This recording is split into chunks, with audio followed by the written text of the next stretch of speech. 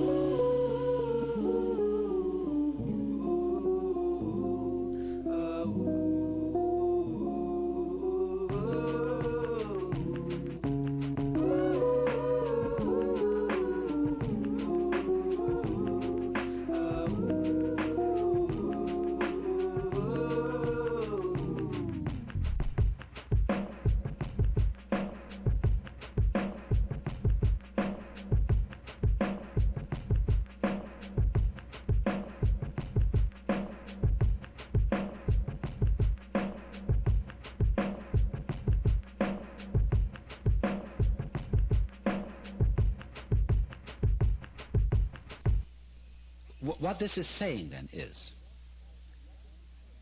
that just as you don't know how you manage to be conscious, how you manage to grow and shape this body of yours, that doesn't mean to say that you're not doing it. Equally, you don't know how the universe shines the stars, constellates the constellation, and galactifies the galaxies. You don't know. But that doesn't mean to say that you aren't doing it in just the same way as you're breathing without knowing how you breathe.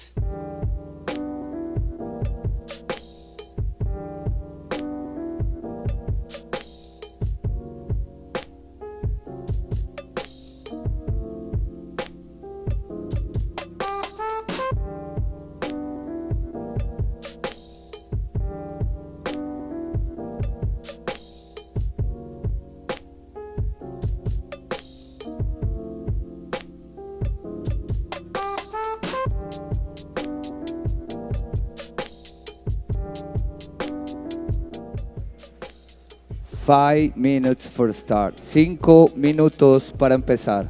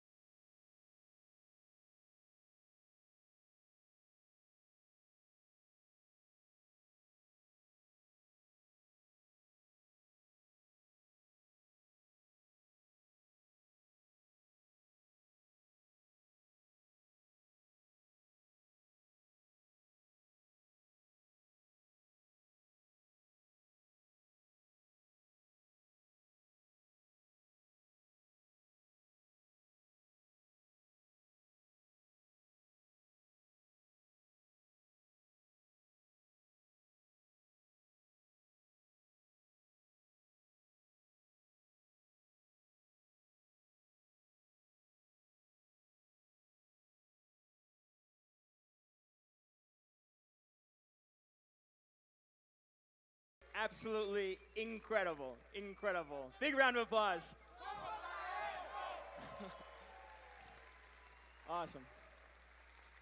For those who don't recognize the style of dance, this group is from the Pacific region of Colombia, a region called Chocó. It's actually quite an underdeveloped region, and these largely high school and some university students are using dance as a way to get away from the conflict, the violence, the drugs that exists in that area. So, yeah, honestly, another round of applause. Furthermore, this isn't your typical Colombian dance show, but I think it's fitting because of that. This isn't your typical conference. This isn't your typical tech conference. This is something unique. And we're honored to have them here to show us a part of Colombian culture that most people who come to Colombia don't get to see. So, once again, a huge round of applause. Muchas gracias a ustedes. Increíble, increíble, increíble. Cool. Bueno, no, tú puedes tomarlo. Super. 5, 5, 5, 6, 7.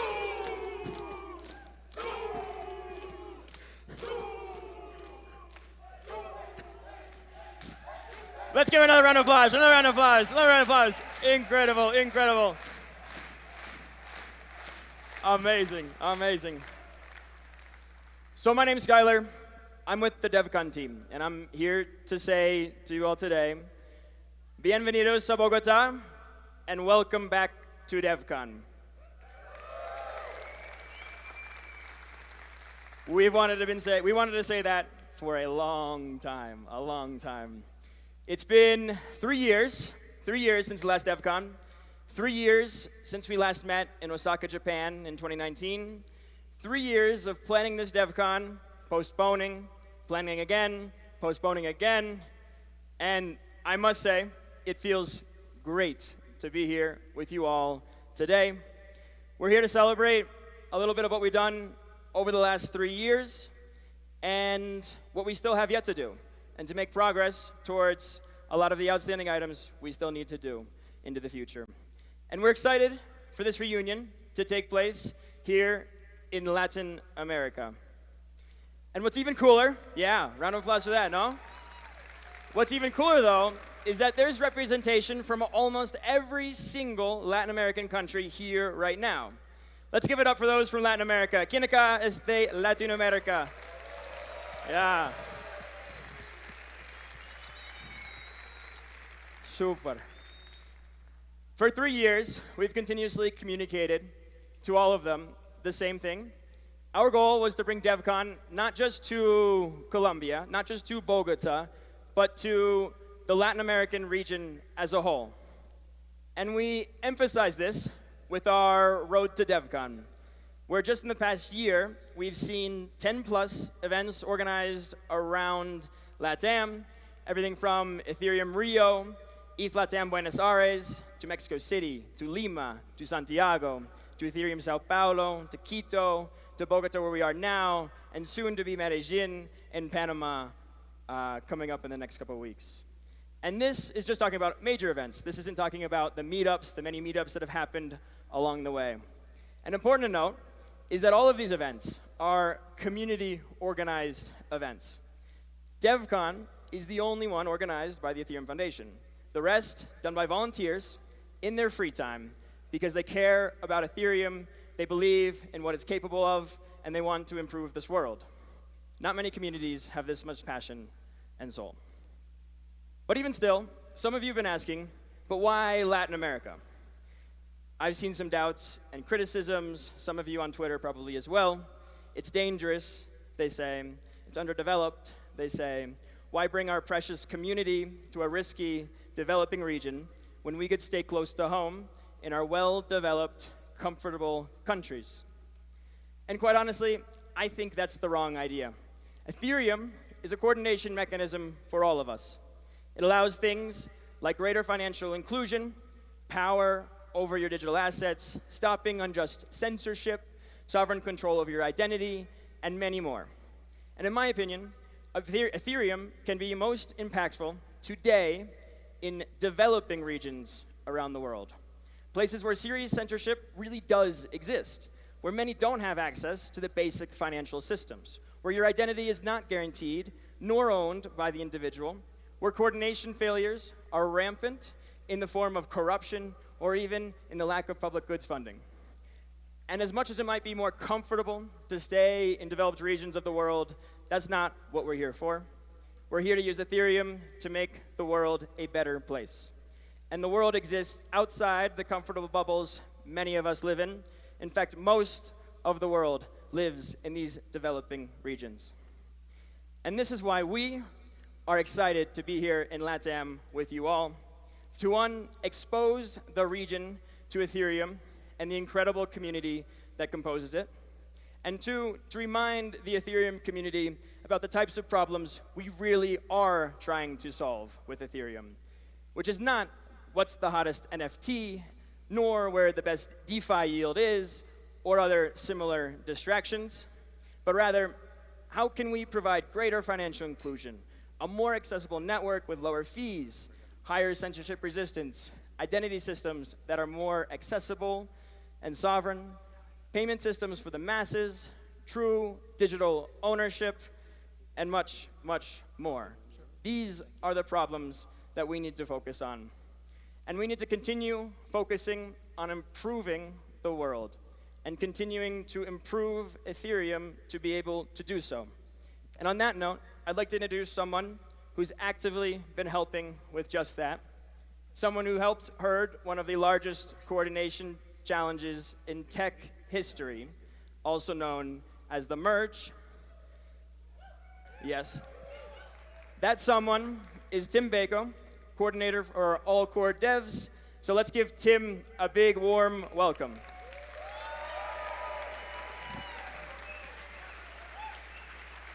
Thank you. Amazing talk. What? Amazing job. Thank you. Okay. Oh, sweet. This is working. Okay. Good morning, everyone. Do I have some slides? Okay. Sweet. So, good morning. I'm Tim Bako, and I work with the protocol support team of the Ethereum Foundation. I'm here today to talk about the people and the teams who help transition Ethereum from proof of work to proof of stake. But before I get started, I just want to take a minute to explain what protocol support is, because it's like the first time we use this, and when I told my family I was joining the EF's protocol support team, they said it kind of sounded like Ethereum's call center, or like people would call if like their transaction is stuck or like they can't run their node. And that's actually not what we do. So the main thing our team does is we help coordinate and facilitate network upgrades to Ethereum. But beyond that, we also spend a lot of time trying to figure out how we can better align the community across the people working on layer 1, all of the infrastructure and teams around them, and the people building applications on Ethereum. Another thing we spend a lot of time on is figuring out how can we onboard and retain people to contribute to Ethereum. There's a few things we do on that front. Most recently, we announced the Ethereum Protocol Fellowship, which is something where folks who want to come and work on the Ethereum protocol can do so for a couple months and hopefully then find a job full-time working in the space. Another thing we've done is we've helped launch Protocol Guild, which is an on-chain organization that helps DAOs, individuals, and anyone who wants to contribute to fund protocol contributors directly. And lastly, we spend a lot of time doing like weird little mementos and things for the community when there's big milestones that happen. Whether these are things like the 1559 NFTs, the merge manual that just went out. We try and think about like how can we like memorialize all these big things, both for the community and for all the people who worked on it. Yeah, so that's what we do at Protocol Support, but that's not the main thing I want to talk about. The main topic of today is basically what I've called like the heroes of the merge. All of the people, all of the teams who helped get Ethereum to proof of stake. And obviously, there's way too many people for me to go over in just a short talk, but at least there's a couple core buckets that are worth highlighting. The first is everyone involved on the research side. It took many, many, many years of research and dead ends and new specs to come up with not only a specification for the entire beacon chain and proof of stake, but as well as the transition. The EF research team was obviously a big part of that, but they weren't alone. There were other teams, such as TXRX, Quilt, who played a major role in this. Aside from these, the next kind of logical one is all of the consensus layer teams. They're the people who write the software that powers the beacon chain and literally runs proof of stake. So these are teams like Lighthouse, Nimbus, Prism, Teku, and Lodestar. And obviously, they have all their counterparts on the execution layer, so all of the people who wrote the software to run Ethereum on proof of work, and that still manages basically the EVM transaction, Ethereum state, and all of that. These are teams like Besu, like Geth, like Nethermind, and Aragon. And last but not least, the merge was a massive, massive testing effort. There's not like a single team or even a single project that we can kind of list and encapsulate all of that. So I just want to give a shout out to everyone who's worked on all of the testing efforts, whether this is Hive, whether this is all the infrastructure to set up shadow forks and test client combinations before going live, whether these are the reference tests that client teams kind of implement against, folks who works on the specification, on the consensus layer side, who worked on EIPs, and everyone who worked on the security side as well, including the bug bounty program. So I'd ask everyone to please give a massive round of applause to all of these teams, all of these individuals who moved Ethereum to proof of stake.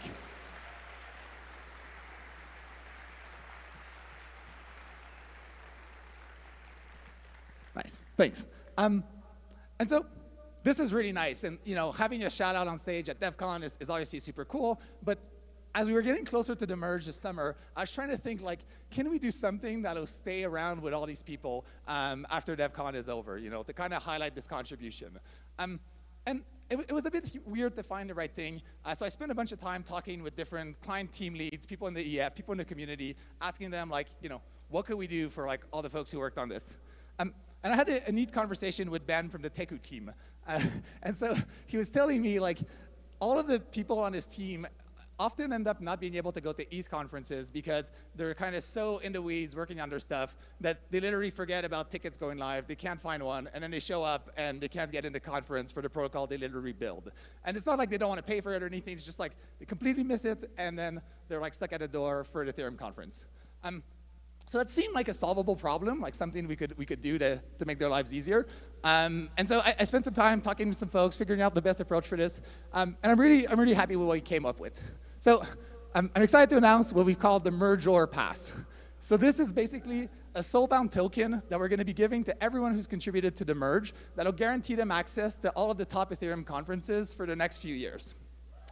Yeah, thanks.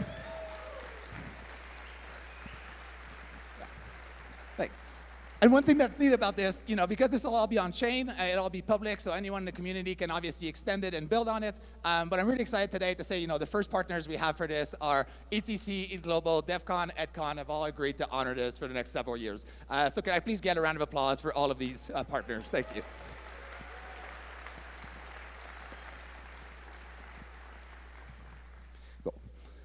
And there's one last thing I wanted to do to kind of recognize everyone's work on the merge.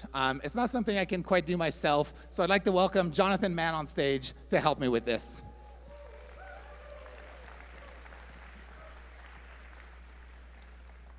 Oh, shit, we lost my slides, right? We still need the slides, sorry.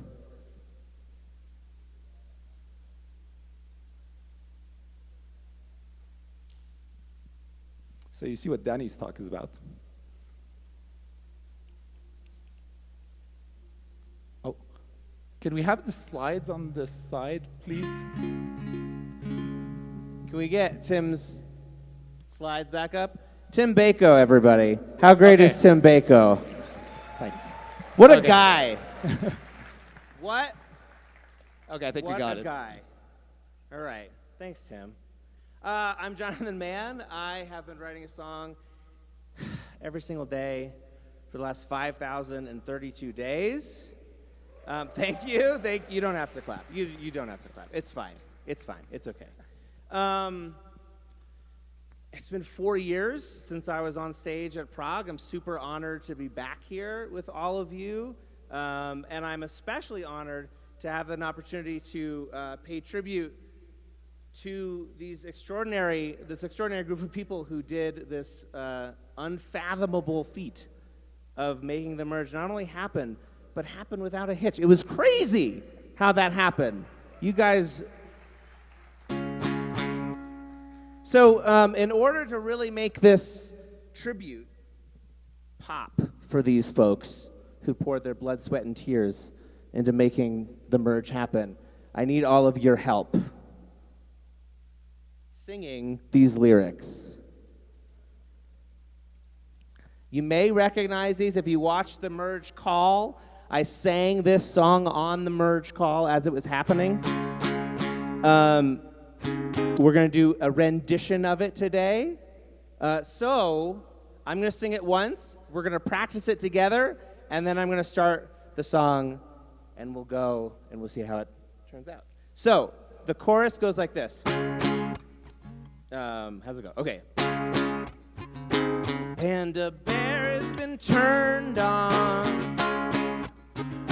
Now she's singing the merge song. Carbon footprint is all gone. That's why she's singing the merge song. Can you try that with me? Maybe. I want to hear you. I'm also filming you, so you'll be in this Song a Day song. You're going to be part of Song a Day history, but only if you sing loudly. All right. You ready? The lyrics are right there. 1, 2, 3, 4. Panda Bear has been turned on, and she's singing the merge song. Carbon footprint is all gone. That's why she's singing the merge song. Beautiful. You guys sound great. All right. Very good.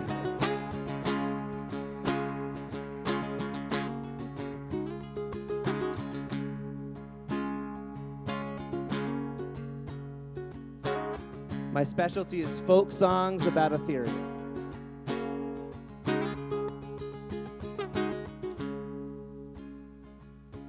Nimbus kept the light client dream alive. Prism was the first team to write code for the beacon chain. Security team quadrupled the bug bounty size. Teku built the tool to pick good fork times. Lighthouse optimistic sank. Besu merged the bonsai trees. Geth built the catalyst. Aragon pushed the boundaries. And still they stayed on track. Endermine calculated the difficulty bomb correctly. Lodestar was a Daplion DJ. And Dankrad was focused on scaling. Paris Shadow Fort so unfailing. And Tim Baker was coordinating. Oh, yeah. The slide, get the slide up. Panda Bear has been turned on. Now she's singing the merge song. Carbon footprint. Carbon footprint is all gone. That's why she's singing the merge song. Oh, oh, oh. Singing the song.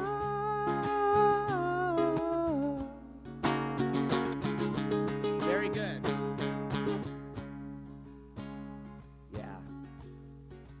Yeah, that's right.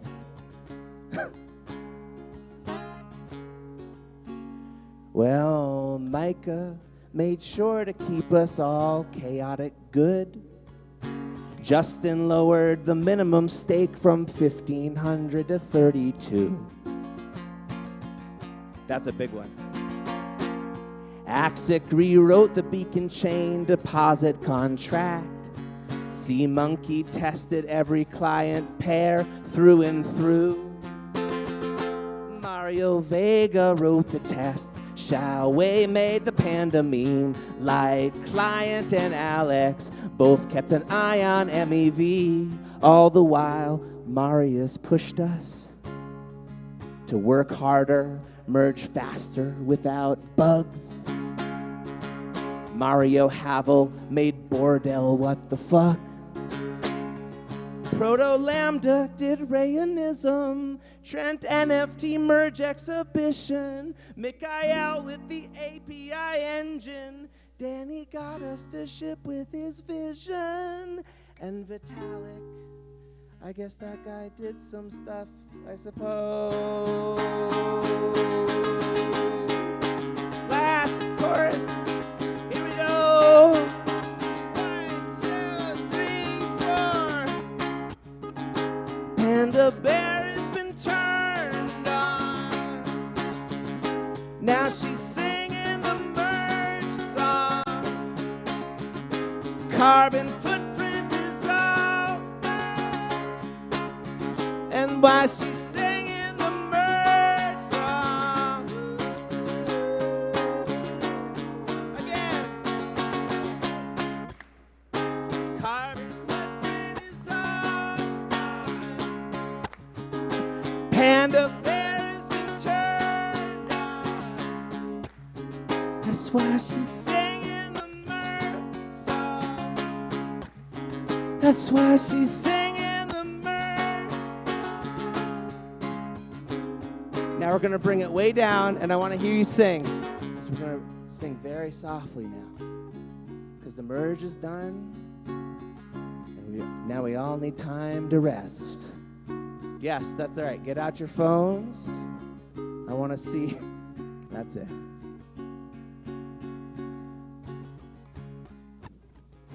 Panda Bear has been turned on. Now she's singing the merge song. Carbon footprint is all gone. That's why she's singing the merge song.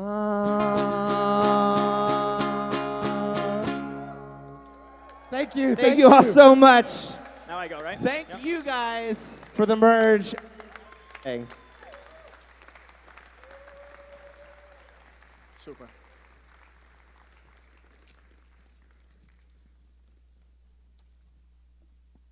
Impressive, impressive, impressive. Let's give another round of applause for these amazing, amazing mergers and dancers, Maybe you guys can give some dance lessons to the crew we had up here earlier. They maybe would appreciate it.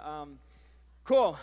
So we can't talk about the merge without specifically hearing from someone who was integral in coordinating and collaborating with this worldwide effort. People said a lot of things about the merge and Ethereum's switch to proof of stake. They said it would never happen. They said even if it did happen, it would fail.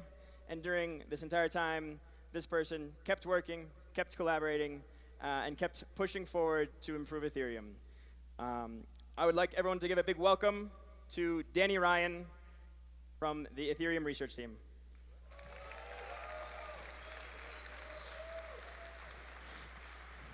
Nice. Clickers up there.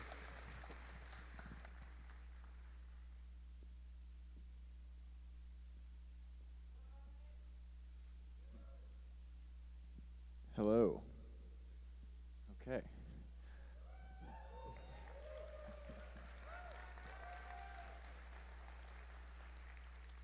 Thank you, Tim. Thank you, Jonathan. That was awesome.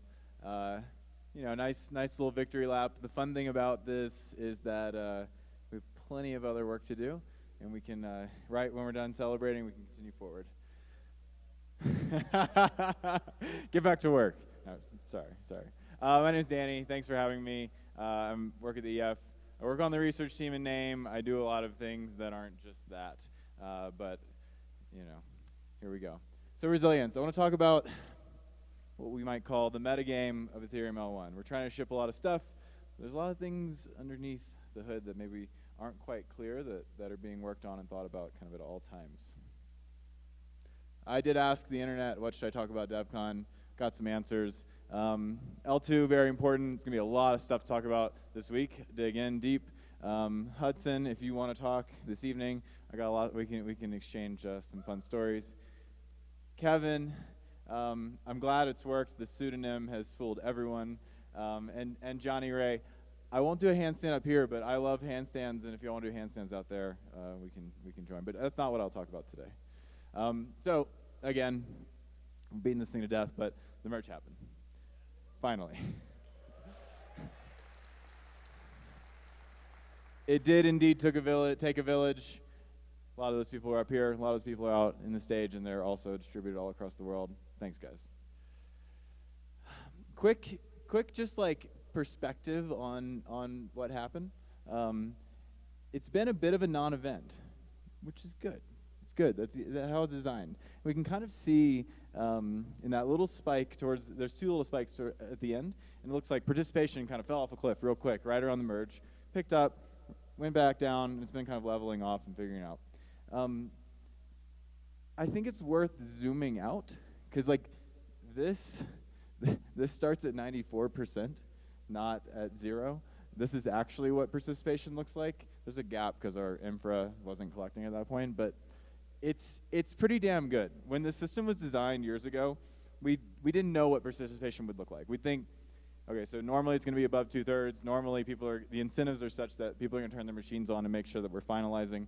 But we thought 70, 80, 85 would be like kind of normal. But really, like turns out are extremely obsessive about every last attestation. I got some laughs up here because if you're on a client Discord, it's like somebody misses one attestation in a month and they're like, what's wrong with my machine?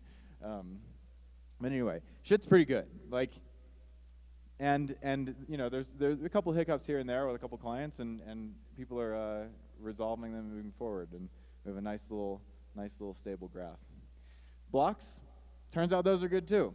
They're coming out at a healthy clip. Blue, there's actually 3 colors on this graph. Blue is successful blocks each day, and almost all of them are. Let's see.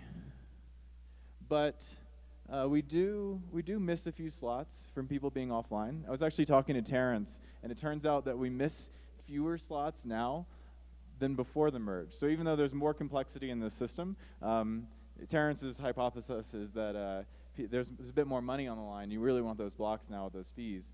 So the number of blocks is even better than it was before. And then what about reorgs? There's another color on this graph. Presumably it's orange. But I don't, you know, there weren't many before the merge, and there's not many after. In fact, Michael Sproul dumped from his node. He's seen 26 reorgs, although some of those might be double counted, and 85 orphaned blocks. All of these generally show very late properties. So if something's reorged, generally we're seeing, you know, things landing towards like the last 2/3 of a slot, or even like right on that boundary. So the network gets a little bit confused and then resolves it. And I should say all these reorgs are depth 1. Also from Terrence, check out his talk in 2 days. 50% of the orphans, so these are the blocks that tried to make it on-chain and didn't come from MEV-boost relays. There's additional latency and complexity that happens there. People are working through it, but you know, that's an interesting component here. Also, it depends on your perspective. You know, some nodes might see like a little reorg, and the other node always saw the correct head. So again, these numbers, I mean, that's like 1 a day. So things are pretty smooth. I think the like uncle rate in proof of work, obviously because there's a lot of redundant work happening because of the way competitions in proof of work happen. But there's like a 4% or 8% uncle rate, and you know, we're at near 0 now. So things are generally working. This is what it looks like. It's plain and simply healthy. Again, finality, stepwise, very nice. Almost the entirety of the beacon chain since Genesis has looked exactly like that, except for this one time. I was out to dinner on a Friday and I got a text, and it's not a text you want to get on a Friday night. There's something up with mainnet from Paul. The network stayed live. We lost some block proposals, and we didn't finalize perfectly in 2 epochs. It looks like we finalized a few in 3 epochs, and it's been resolved in very clean sense. I know victory lap on the merge, but like victory lap on the beacon chain, it's been an incredible 2 years. And ultrasound OnScar, ultrasound money, ultrasound Justin Drake. OnScar, it's a nod to OnScar convincing us to merge like 5 or 7 days earlier to save on issuance. But Justin's giving a great talk tomorrow. Check it out. And before I move on, there is a merge data challenge going on. All of those are like very simple metrics. There might be some more interesting stuff going on underneath the hood. Check it out. And submissions are due by the end of the month, so you still got plenty of time. Okay, so we shipped. But shipping is slow and sometimes feels painful. Certainly from the inside, we feel the pain, but I know the pain is felt from the outside as well. This, in fact, was one of the suggestions for my talk, how we, quote, ship faster. I don't think I'm going to talk about how we ship faster, but I want to talk about why it's slow. And it feels like this, both from the internal and the external. Hopefully this is not a very busy road. So much of this is fundamental. Much of like the complexity of shipping here is fundamental. It is fundamentally new research, fundamentally new mechanisms, fundamentally new networking and new cryptography. Ethereum has the luxury of having tons of backwards compatibility considerations at every moment of every day, and quite frankly, distributed systems are complicated. It's much easier to get a computer to do something than to get a bunch of computers that you don't control to do something together and agree, always.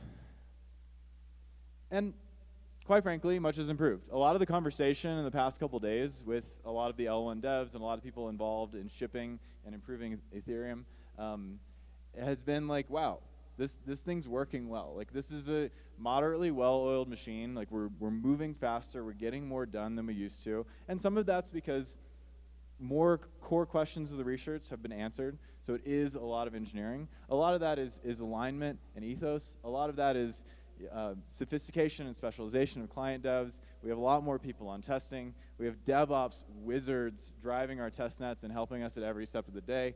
Dedicated security analysts, all sorts of academic collaborations, really fun development retreats. And the process is just, it's refined. It's really moving well.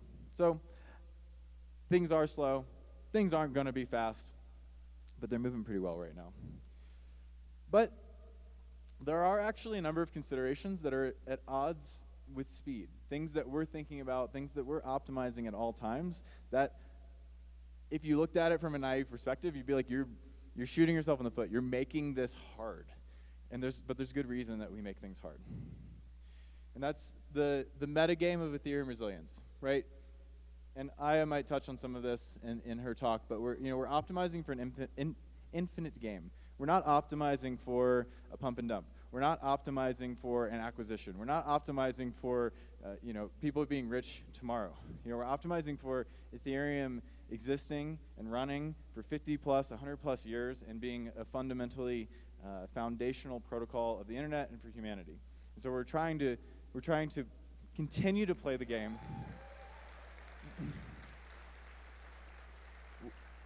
We're trying to have redundancy built into the game. We're trying to be able to recover in the event that the game fails. When you're thinking about 50 plus years, like, shit's gonna happen, and we need to be able to pick up the pieces and keep moving. And in fact, we need to be able to harden after this adversity. Not only can you pick the pieces back up, but can you come back stronger?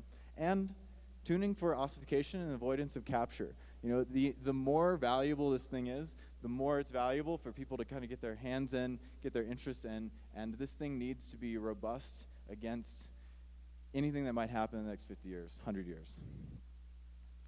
And whenever we're thinking about Ethereum resilience, there's a number of ways that we might think about it. The most obvious is probably the first, the protocol. Like, we're trying to make sure this is a resilient protocol, that this thing works. Next is kind of the instantiation of the protocol, and that's the network. That's like, does this, not only fundamentally this abstract protocol work, but does it work live, and is it resilient in its instantiation of tons of computers distributed across the world doing their thing? And then there's the kind of the social layer on top. Is the social layer resilient? Is the social layer, can people come and go? Can we avoid capture? Can we deal with issues in that layer? I can get into each one of those. Oh, and shortcuts are obviously available. We could have a single client. We could have a single dictator. We could have truncated R&D and just ship it. We could have easy centralizing solutions. We could have a willingness for downtime. And we could have processes that are ripe for capture. That's not what we're doing. And that's why it's taking a long time. And that's why, that's how it is. So, protocol resilience. There's a lot of things that go into this. This is probably, again, one of the more obvious things. Tons of research and design, tons of security and testing. Nothing goes out lightly. The amount of time and effort put on simplicity and ensuring that this system is generally extensible over time is profound. There's a lot of hard jobs in Ethereum L1, but if you've worked on research for any amount of time in this space, you've thrown out things that you've worked on for easily a year, things you've spent countless amounts of time, and you've just been like, you know what, it's not right. It's not simple enough. It's not right for Ethereum, and that is a regular component of this process. Being able to operate under adverse conditions and being able to recover under these failure modes.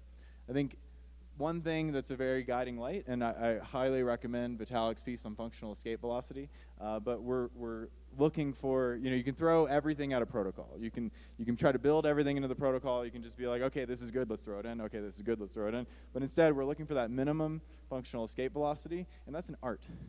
You don't get that easily. You get that through years and years of thought and iteration.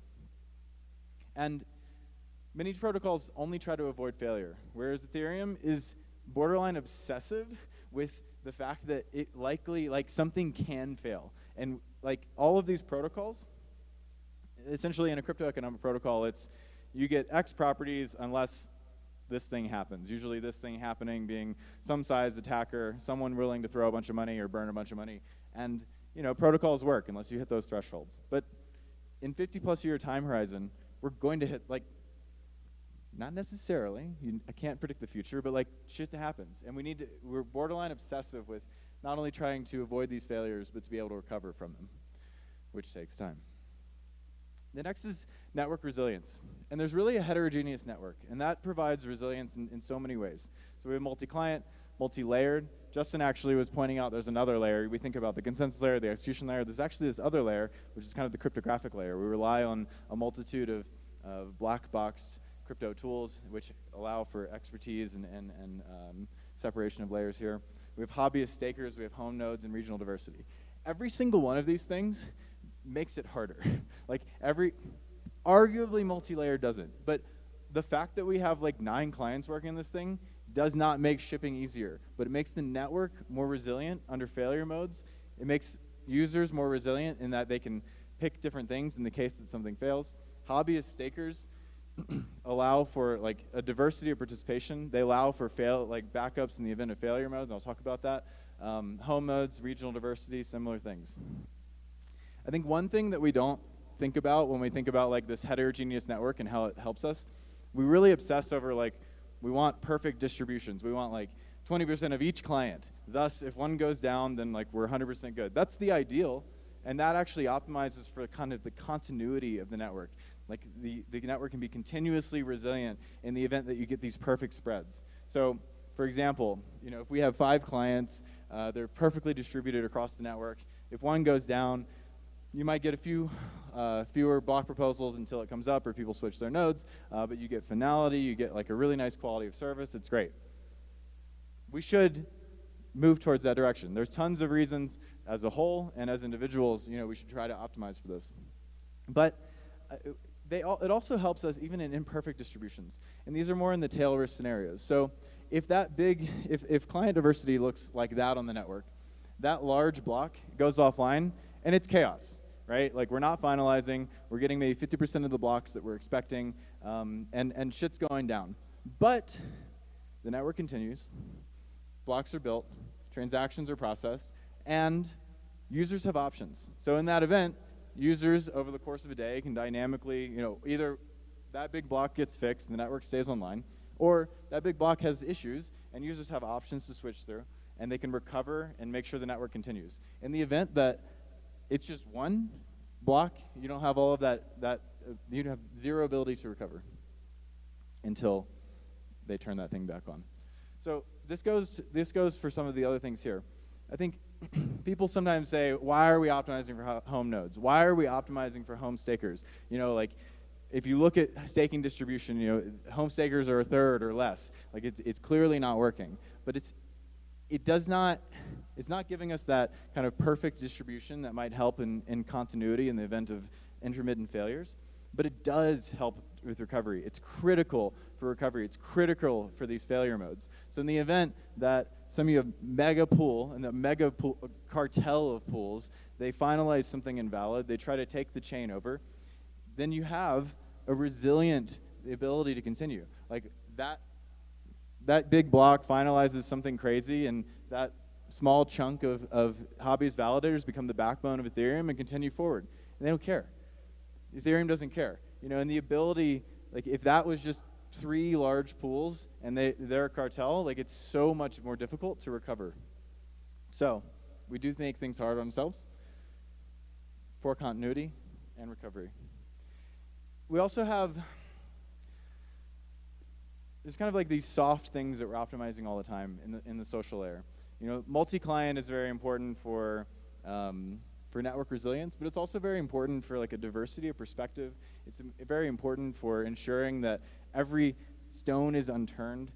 It's important for kind of the security of this thing and how everything kind of communicates and comes together. Similarly, a diverse staking set brings more people to the table, ensures there's more diverse perspective on the needs of stakers and the desires of the network. Optimizing for the global, very similar. We have this incredibly, like, if you talk to academics, almost comically open research process, which brings in a multitude of perspectives and helps harden the social layer and ensure that the social layer is diverse. Similarly, open processes, open door all around. And Albert Nee once said, the Ethereum is an intellectual gravity well. And he said this 5 years ago. And it felt kind of true, but it's just like increasingly true. Like increasingly, every time I talk to new academics or new people joining, it's just like the obsession and the fervor to be involved in this intellectual pursuit of Ethereum, the ultimate nerd snipe, just increases more and more. Similarly, Ben calls Ethereum a bazaar in the sense that, you know, it's not top-down controlled, it's not top-down organized, it's not like a well-structured thing and there's chaos. But time and time again, because of this open nature, of this open market of ideas and intellect and engagement and software development, like people just show up, they join the party at the right time, they help move things forward and get things done. And this is not that this open wild structure is like it's not how you optimize things and move as quickly as possible, but is a way to be resilient. Ethereum's L1 structures tend toward a multitude, and thus I would say Ethereum's L1 structures tend toward ossification. Like the more people that are at the table, the harder the conversation becomes to change things. And I won't get into it too deep, but I personally believe Ethereum ossification in the not so distant future is incredibly important, incredibly valuable. Like I said earlier, the ability to modify, change, or manipulate this machine is very valuable to us because, quite frankly, Ethereum's not done. You know, Ethereum needs to reach that functional escape velocity, but it will be increasingly valuable to others to also potentially attempt to manipulate for their own value. So a lot of what's involved in kind of bringing more people to the table is to make sure we have a more resilient protocol while we still can manipulate it, but to ultimately tie our feet down with bags and not be able to move. Where does the EF fit in? I think I will probably talk about this a bit. I think Josh is going to have some interesting perspectives on this as well. But in general, you know, we're here to help. We're here to coordinate. We're here to help connect the dots. Some very interesting work and valuable work does come out of the Ethereum Foundation, but tons and tons more. You know, this is increasingly just a small piece of the puzzle.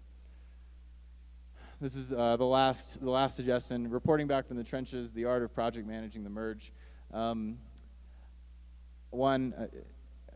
Evan, I'm not a project manager, but you know,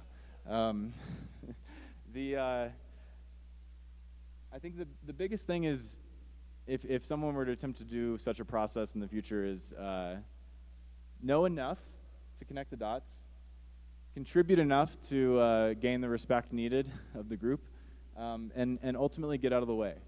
You know, there are incredible experts at every layer of everything in the stack, and in creating the room for people to do the hard work is one of the most important things here. I do want to flip this. L1's thinking about resilience all the time. Like every piece of the puzzle is all about resilience and all about Ethereum lasting and being a utility for the future. But I do turn this on the application layer. I think it's definitely time to think long term. You know, I see a lot of unnecessary debt taken out in the application layer, whether that be complexity, governance, where things maybe shouldn't be governed, upgradability, bad token distributions. These things, they're liabilities in the sense that they can help you. Small bits of this, it can be very important to applications. But I feel like naively, if we take a look at applications, they take out quite a bit of this debt for very unclear return. I would suggest the application layer, more Unix philosophy, more of doing small things, more of little widgets on chain, rather than behemoth type contracts that try to do it all. When in doubt, minimize or eliminate governance. And when you do need governance, make it small. It governs this one component that interacts with all of these ungovernable components. This is very, very important. Like, governance is a liability. Being able to manipulate and change things, like with L1, is going to bite you in the ass if it's not done with incredible care. I recommend to tend towards ossification. Similarly, if you need upgradability today, have a path in which you don't need it in the future. Similarly, I think there must be more interesting value generation models than the ones currently being explored today. I think there are clearly some very interesting things that are being done on Ethereum with tokens, governance, etc. But I promise you, on this new landscape of coordinated games on top of Ethereum, there are going to be interesting and less potentially risky value generation models. Check it out. Explore the non-financial, especially with L2s opening up more scale for Ethereum. There's much more room in this stack to be doing things beyond just that DeFi, beyond just that speculative, cool little picture. I do think, especially in the identity space, especially in the privacy space, there is a lot of incredible work to be done in the next few years. Oh, and if you're writing L2s, it's time for fraud proofs. It's time for decentralized sequencers. I think that goes without being said, but if L2s are going to inherit not only the security but the legitimacy of Ethereum, we can't go without this stuff. And I think the former is obvious. The latter is not so obvious.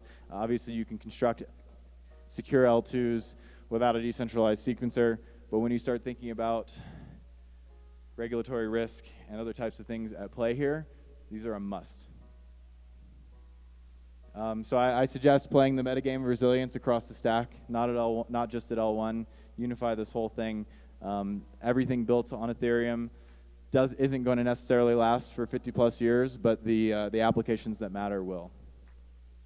And quick happy birthday to someone in the audience that I could not do any of this without. Thank you.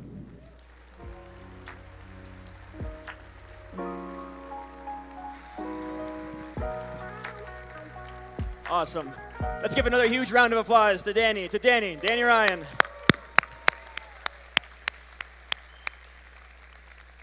Cool. So all of you on the 5th floor right now needed to walk up or go up the elevator, pass through 5 other floors today, and hopefully you saw quite a bit of the work that we have done over the past years putting on and preparing for Devcon, and I hope you appreciate it. My first Devcon was actually Devcon 3 in 2017. I was actually just a volunteer, showed up as a photographer, last minute, tried to help out. And for those of you who were there, maybe you remember, it was a fun time, had a blast. The actual conference, the organization, horrible. And honestly, at that time, it kind of reflected a lot of what was going on within the EF itself. The EF itself was a little bit chaotic, and there was a lot to be improved. Shortly thereafter, we got a new executive director. Her name was Aya Miyaguchi, and things immediately started to turn around. And these things don't change fast. They're not easy, but they did start to improve. And so I would like to welcome Aya Miyaguchi, who's going to start talking about the values and the importance and the direction of the Ethereum Foundation, to the stage. Let's give her a big, warm welcome. Nice, Aya.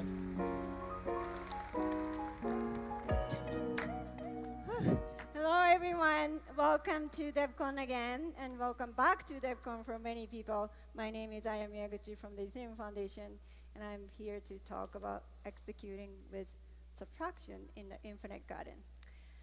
Oh. We're going to use this. So this Devcon feels very special for everyone. First, it's been a long time. It's been 3 years since the last Devcon. And the second, the merge just happened, like you saw.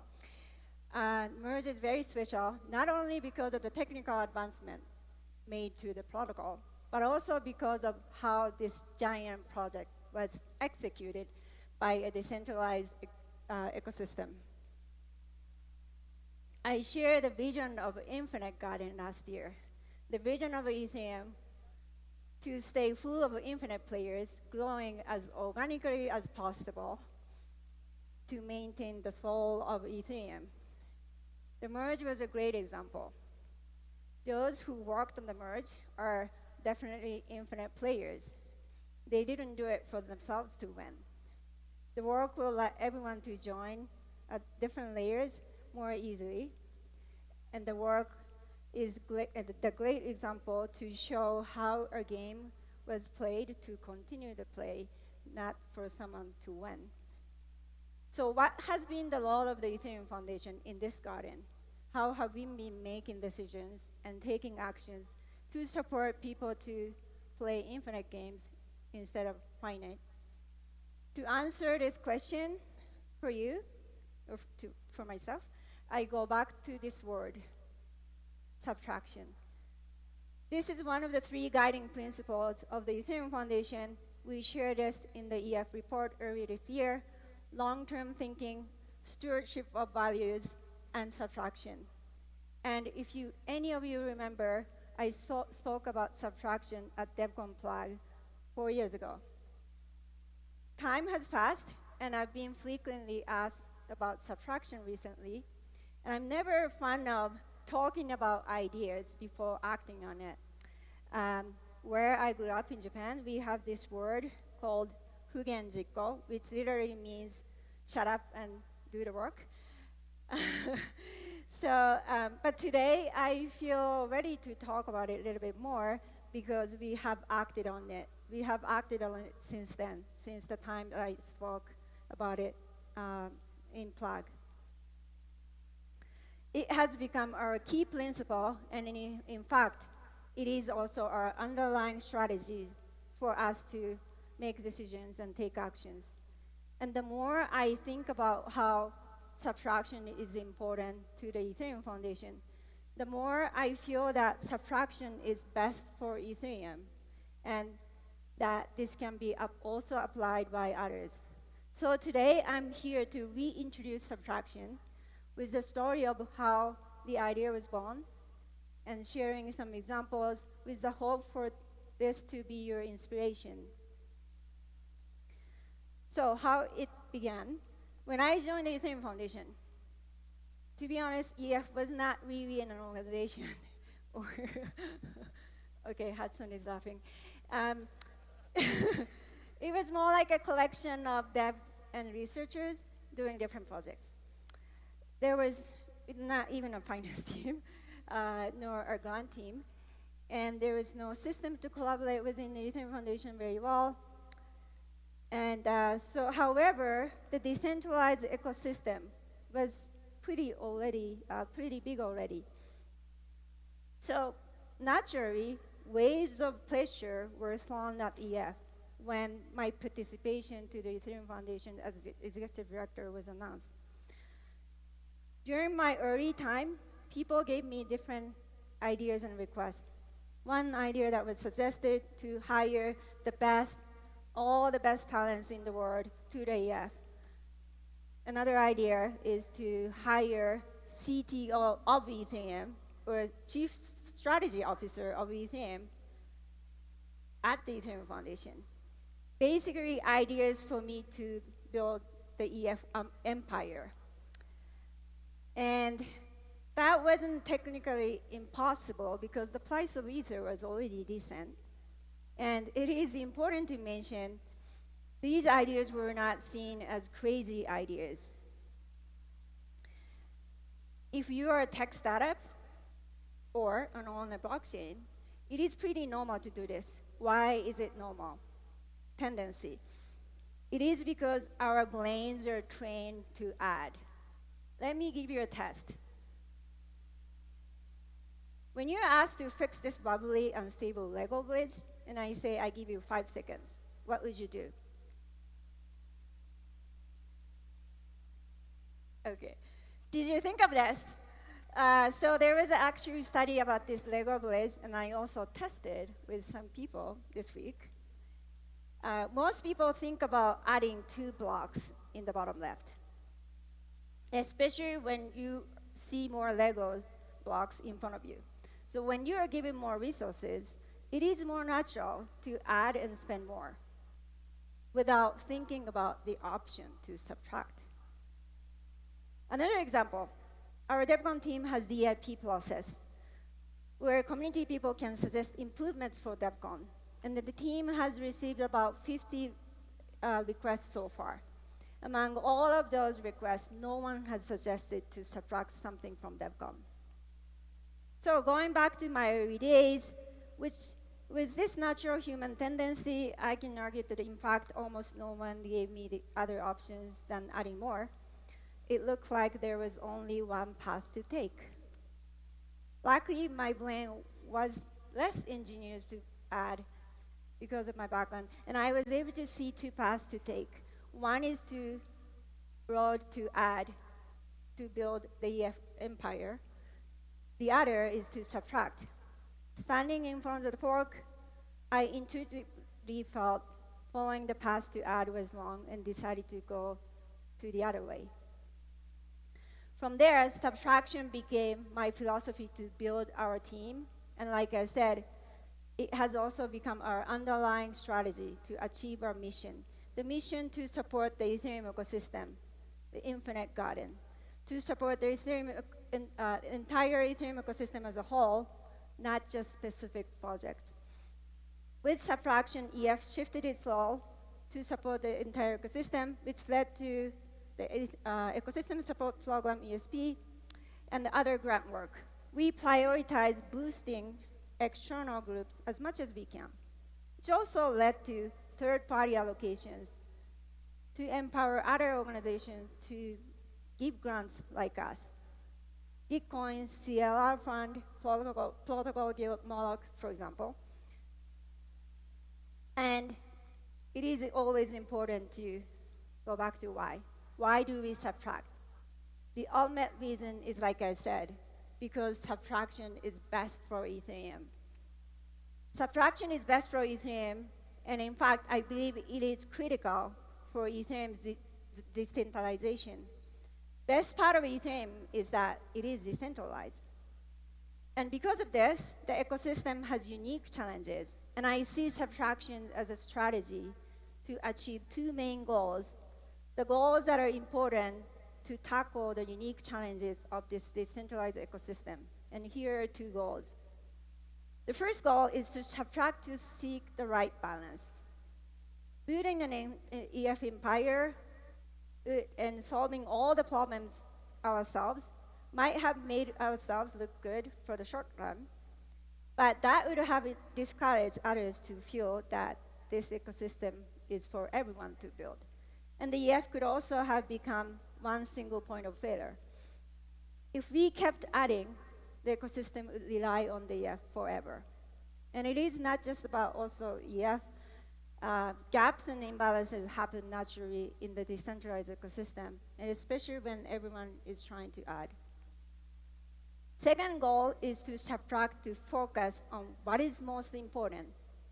Ethereum has become the largest community in the blockchain industry, and it is becoming one of the largest open source communities. There are just too many things and improvements to make.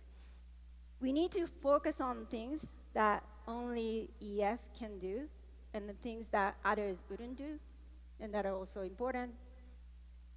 And I keep asking whys, and why do we think subtraction is best for Ethereum?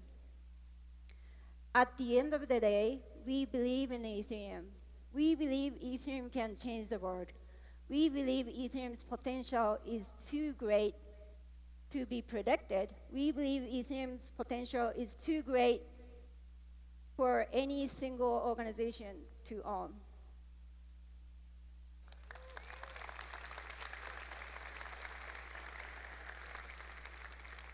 So there are many examples, but I'd like to share a few of how EF executed with subtraction today.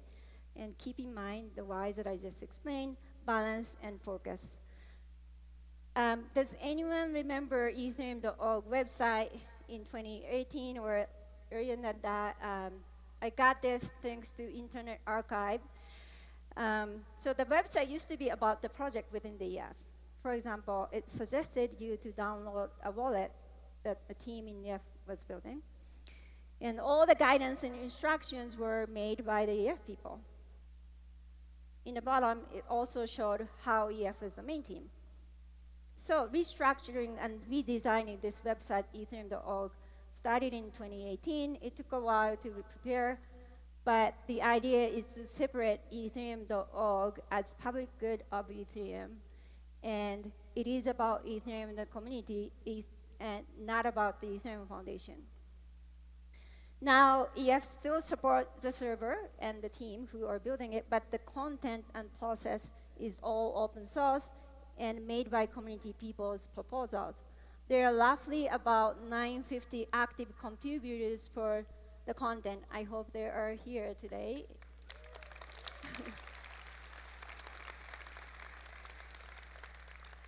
And another example of balance is regional diversity.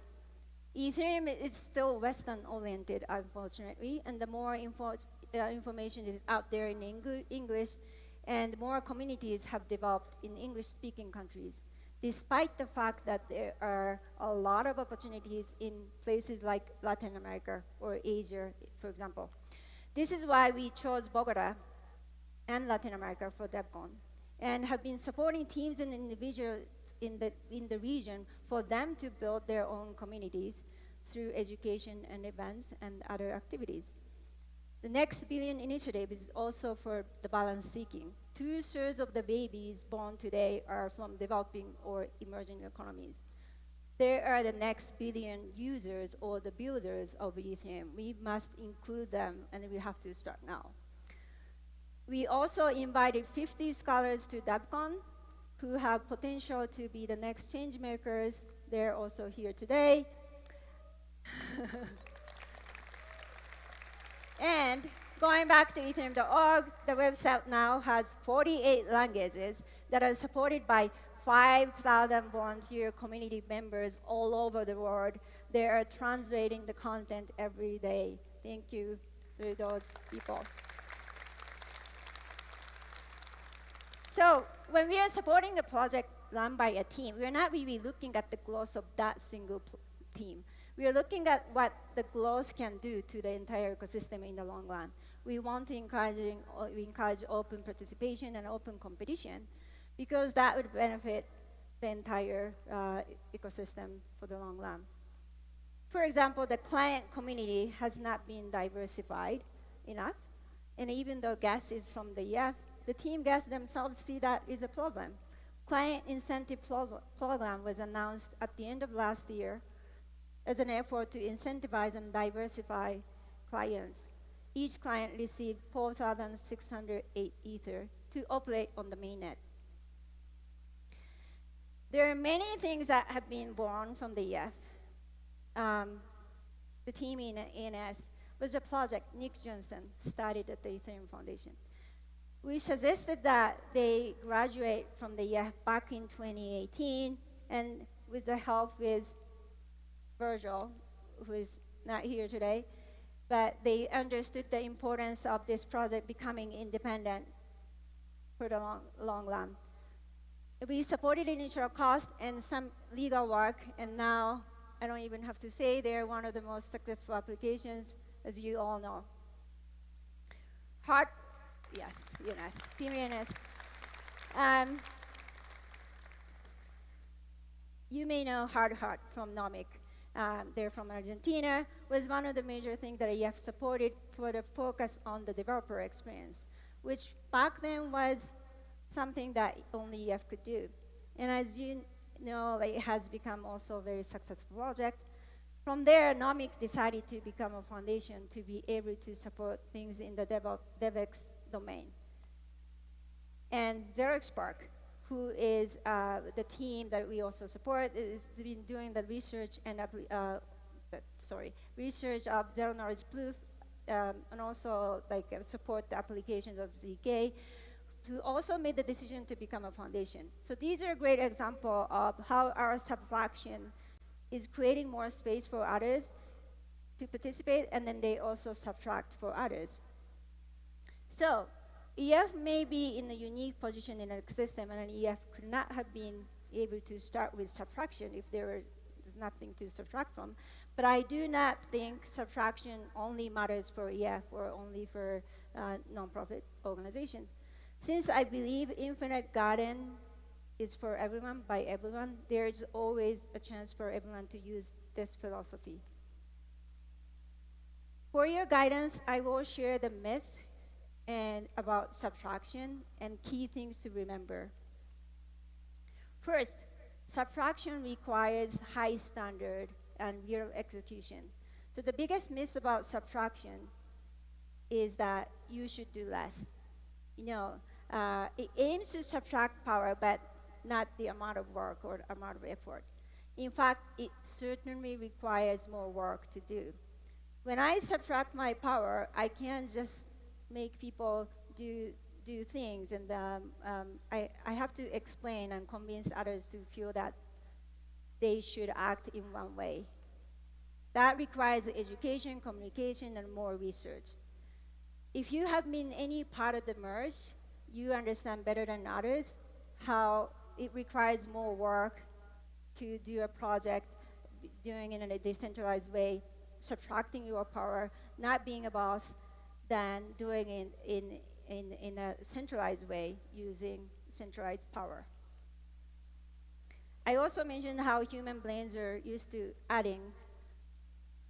That means also the subtraction is harder to be recognized.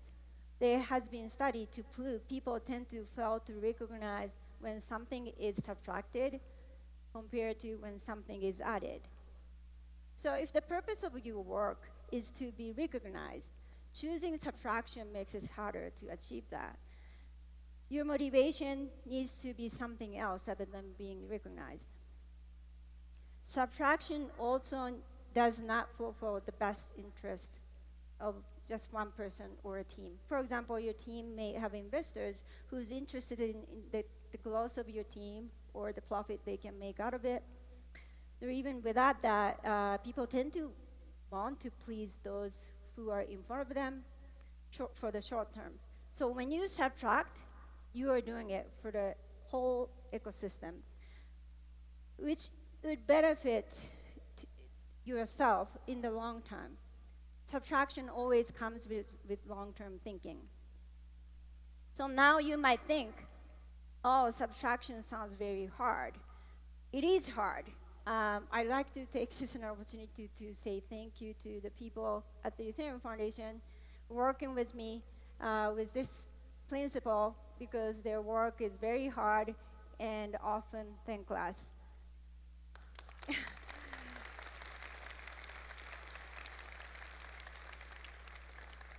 But I also want to share the positive sides of this to clarify. First, you should know that you can add with the subtraction philosophy.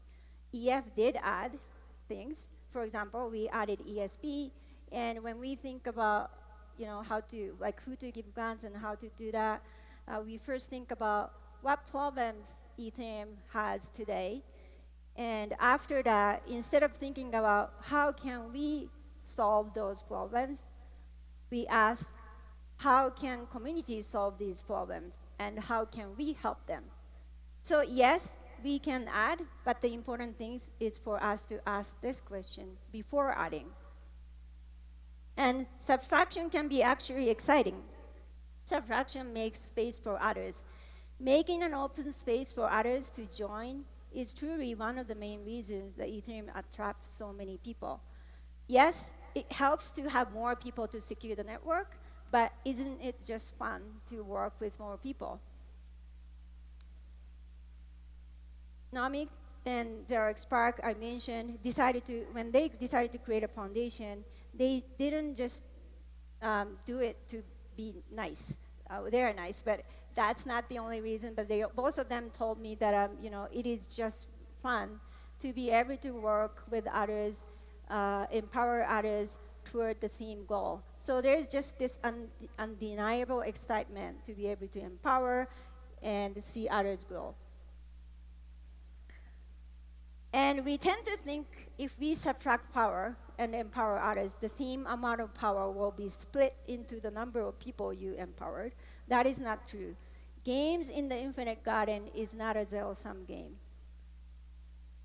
EF subtracts so you can add, and when you grow and learn, the mastery will let other new players to add and grow there. With this mastery and growth, the energy in total is exponentially growing. This means there's no limit of energy we can have in this growing garden. EF used to be almost equal to the entire Ethereum ecosystem. But not only EF has become just a small part of it, the entire size of the ecosystem has grown so much. And then Ethereum is lucky now that this garden keeps growing with diverse teams and projects, thriving and coexisting, just like nature has potential for infinite growth. To conclude my talk, if you feel a little bit inspired, ask those questions. Do I need better balance? Do I need better focus? And if the answer is yes, maybe you can look for things to subtract in your work or even in your life. You may have to wait for the best timing or also think about other trade-offs, but the important thing is to know subtraction is an option for everyone. And you might be surprised how that would expand your opportunities. Thank you for listening.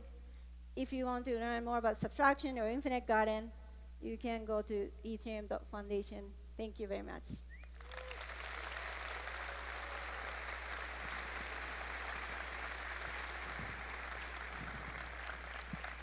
Absolutely amazing, amazing. Another round of applause for Aya. Another round of applause for Aya.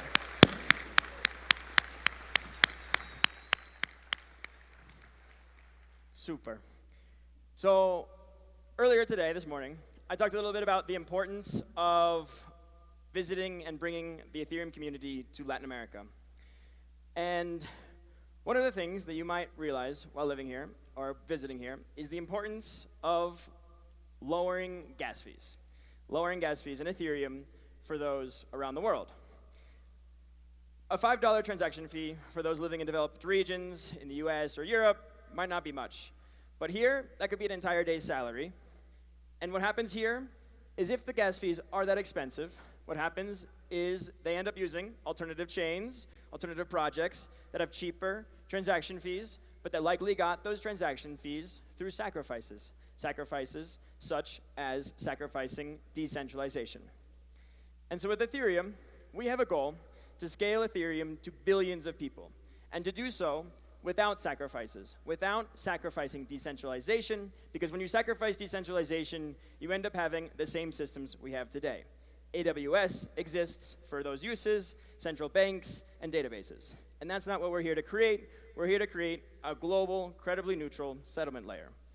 And we are making concrete steps to reach that point, to reach a scalable Ethereum that can be used by billions with transaction fees less than 5 cents. It's difficult, it's taking time, but we're working there. And I'd like to invite Carl Beekhuizen to explain a little bit more about the concrete steps that we're taking to get there. So big round of applause for Carl.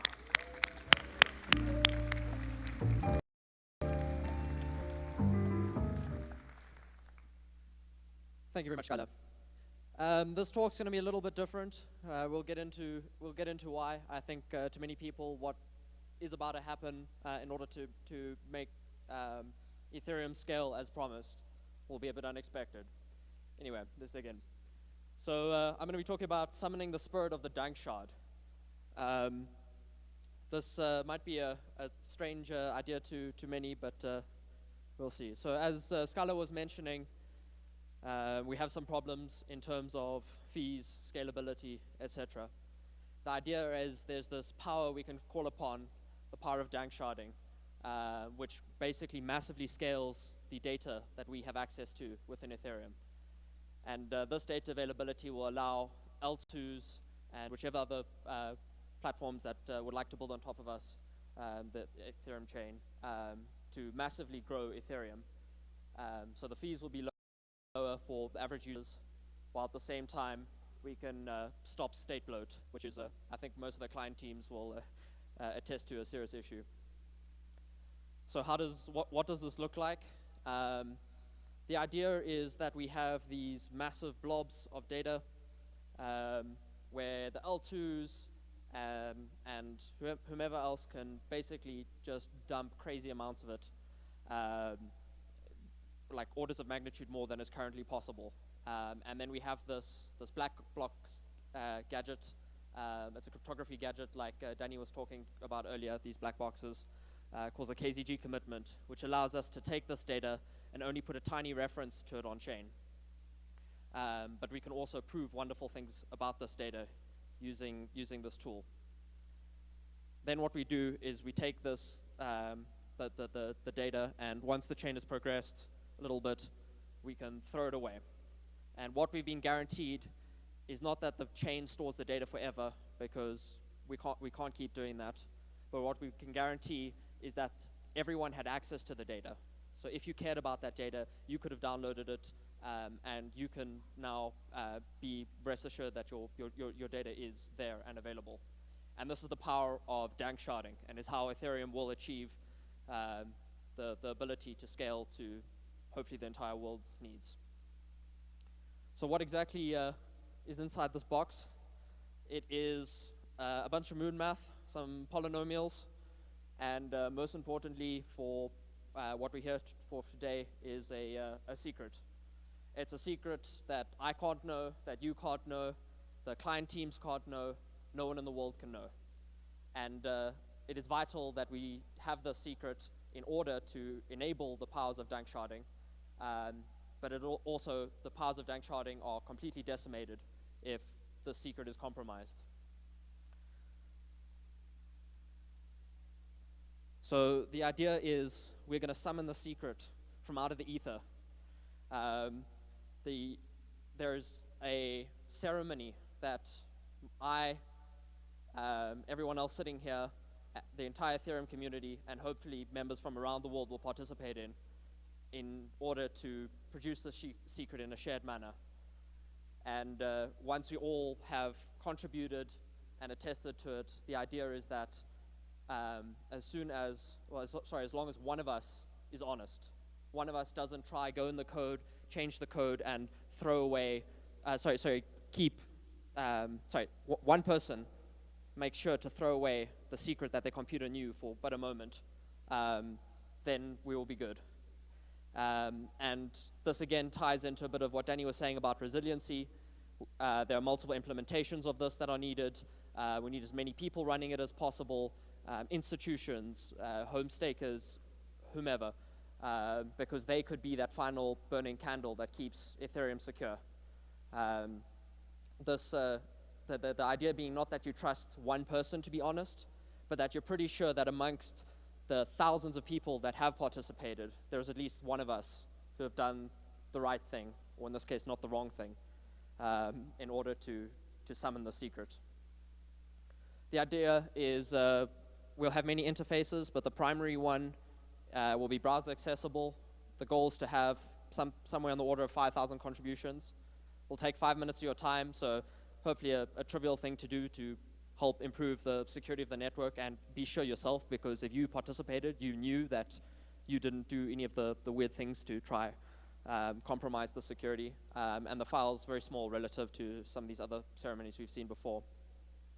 My idea was to do a demo to show you quite how simple it is. It was going to be fun, interactive, people are going to get on stage. It was going to be a blast. There were pandas that were going to be thrown around. but unfortunately been let down a little bit by the Wi-Fi, conference Wi-Fi, and the gods of trying to do demos on stage. I was warned against it. I still persisted, and here we are. Anyway, the idea is there's this interface you'll come to the ceremony, and there's this guide which will walk you through the processes that you need to partake in to invoke the spirit of the Dankshard. It's as normal. You'll sign in with your Ethereum account. You'll wiggle your mouse around a bit. It's collecting all sorts of data. You can draw pretty pictures, write names of lost lovers, etc. With your mouse. You can type some secret that hopefully means something to you, but ideally you're going to forget. And all of this will be combined with some additional randomness from your computer, with the idea being that you don't know it, and if even one of these little steps are compromised, then that's not super important. Then there's this contribution phase where your computer starts getting all the data. There's one server which will send you this information where you are now the person who's been entrusted with the powers of Tau for a moment. It's your time to shine. You'll take these secrets or your computer will take these secrets that you've just generated. You'll mix it in with everyone else, your ancestors in the ceremony who've come before, and then you will return the powers to the next user. And this is how we're going to have the powers of Dankshard and Danksharding draw near. This very complicated chart of what's happening, all that's needed to know is for Danksharding in EIP 4844. I don't know if those mean anything to you, but this is all part of the surge phase of our scaling. That in about a month or so, we'll be going live with this main ceremony. And hopefully all of you in this room will join me in participating, all the people listening. That'd really be fantastic. Let's scale to these thousands of participants. There'll be grants. I want to encourage people to write their own implementations. You might be scared of cryptography or think that this is not something you've practiced or whatever, but you can't really go wrong writing your own implementation.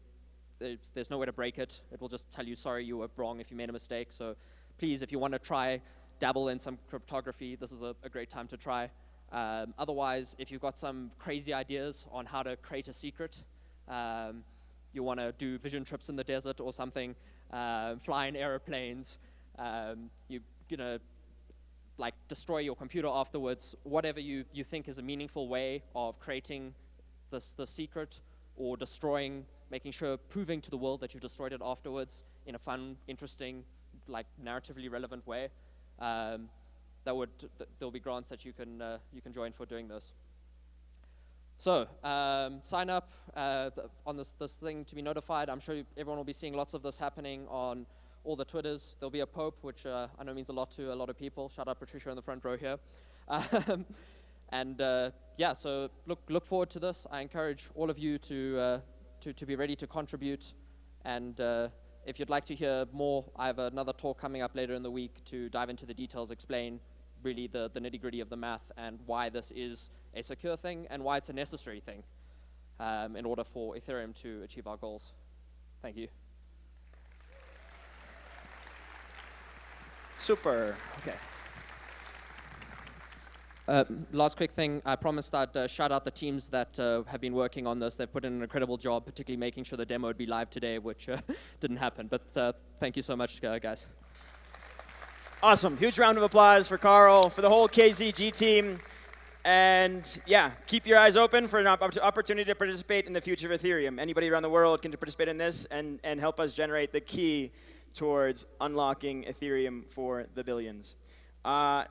Next up, the last on our list for the opening ceremony, I would like to invite just some guy named Vitalik Buterin to the stage to talk about Ethereum in 30 minutes. Let's give a warm welcome to Vitalik. Okay. So before I start, I should mention that we support and love medical freedom. So if anyone wants to wear a mask, whether you're immunocompromised or high risk, or you just really value not getting sick, you're very welcome to. We have some special ones in the swag section of the first floor. Your choice. Enjoy. But Ethereum in 30 minutes. So this is actually not the first time I've given this talk, right? This is I've given something like this about pretty much once every DevCon, I think, since at least DevCon 1. And the point of this talk has always been to just give a kind of big rapid-fire introduction into some of the basics of how Ethereum works, some of the basics of what Ethereum tries to accomplish, and just try to get it done within, I guess, right now it's 1.8 kiloseconds or 150 slots. So what is Ethereum, right? Ethereum is a general-purpose blockchain. So people have seen general-purpose system platforms before, and people have seen blockchains before. And I think at this point, we can all kind of intuitively understand what the value of both of those categories is, right? So blockchains can facilitate a large-scale consensus. They can protect against censorship. They can enable censorship-resistant applications. Blockchains are always available. If you build on a blockchain, then the thing that you build on that blockchain is going to be available. It's not going to just get pulled under you because some particular company decides it would be 12% more profitable if they just change the API on you without notice. It is independent of any one particular nation state. It's not dependent on any particular centralized corporation. Avoid dependence on centralized parties. It's the one neutral ground at a time when almost every other grounds that we see is picking sides of some kind or other, and often for very good reasons. But blockchains are this kind of base layer between parties that do not trust each other that still allows them to have positive sum interactions. Blockchains can allow applications that are open, that are transparent, where people who participate on them can be sure that the application is going to follow the rules that they signed up for, right? So blockchains are great for things that really need stability. So there's a good reason why money is the first app, but there's other apps as well, and I'm sure a lot of people behind those apps are going to be talking a lot about them at this conference. General purpose platforms are powerful too, right? General purpose platforms are interesting because they open the door to independent innovation. So if you have a general purpose platform, then it just makes it much easier to build something on top of it, because if you want to build some specific thing, instead of having to rebuild all the infrastructure yourself, you just add a tiny little piece, right? They can create powerful network effects between different types of applications. So you got your Uniswap, and then you got your DAO that plugs into the Uniswap, and then that Uniswap itself gets used to trade between USDC tokens and Maker tokens, and you can create these kind of complicated chains of 7 different applications that all talk to each other, and sometimes they talk to each other in insanely crazy ways within one single transaction that really fun people from Paradigm go and write amazing blog posts about. General purpose platforms lower the barriers to entry. They make it simpler to build. They enable a lot of innovation. And often general purpose platforms end up being far more useful than even the creators originally imagined. So Ethereum is a general purpose blockchain, right? And so Ethereum tries to be both. So this is one of the sort of 3-minute pitches of what Ethereum could allow you to do. So what is Ethereum and how does this work? So these 3 pictures are from a slide that I used to describe Ethereum at some of the previous Ethereum in 30-minute sessions, right? So you have single application blockchains, which are like pocket calculators. Then you have multi-application blockchains that explicitly support a small number of applications. I call them Swiss Army knife blockchains. And then you have the smartphone blockchain. It's general purpose, and if you want to do something, you just download the app, right? So these days, unfortunately, we're in 2022, and talking about a blockchain being general purpose as though that's something cool is kind of like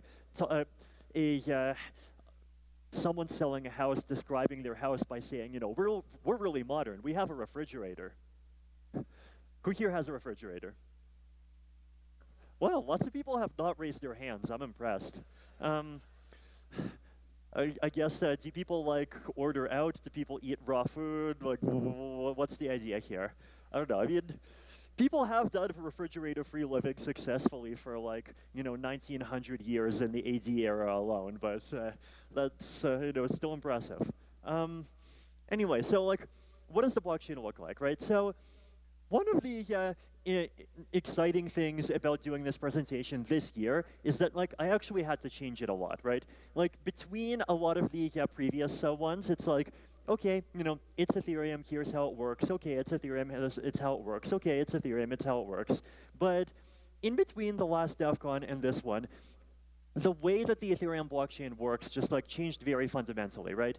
And the rate of change and our ability to actually execute on and implement changes to the Ethereum protocol, significant changes that we have wanted to do almost since the protocol's launch and that we've been talking about for almost a decade, but you know, finally managed to done, has really been accelerating, right? So we had EIP 1559 in 2020, and then the Beacon chain launched, and now the Beacon chain took over, and you know, Ethereum is only a proof-of-stake system. So you know, lots of very big changes, and you know, lots of different things that we have to talk about, right? So, like, remember back in during the proof-of-work era, we had to talk about how like blocks include uncle blocks, right? Do people remember this? So people remember how like sometimes people would even, you know, try to be gender neutral, call them armor blocks instead of uncle blocks as well. And like, you know, I get this, you know, I get the sentiment, very honorable sentiment, but like, come on, like armor just sounds like an insult for people who meditate. But okay, so these days, you know, we're proof of stake, right? And the blockchain looks kind of different from what it did before, right? So so let's like talk about what the blockchain looks like without reference to, you know, the dark old proof of work era that our grandchildren will eventually remember in the same light as how they remember houses used to not have refrigerators. So you have blocks, right? And blocks contain transactions. What is a transaction? A transaction is an object sent by a user that contains information about something that they want to do, right? So if I have like some ETH, ETH is the cryptocurrency inside of Ethereum, and I want to send you one ETH, then that request would be packaged up inside of a transaction. If, let's say, I have an NFT and I want to send you the NFT, that request is packaged up inside of a transaction. If I want to publish an entirely new application, then and create the smart contract for the application, and that's something I'll cover later, that is also packaged up inside of a transaction. So a transaction is like a package of data that contains information about stuff that somebody wants to do. These transactions get included in blocks. Every block is created by a validator, and so blocks are just these packages of transactions, and one new block comes every slot. One slot is 12 seconds. Then we have attestations.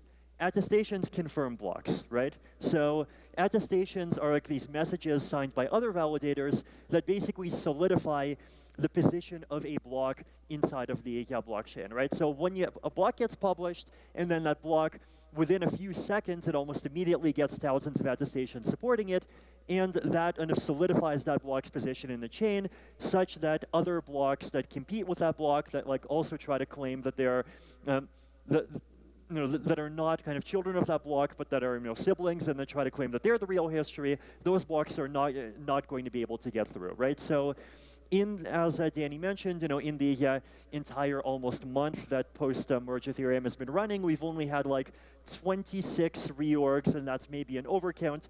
And even those cases are cases where a block is published too late, and it probably did not get many attestations, right? So lots of attestations in parallel solidify the position of a block in the chain. Block gets published, block gets attested, block gets published, block gets attested, block gets published, block gets attested, right? People understand? Raise your hand if you understand. Okay, wow, it's like more people understand this than have a refrigerator. This is like amazing. Okay, so let's talk about what happens inside of a blockchain, right? So there's the blockchain keeps track of information that we call state, and the state that the blockchain keeps track of is made up of accounts, right? And there's two types of accounts. Basically, you can think of them for now as like accounts controlled by people and accounts controlled by robots, where the robots also only exist inside of the chain, right?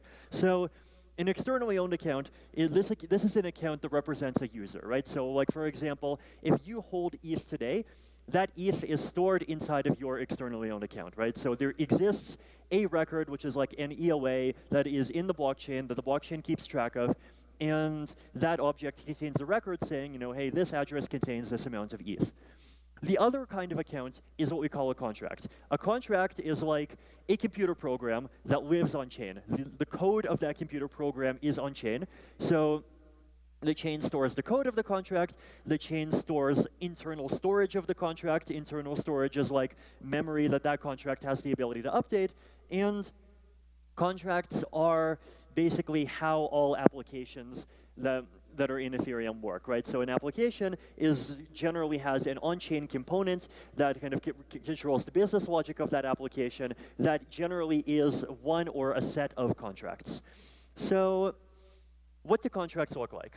So this is an example of a source code of a simple smart contract. This is, by the way, in a language called Viper. It's a less well-known language. It's the kind of largest alternative to Solidity. So if people aesthetically prefer coding in Python syntax, I mean, like, I personally think Python is like way aesthetically superior to anything using curly braces, but I know this is a controversial topic and like half of you are going to cancel me.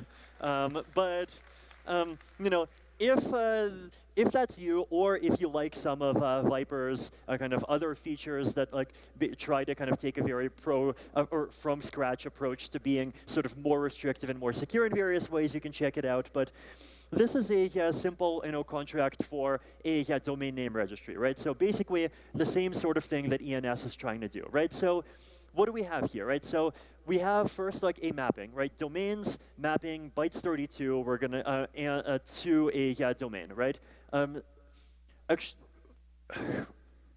Right. So the bytes 32 here is like basically the address, like what the domain is, right? So the I'm just kind of being very lazy and very simple, not introducing strings or variable lengths or fancy stuff. And if you want to like register George, then you would just like put 26 0 bytes and you would like stick George at the end, and that would be the key in the mapping. And then the value in the mapping is just who is the owner and what is the IP address that the domain corresponds to, right? So then we have two functions. The first function is setOwner, right? So the point of this function is basically if you are the owner, then you can transfer ownership to a new owner. Or if the domain is not yet claimed, then you can call this function, set it to yourself or set it to some owner, and you can become the owner, right?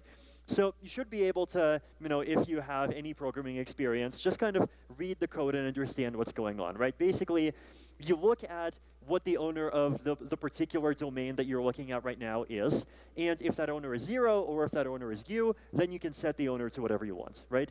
So that's one function, and then the other function is, well, if you are the owner, you can set the IP. So what's actually going on here, right? Basically, we have these functions, and it's a piece of code. How does this actually kind of translate to what's happening on a chain, right? So,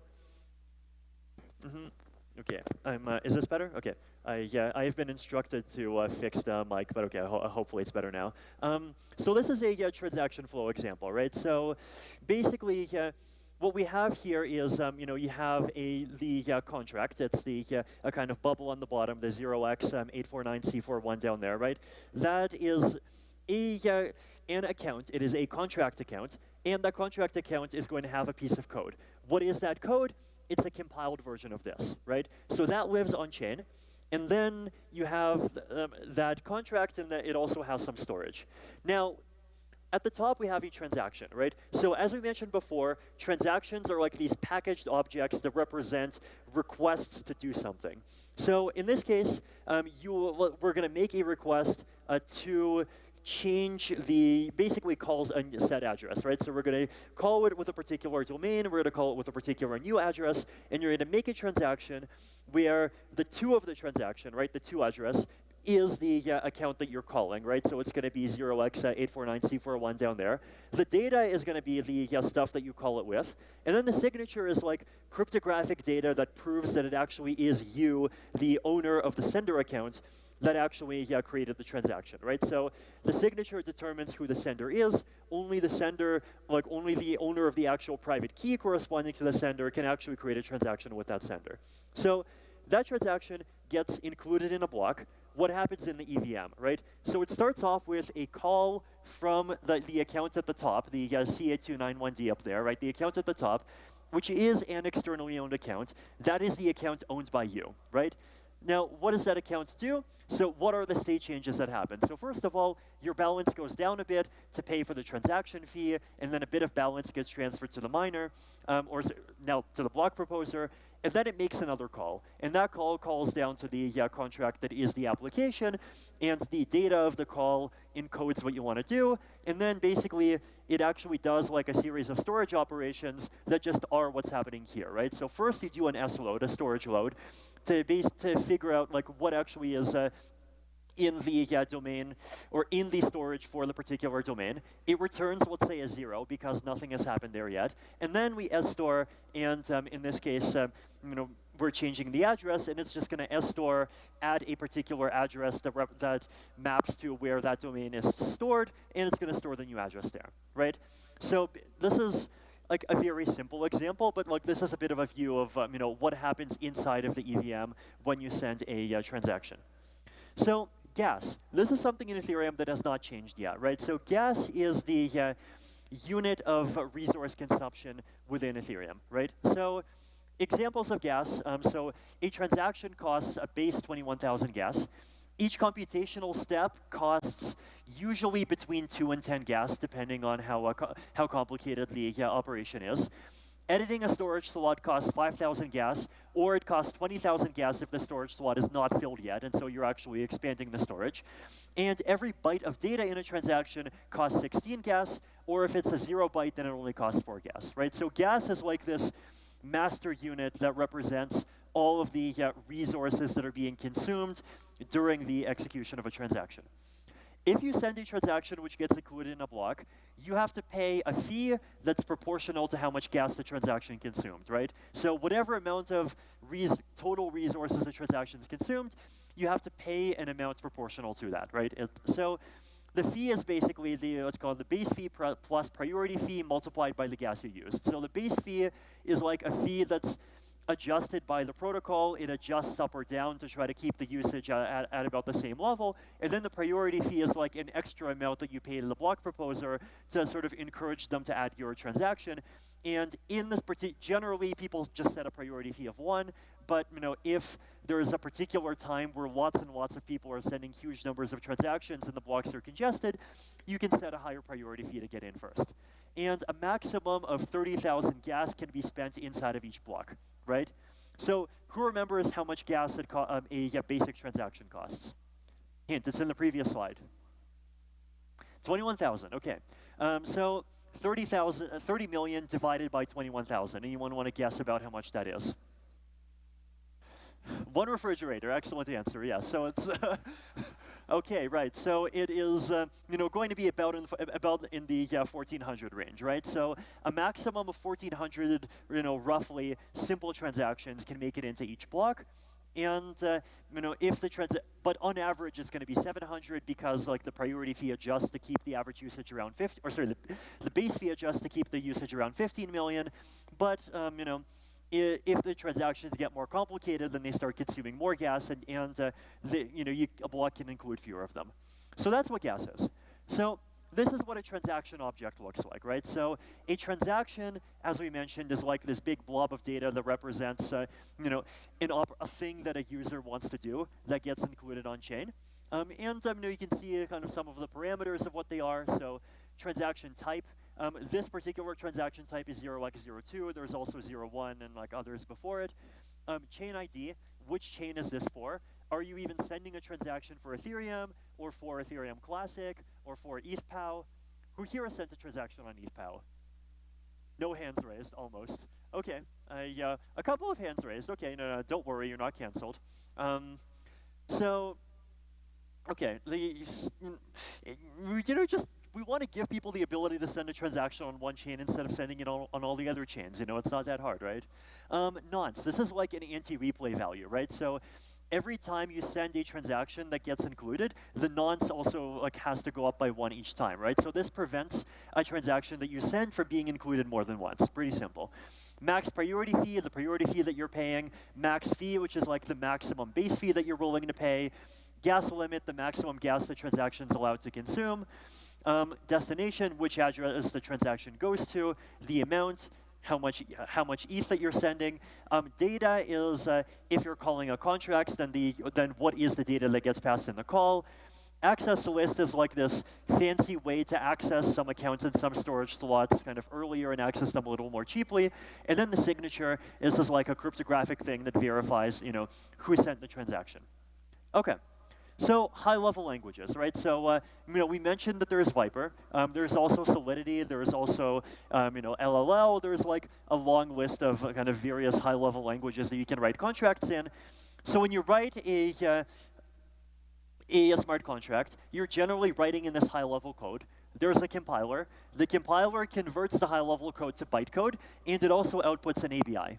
ABI stands for Application Binary Interface. It's basically the way to encode particular requests, things that users want to do, like users' attempts to call particular functions in the contract into a set of bytes, right? So in this case, if you call, set owner with a particular with a particular address, actually this should be set IP. I put an IP in, that's a bit of a mistake, right? Then you can use the ABI and you can convert that into some call data, right? And the call data is what actually gets into the transaction, right? So there's this kind of logic that happens that basically converts this sort of high-level human-readable stuff that people want to do, both the human-readable code of the contract and kind of human-readable instructions like, I wants to send Bob 25 ETH because I really like him. You wouldn't put the I really like him part into the contract. You would just send him a love note off-chain or something. But convert that into a kind of byte request that the EVM understands. So proof-of-stake consensus, right? So the thing that actually kind of keeps the whole thing safe. So we talked about blocks, we talked about attestations. Who gets to produce these blocks and attestations? Anyone can if they deposit 32 ETH and become a validator, right? And if you have less than 32 ETH, then you can join the system through stake pools, right? So there are stake pools, there's Rocket Pool, there's Lido, there's a bunch of other pools, and if you have less than 32 ETH, you can kind of become part of a validator using a stake pool as well. So deposit 32 ETH, becomes a validator, and in each slot, 12 seconds, 1/32 of all validators attest to the block that was created during that slot. The validators get revenue, right? So why would you stake? Well, you get rewards. You get two kinds of rewards. You get in-protocol rewards, so you get automatic rewards for creating blocks, creating attestations, doing all of the good things, and you also get priority fees and MEV from transactions, right? So, you get revenue in two ways. And validators can, withdraw at any time. Well, this will be enabled in the next hard fork, right? But validators will be able to withdraw at any time with a delay. And usually that delay will be pretty short, but in extreme cases, like if everyone's trying to withdraw at the same time, then there is going to be a queue and you might have to wait for some amount of time. So that's proof-of-stake consensus, right? Basically, if you have 32 ETH, you can deposit, become a validator, and all of these validators are the ones that participate in this big system of blocks and attestations that keeps the chain progressing and keeps the blocks that are being added safe. Fork choice, right? So the reason why we need to have weird fancy stuff and consensus is because what if you have this situation where people publish two blocks and those blocks disagree with each other, right? So in this case, you have two blocks and these blocks are, they're sister blocks, right? They have the same parent. So clearly you can't put both of these blocks in at the same time. They might have conflicting transactions. They have some of the same transactions. They even might have some of the same transactions in different order, right? But blocks are, what happens if you have two blocks that create two conflicting histories? You have to choose one of these histories somehow, right? And the mechanism that does this choosing is called the fork choice, right? Because the blockchain forked, and we have to choose one part of the fork. So The mechanism that does this right now, it's called LMD Ghost, and it's very simple. It's just attestation counting. Basically, you have block A and you have block B, and you just count the number of attestations that support block A or support its children, and then you also count the number of attestations that support block B, or support it indirectly by supporting its children.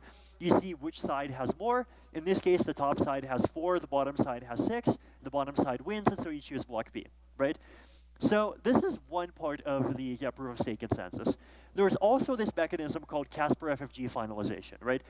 Casper-FFG finalization is like this extra gadget that lives on top of this attestation game, and it gives us this really extra special property that if more than 2/3 of validators are online and honest, then after 2 epochs, so 1 epoch is 32 slots, or 6.4 minutes, so after 12.8 minutes, a block gets finalized, and that block cannot be reverted, right?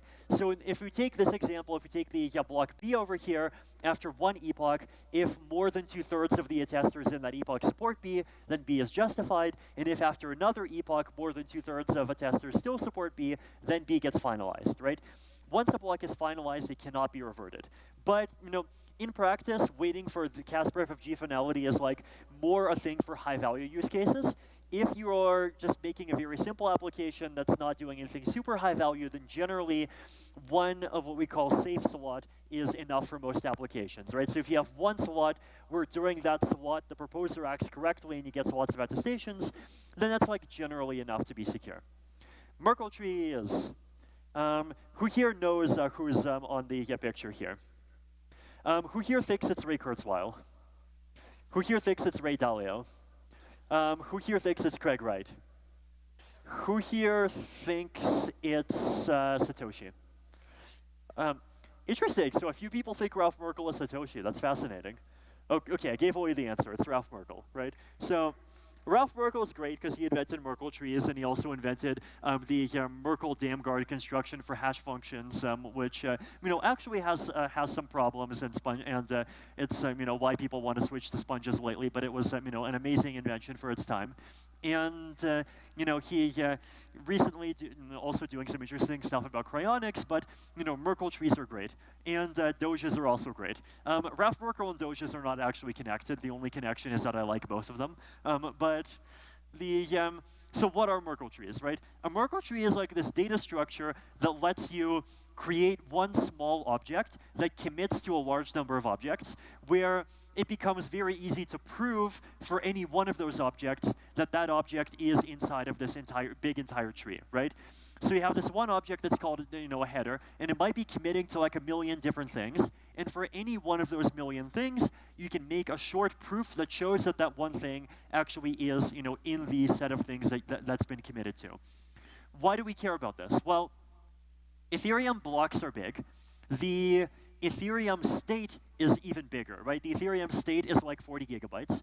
So what if you want to prove something that happens in a block, or prove something about your account, and you want to prove it to someone that has these block headers that are at the top, but that does not have the entire 40 gigabytes or the entire really huge amount of data in the Ethereum chain? Well, Merkle proofs come to the rescue, right? Basically, you just provide the value, you provide a couple of like sister hashes going up along the tree, and anyone can verify the proof by just kind of continuing to hash up the values going up together, and then seeing whether the root they get matches, right? So really powerful technology. Ethereum actually, uses it everywhere. Last fun thing, layer 2 protocols, right? So most people, or increasingly more and more people don't use Ethereum directly. They use what are called layer 2 protocols that inherit security from Ethereum and add higher scalability on top, right? So rollups, I wrote an article on them. They're really fun. There's a bunch of them. From a user's point of view, living on a modern layer 2 feels like living on Ethereum. Applications work the same way. But because these applications don't stick everything on Ethereum directly, fees are many times lower. So layer 2s are great. Layer 2s are how Ethereum is scaling. And encourage everyone to pay attention and learn a lot about layer 2s this year. So finally, future directions. The merge, done, yay.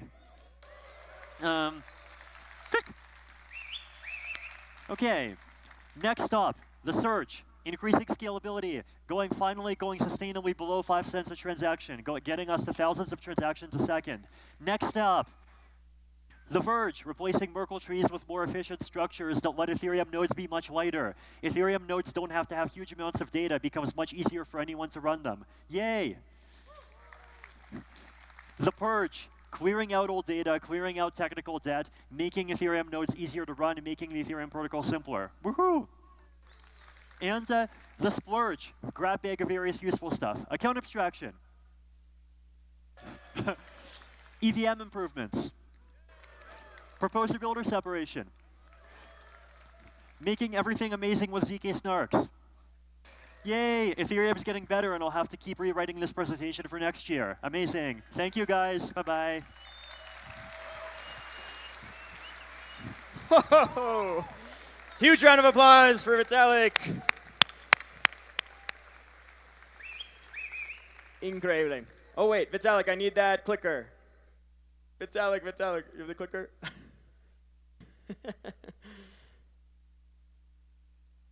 Awesome. Super. Thank you. Okay, so we are coming to a close of the opening ceremony. But before I close it, before we finish, I would like to give you all a quick orientation to Devcon, to what to expect over the next 4 days, and maybe some things that we've done differently this year. I guess when you give a team 3 years to plan an event, they start to get creative and start to think a little bit differently. And we've learned a lot from past events that we've done, past DevCons, and really have tried to make this one better. And so a couple things that we've done. We've also tried to hear a lot of input and feedback from the community. So roughly 2 years ago, we launched the DIP process, which is the DevCon Improvement Proposal process, mirrored after the famous Ethereum Improvement Proposal process, which is named after many other similar improvement proposal processes. The gist of this is basically we want to hear feedback from you all, and we have heard a lot of feedback from you all. And so we're super excited to have a lot of different community integrations in this year's DevCon that we hope you all enjoy. One of those to highlight is the community hubs on the first floor. This year we have 6 different community hubs, interest groups from around the Ethereum ecosystem who have their own dedicated space. So be sure to pass through there and talk to them. Everything from a women leaders hub to a temporary anonymous zone to a ZK hub, regen, and more. We also have in the basement, the hacker basement. It's a little hidden, so let's see if you can find it, but I promise, it will be worth it if you do. Feel free to head down there and co-work and chill, even into the evening hours, because DevCon this year is open until 11 p.m. each night. For the first time in DevCon history, we're not kicking you out at 5 p.m. sharp. We're open until 11 p.m. to continue fostering community collaboration and fun and things like that. So. And we're not just leaving the venue open, we're also facilitating and encouraging community activities. So we've built a Chiva chill out, we're calling it, in the back of the venue, basically with a live stage where we'll have live music from fellow Ethereum musicians performing throughout the day and particularly in the evenings alongside our happy hour from 4 to 6. So now you have an additional option to stay around, to hang out, to collaborate, and to check out different art experiences that will be happening also in the Hacker Basement and the Chiva Chill Out, alongside a special ETH LATAM community hub. If you're from Latin America and you want to meet your fellow community members, head to the Chiva Chill Out on the first floor to meet them. And I'll also mention a fun DIP, actually, something that was proposed by the community, is a treasure hunt. So I was told to basically mention this sticker as part of the treasure hunt and to leave the rest up to you. This team has been working on this for months to make this treasure hunt cool and interactive, and they've been here in the venue for the last week or so trying to make it fun. So good luck in that treasure hunt. And lastly, I will say this year, we hope you really enjoy the programming. We've had the most applications we've ever received at 1,300 plus applications for speakers, for talks, for workshops. We only had room for roughly 300 of them, and so we really had to be selective. And so hopefully the content that you see here is of the highest quality and accessible and available for all. So we wanted to have talks that were not just high level, only for experts, but also for beginners and for intermediates. So do check out the mobile app that we also created just for DevCon to find the talks that you would like to attend.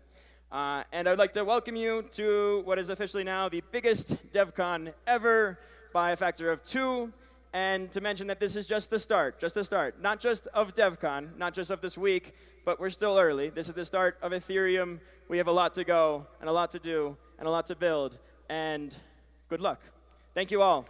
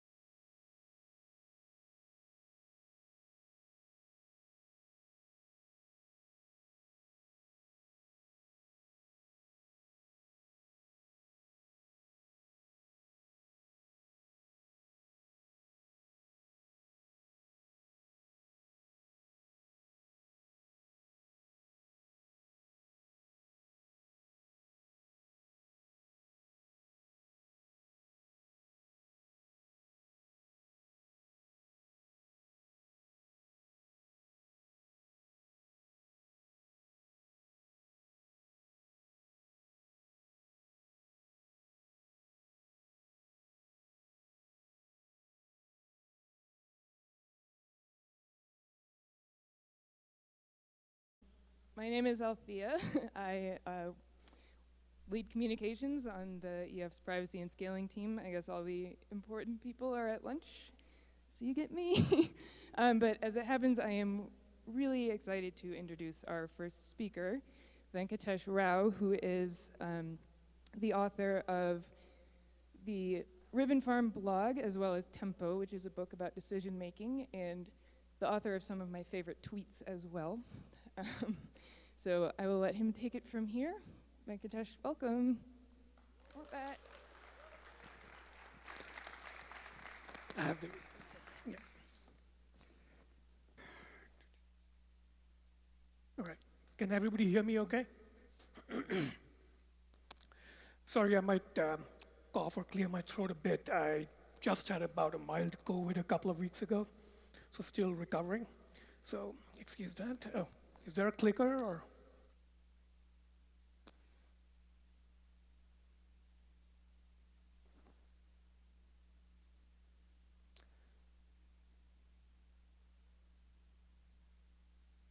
I got the order.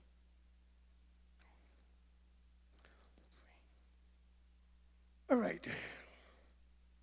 So, yeah, my name is Venkatesh Rao, and it's kind of complicated to introduce myself, so you can go to my website. I'm basically a blogger and a couple of other things. And I promise you this is the only meme I'll throw at you. So I do write a blog, newsletter, and so on. And this is going to be a pretty abstract talk at a fairly high level, but I do have like at least some experience dabbling at a very hands-on beginner level. So I'm coming from somewhere, as in it's not up in the cloud. So if you're interested, I did a long thread last year about my initial explorations of Web3 stuff. Okay, so the title of my talk, There Are Many Alternatives, it's a reference to Margaret Thatcher's famous line, "There is no alternative." She popularized it, I think, starting in 1980, and it became the catchphrase of neoliberalism. And the basic idea was that as communism was beginning to get discredited, there was increasingly no alternative to the idea of Western liberal democratic ways of running countries with free markets and the institutions that came with it. And it became sort of the core of what became known as the Washington Consensus. So for those of you who need the short history lesson, this was a consensus before blockchain-type consensuses. And this was the set of practices that the World Bank and IMF used to sort of dictate to countries how they should run their economies. And this was around 1989, and as the Cold War ended, the thesis became more than an economic thesis, and it leveled up into a sort of philosophical, historical thesis. And one of the things that really helped this along was this book that came out in '91 called The End of History and the Last Man. And it's widely misunderstood, but it became sort of a justification for the idea that there is no alternative to the one way to run the world. And of course, as many of you remember, a lot of people were very unhappy with the idea of there is a one single playbook of how to run the world. And I think of them as alt-teeners, as in they don't really want a pluralist world with many systems competing on how to run it, but they want to be the default alternative. They want to be the way to run the world to which there is no alternative. And some of them are kind of like lost to history now, but some of you may remember the anti-globalization protests and the World Social Forum that came up in the late 90s. Islamic terror was another sort of alternate way of running the world in the making. What we now think of as sovereign individualism type libertarianism, the original book actually came out in the late 90s, before blockchain stuff. And of course, the Chinese model and Deng's model of running an alternate to the Western model came up around then. So I define a TINA, or a there is no alternative theory, as a kind of maxi thesis. It's the idea that one winner-take-all convergent future will dominate the rest of history. And again, is Bruno Maceas in this crowd? So You should attend his talk since he's written a book called History's Beginning, and I'm sure he has more to say about it. But I think a lot of the use of Fukuyama's ideas in the sort of there is no alternative kind of theorizing is basically wrong. But OK, let's start the story for this talk with Bitcoin. And I think of Bitcoin as the alt-libertarian Tina playbook with extra steps. So I don't have much more to say about Bitcoin. But Ethereum, I think, is not a Tina theory, right? It seems to enable many divergent stories even within itself and in its relationships to other things, right? So within the Ethereum universe, you've got artists with their NFTs, you've got DeFi degens like going for yield farming, and these are very, very different types of people. They're not like, when you talk to Bitcoin maxis, you expect them to be eating beef, reading the same books, and sort of spouting the same ideology. When you talk to Ethereum people, if you pick one at random, you have no idea what you'll get. You could get like a far left person into art, you could get a far right person who's kind of like indistinguishable from Bitcoiners. So that's what you get with Ethereum. And it seems to coexist well with things outside Ethereum as well, like the traditional legal system. It has ways of like interoperating with them and so forth. Okay, let's give that property a name. I'm going to call it hypercomplexity. It's the property of a system that allows it to sustain many mutually incommensurate divergent narrative futures at the same time. I wanted to read it out at least once. And by mutually incommensurate, that's kind of a quasi-mathematical way of saying it, but it means you cannot judge one story by another story. You cannot judge whether Lord of the Rings is a good story based on whether you like Harry Potter or not, because they have different aesthetics, they have different narrative logics, right? So why hyper instead of all the other prefixes? And I think that's worth a note. Lots of other things call themselves hyper. All are interesting to look into. Timothy Morton's hyper objects, climate change is an example. Adam Curtis's hyper-normalization is sort of the opposite of what I'm talking about right now. Nick Land from the far right, he has this notion of a hyperstition, which is it's kind of like a self-fulfilling prophecy of a superstition. Computer science has an idea of a hypervisor, and I'm an aerospace engineer, and I like things that fly faster than Mach 5, so that's hypersonic. But the reference I'm most inspired by is the idea of hyperbolic geometry. So here's the mnemonic image for those of you who don't know what it is. Regular geometry, which you learn in high school, happens on a plane. If you have a line and you pick a point outside it, there's only one line you can draw through it. That's Euclidean geometry. And non-Euclidean geometries mess with the parallel postulate, and you get two basic versions. So if you have space-time that's positively curved, like the sphere on the top, you get a situation where there are no possible parallel lines. So the equivalent of a straight line in a sphere is a great circle. And if you pick a point outside the great circle and try to draw another great circle that does not intersect the first one, it's not possible. So I like to think of that as a motif for there is no alternative. Whereas hyperbolic geometry on negatively curved spaces, if you have a straight line and then you pick a point outside it, you can draw an infinite number of other straight lines through it. So think of this as the motif for hypercomplexity here. Okay. So why is hypercomplexity important? And I claim that hypercomplexity allows open-ended evolution. And it is the sort of substance of civilizational advances. Whereas the opposite, which is there is no alternative single monolithic states approaching perfection, are a sign of evolutionary dead ends or bottlenecks. And my hypothesis is that history evolves when smooth Tina periods kind of trigger discontinuous hypercomplexity leaps. It's similar to the idea of punctuated equilibrium biology. Okay, some justification, since it's kind of like a wild, big claim. So this is from Parkinson's law, management classic. And there's a lot of evidence for the idea that when a system approaches perfection, it's at the point of collapse. Perfection is finality, perfection is death. So a system approaching that state is about to collapse and die. I hope you can see some connections to things that were said earlier in the morning. And Tim had this slide up yesterday. And yeah, it made me grit my teeth because it makes my talk a little harder. And I just took this picture in the morning with Danny's talk, and I thought the headline was perfect. Perfect rhythm of finality, and maybe perfection and collapse and death. I hope not. Okay. Let's see if we can find a way out of that. So I love this definition of civilizational advances by the philosopher Whitehead. Civilization advances by extending the number of important operations which we can perform without thinking about them. So basically, the idea is civilization is a series of automations of important things. Okay? So maybe protocol perfection can also be a foundation for an ecosystem hypercomplexity leap. So that's sort of the wild speculative hypothesis here. I don't know what happened there. Oh, yeah, this is going on. Yeah, so a major category of important operations is basically dealing with conflict amongst mutually divergent narratives, right? Many stories are being told. How do you actually deal with conflict? An example is religions that compete for believers and promise different afterlives, right? And for thousands of years, we did not actually have a good way of dealing with this. And freedom of religion, you can think of it as a Whitehead advance that automates this particular important operation.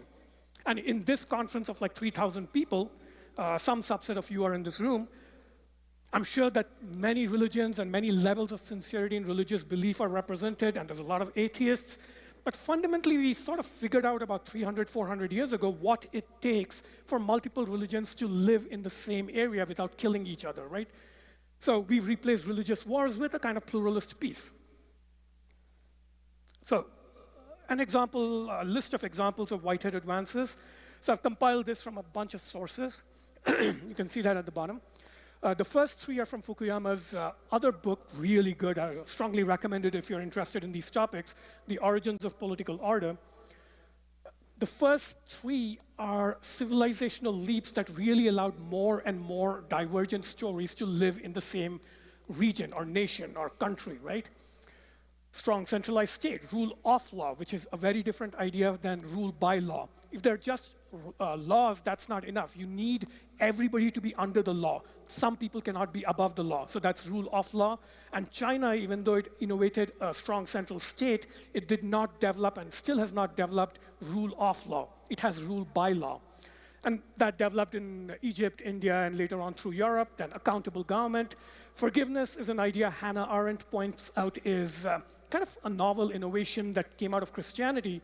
That took us from a regime of like vendetta-filled stories, of like, killing each other in tit-for-tat stories, to much more pluralist stories where maybe you didn't have to kill each other. Maybe forgiveness and moving forward is a way.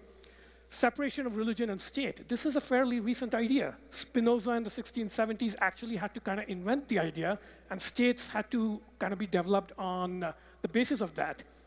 Modern markets, I strongly suggest you read Brad DeLong's new book that just came out, Slouching Towards Utopia. And of course, what we're talking about here, I think crypto is actually one such civilizational advance or leap.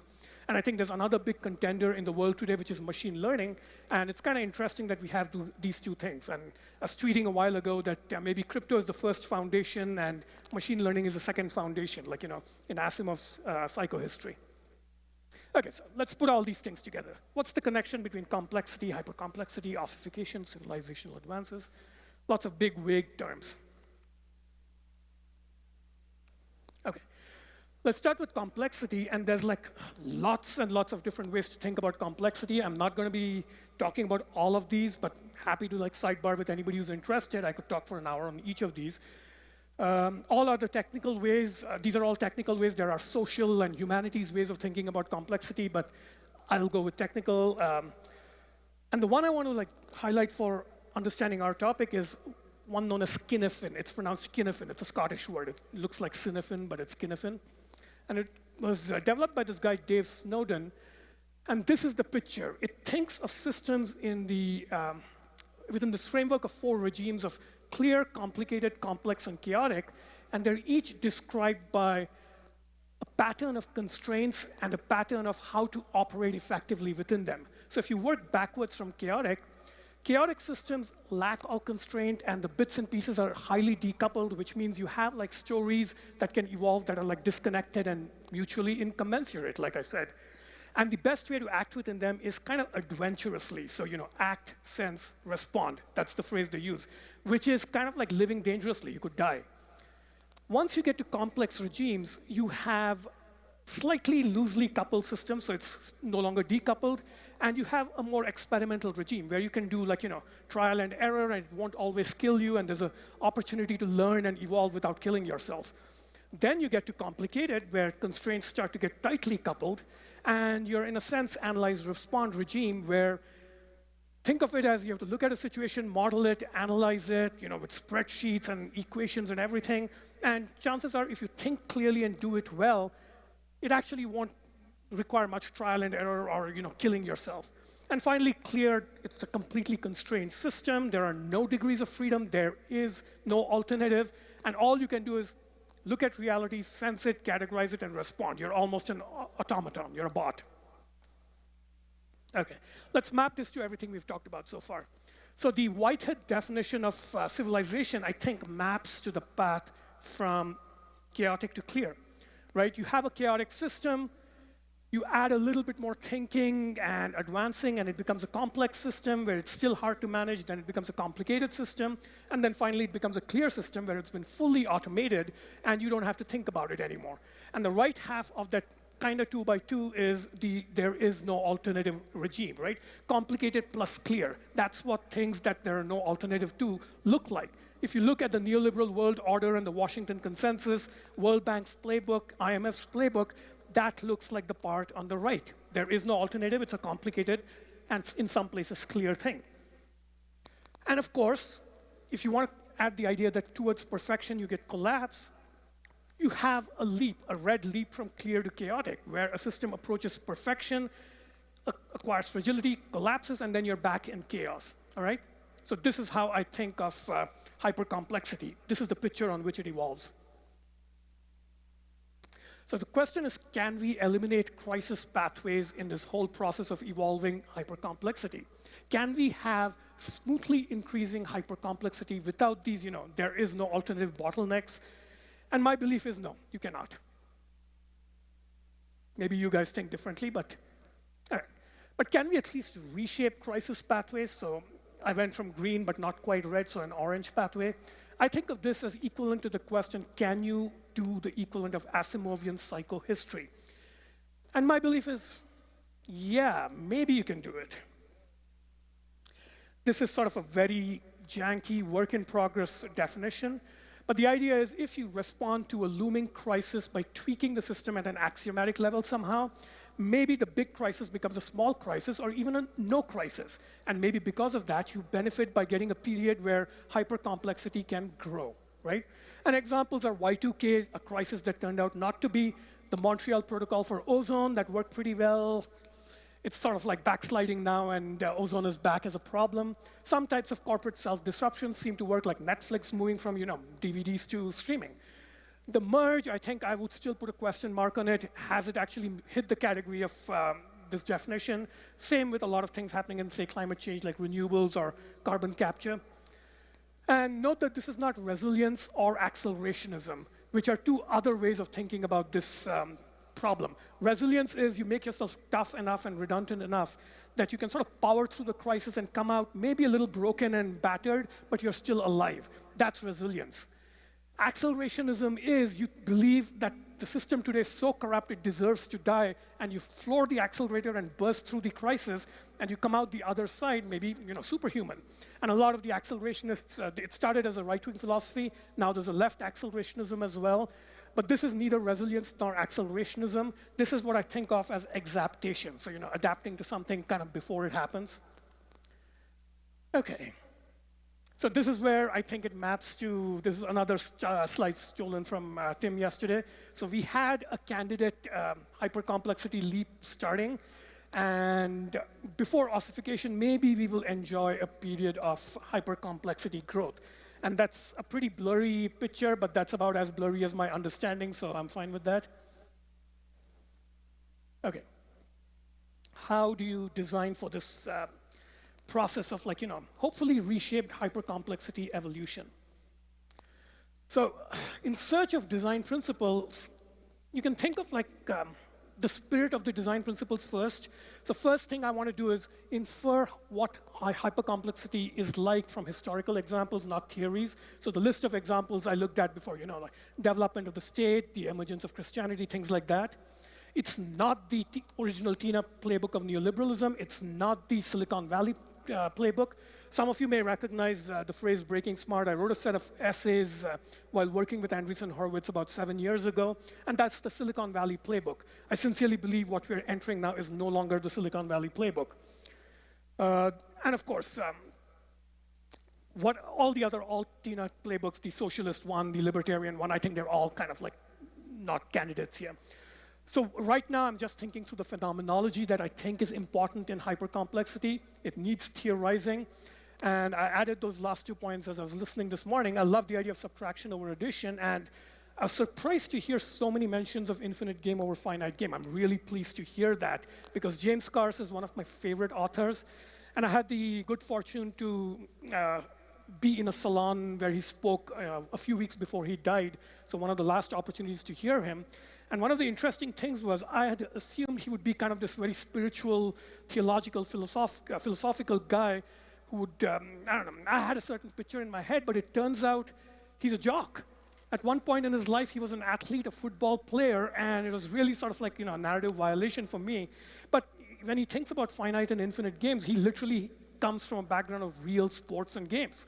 And it's, when we talk about hyper games on top of Ethereum, you really should actually think about real games as well, not like abstract game theory. Okay, so this is my last serious slide.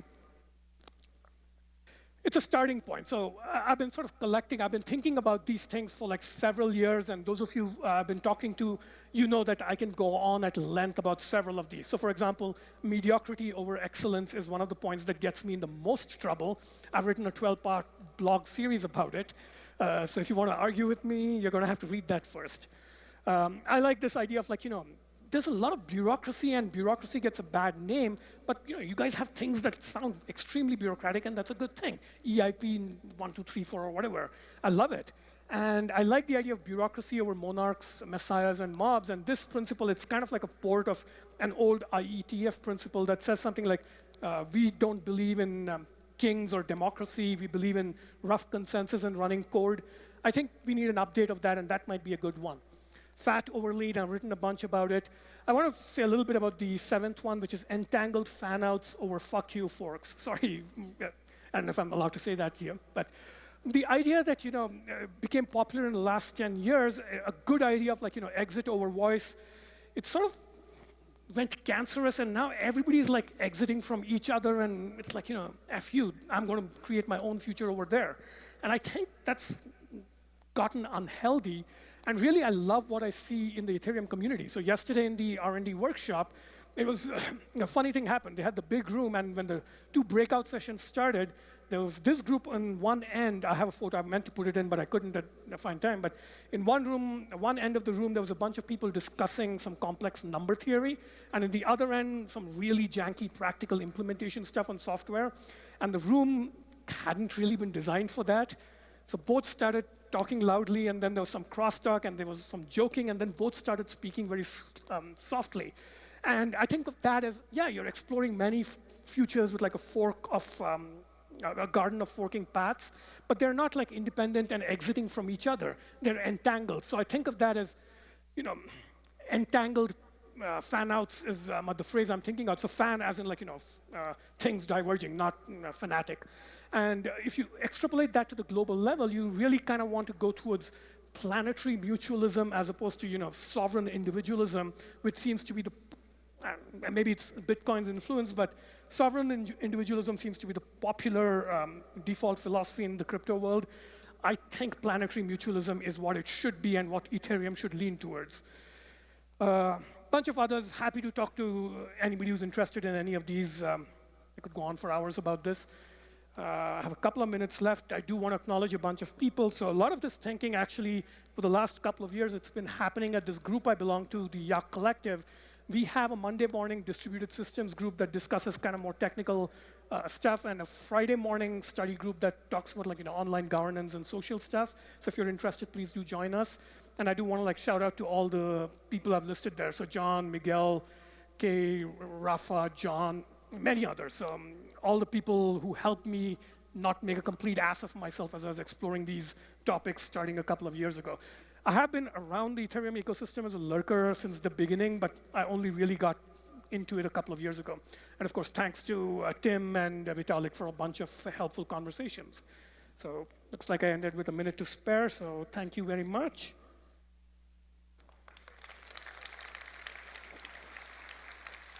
Do we do questions or something, or go straight into the next one?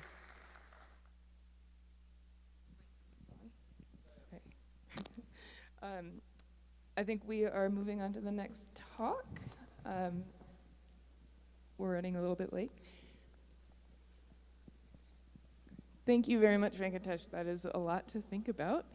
Our next speaker is Josh Stark, who likes to describe his role as working for Ethereum at the Ethereum Foundation. I've worked with him for a few years now, and I don't think I could get any more accurate than that. So he's going to speak a little bit about kind of where the Ethereum Foundation is coming from, where it's going, and hopefully demystify a little bit, but not too much. Come on up, Josh.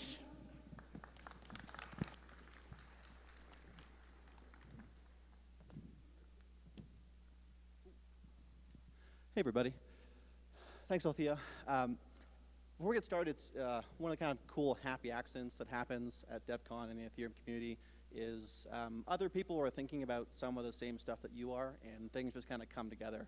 I didn't know the content of Danny's talk or Aya's talk or Venkatesh's talk today, but the four of them, I think, like have a lot of interrelations and have already kind of expanded some of my ideas about what I'm going to talk about today.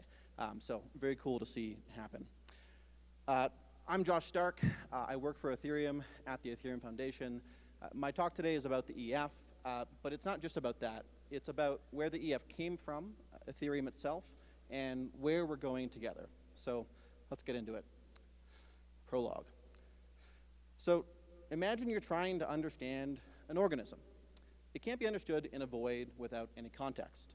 You need to understand the environment it came from, the ecosystem that it's a part of, and how they interact.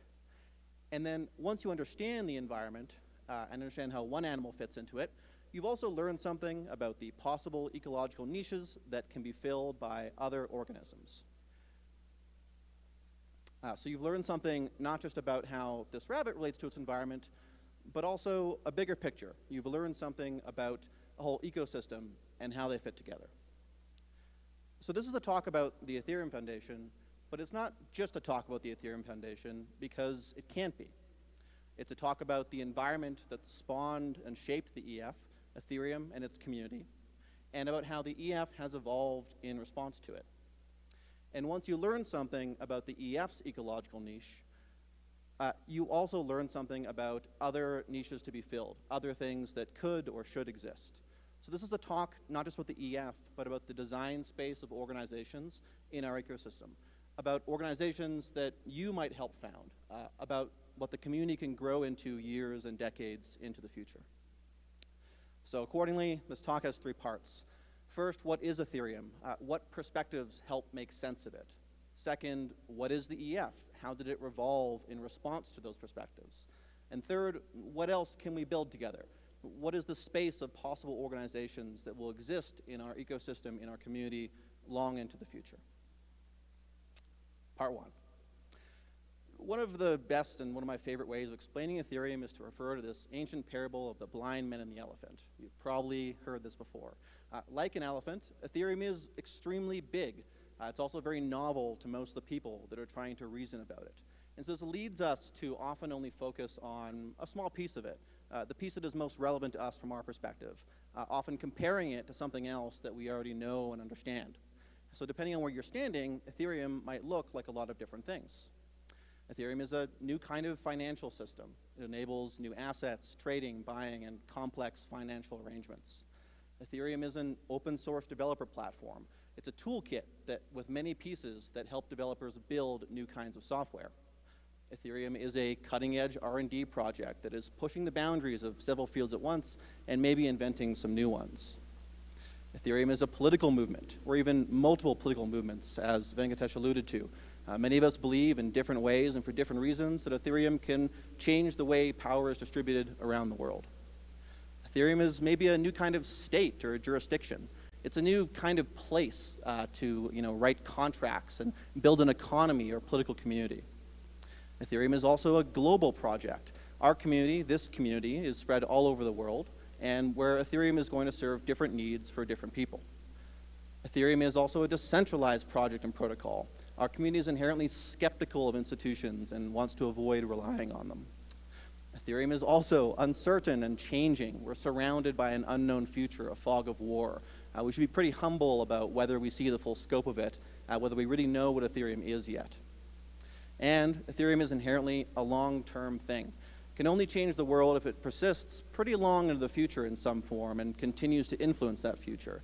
Ethereum is an infinite game, as many speakers have alluded to already, that we want to keep playing. If Ethereum made everyone in this audience very rich, but in 10 years is captured and falls apart, would you really consider that success? I know that I wouldn't. So Ethereum is all of these things and more. These narratives aren't competing with each other. They're sincere attempts to understand something that is large and unwieldy and which has no precedent. We don't have a grand theory of blockchains yet that everyone understands, so we have to piece our understanding together from these different perspectives to see the bigger picture. So what does that mean for the Ethereum community and the people, teams, and organizations that are part of it? Each of these perspectives on Ethereum helps us build a picture of what our ecosystem might be in the future. It provides us with historical analogies to draw on. And depending which perspective you align with the most, you'll have different intuitions about what our community should be. If your model is really about a financial system, then you probably imagine financial institutions, traders, liquidity providers, and maybe even regulators just decentralized. If your model is a developer platform, you might think of a loose alliance of American VC-backed companies, a few nonprofits, and some open source contributors. If your model is a political movement, you might picture advocacy organizations, mass political movements, charismatic leaders, even political parties of some type. So looking across all of this, we can at least draw out some few basic implications and questions. One, who's going to do the maintenance? Even if and after Ethereum is ossified, there are stacks and stacks of software built on top of it that makes it usable to people and individuals and users and developers. If Ethereum is a developer platform, there's a lot of developer-facing bits that someone's going to have to maintain for 5 years, 10 years, maybe hundreds of years into the future. That's either great news or terrible news if you work on these projects, but your children and their grandchildren will be maintaining them. Ethereum is a long-term project. That means maintenance for a very long period of time. Who's going to do it? Who will fund public goods? This is something that the Ethereum community, to our credit, talks about a lot. If your frame of reference is a country, then, similarly, we have a lot of public goods that we all benefit from that have to be funded. And unlike a state, we don't have a tax base to pay for it. So how's that going to happen? Who will push these political narratives ahead? Who will advocate for and explain Ethereum to different communities of people for their own use cases? Do you really think we're ever going to be able to stop making the argument? The internet has spread to every corner of the planet, but we still have to talk about it and defend it and explain why it should be neutral, why it should exist. If you think about it, even democracies that have lasted for hundreds of years, we're still needing to make the argument about why voting is important and voting rights and civil rights matter. We're not going to ever stop talking about Ethereum if Ethereum is still an infinite game that we're all playing. So who's going to push that story forward? Who's going to explain it? Who's going to try and understand it? Oh, that's backwards. Who will react to new and unexpected problems? Remember, Ethereum is extremely uncertain. Could you have predicted what it would look like today 5 years ago? I don't know if you could have. How will our community retain a live player advantage to solve the problems that we don't even know about yet? And finally, if Ethereum is decentralized, then how should that influence the organizations who are part of it? How should we think about our role in the ecosystem? There's this fundamental tension. There's a lot of work to be done now, and there's probably a lot of work to be done in the future. And the people and teams and organizations of various kinds will have to do that work. But we're skeptical of organizations. We're very aware of how other movements, other technologies have failed in some ways, in part because the organizations that steward them have been captured or failed in many of the innumerable ways that Venkatesh talked about as well. So I want you to imagine this huge design space. On one axis, there's the maybe type of organization, corporations, DAOs, nonprofits, co-ops, guilds, whatever. And on the other axis, there's the role in the ecosystem, what they do, build applications, fund public goods, maintain developer tools, and lots of other things. Now, some of you are probably thinking, Josh, why did you make those logos so small? I can't actually see them. And it's to make a point. We're a small community. This is early days. There's a big space out here that we've only begun to explore. And we've only begun to answer some of the questions I've just posed. Which brings us to part 2. What is the EF? What I'm going to talk about here is, first some basics, and then how we answer those questions. So very quickly, the EF is a nonprofit, and a good way to understand it is that it's a community of teams. We're not like a hierarchical organization. We're kind of a lot of distinct organizations that collaborate together on some things. It's made up of a lot of teams that work on tons of different stuff, from client development to research to building developer tools to developing regional ecosystems to running events like Devcon and a lot more. And most of those teams are pretty separate and independent from each other. And in addition to the teams that are part of our EF community, we provide a lot of grant funding to external organizations to help them grow the ecosystem. If you want to learn more about the EF and the basics I'm talking about, we published a report earlier this year you can find on our website at Ethereum.Foundation. So the EF has evolved in response to this ecosystem, in response to some of the perspectives we just talked about. And over time, we've come up with our own answers to some of these questions, some of which have been more influential on EF than others. And I'm going to talk through 3 of these questions quickly and how we answer them.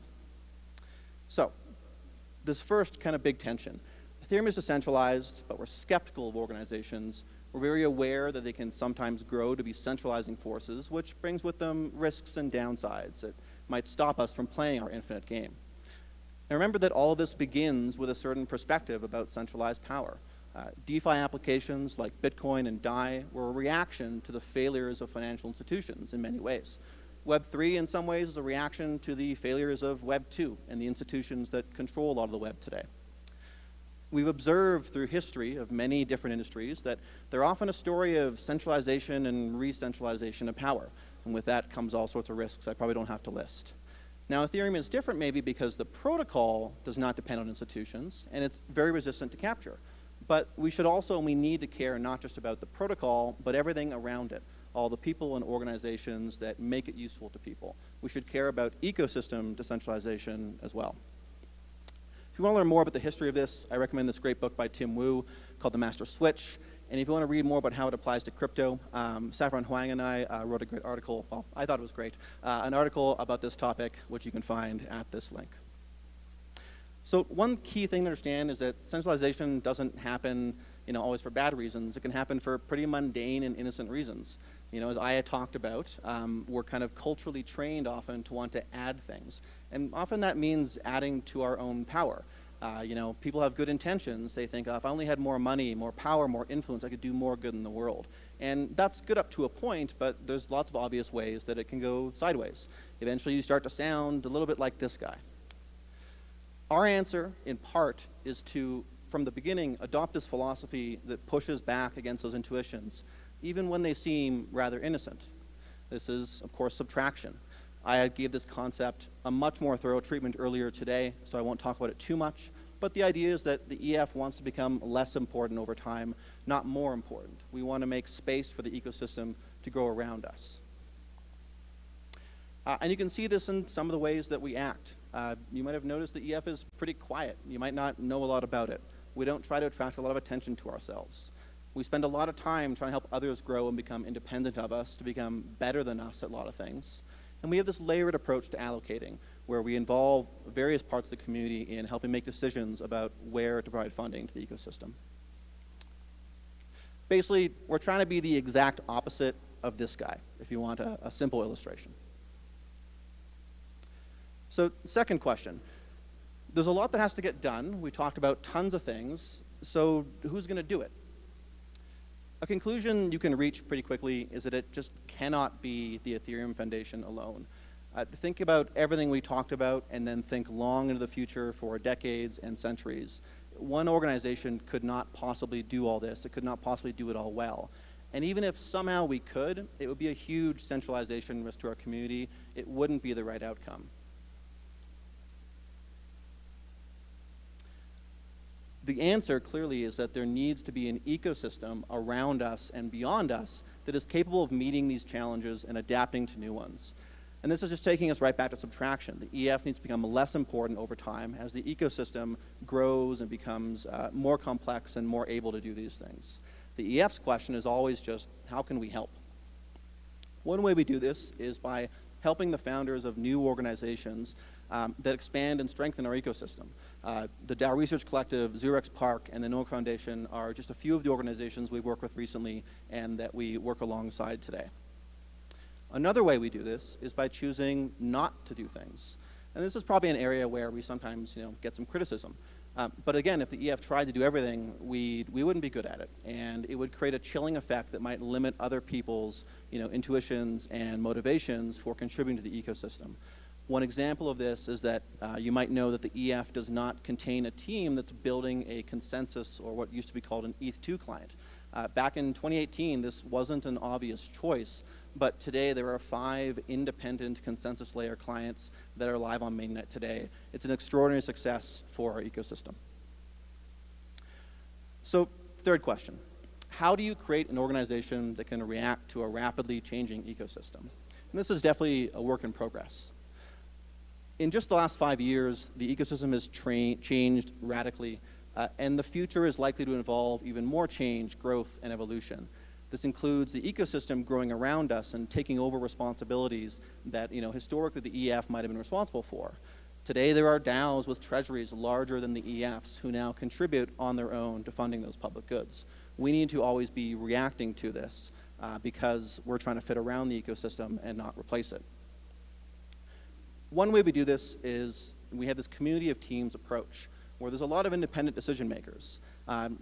Simply our org is a bit decentralized. The EF is this community of teams that can often act quite independently from others, which means that when something new happens, the EF as a whole doesn't have to top down, pass down a memo. The team that knows the most about something just goes and does the thing that they should do.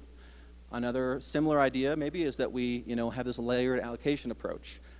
We know that we're not the experts in everything, that there's people throughout the ecosystem that know maybe much better than any team inside the EF what to do about something. So we involve them in providing grant funding. And of course, we also involve the community by putting a lot of funding through CLRs, for example, Gitcoin CLRs and CLR.fund, to allow individuals in the community to also allocate funding. And the EF has a pretty flexible internal structure. One example of this is we don't have a lot of titles. I don't have a title. If somebody asks me what I do, I just explain it. It takes a bit longer, but it's often more accurate to what I'm actually doing at that moment and gives them a lot more information. Titles are often kind of like Richard Feynman's quote about if you name something, you think you know it. It might not actually give you information. You've just performed a social ritual of exchanging information. And without titles, we're a bit more free to adjust organically. Sometimes people don't want to do something because, well, it's not in my job description and it's not in my title, so I'm not sure that I'm the person to do that. At the EF, it's a bit easier for someone just to say, well, someone has to do that, so I'm going to do it. It doesn't matter if it's not in my job description. And this also enables people to organically move between teams. It's pretty common at the EF for someone to be on a team, but really contribute to others as well. But there are trade-offs here, right? We're not a perfect organization for all needs. An organization's culture is often defined by what costs we're willing to accept, what trade-offs we're willing to accept, what we're willing to be bad at. One thing here is that more flexibility internally also makes the org less legible. I can't just call up an org chart that shows me exactly what everyone's doing because people are reacting dynamically to changes in the ecosystem. And giving a ton of independence to teams also creates operational complexity. There's not many standard processes. And it's not just a fit for everyone. Some people want to work in a different kind of environment, and that's okay. But for those that do want to work here, it can be a very good fit. So one thing that Aya talked about at the end of her talk is, in the future, probably there are other organizations that can benefit in some ways from what we've learned, from our mistakes and our successes. There will be ecosystems contained within our ecosystem, and organizations in the early moments of those ecosystems might face similar challenges to what the EF has. They also might want to pursue a strategy of subtraction, of making space for others to grow around you and distributing control to them rather than trying to do everything the simple way, the additive way, doing it yourself. So maybe there's someone in this room today who's starting a new foundation, a project. Maybe you should think about Subtraction too. Part 3, what might else we build together? Over the years, I've spent a lot of time at Ethereum hackathons, often talking to developers who are new to the space. And a really common thing is that it can take a bit of time to figure out, like, what do you build with this? Blockchains are pretty strange things. We don't really have precedents for them. It can take a while to figure this out. You know, people think, okay, it's a secure database. I'll put healthcare data on it. Or they'll think, okay, it's just a payments platform. I don't understand why the rest of this stuff exists. I'll build a payments app. It takes a while to build an intuition for it.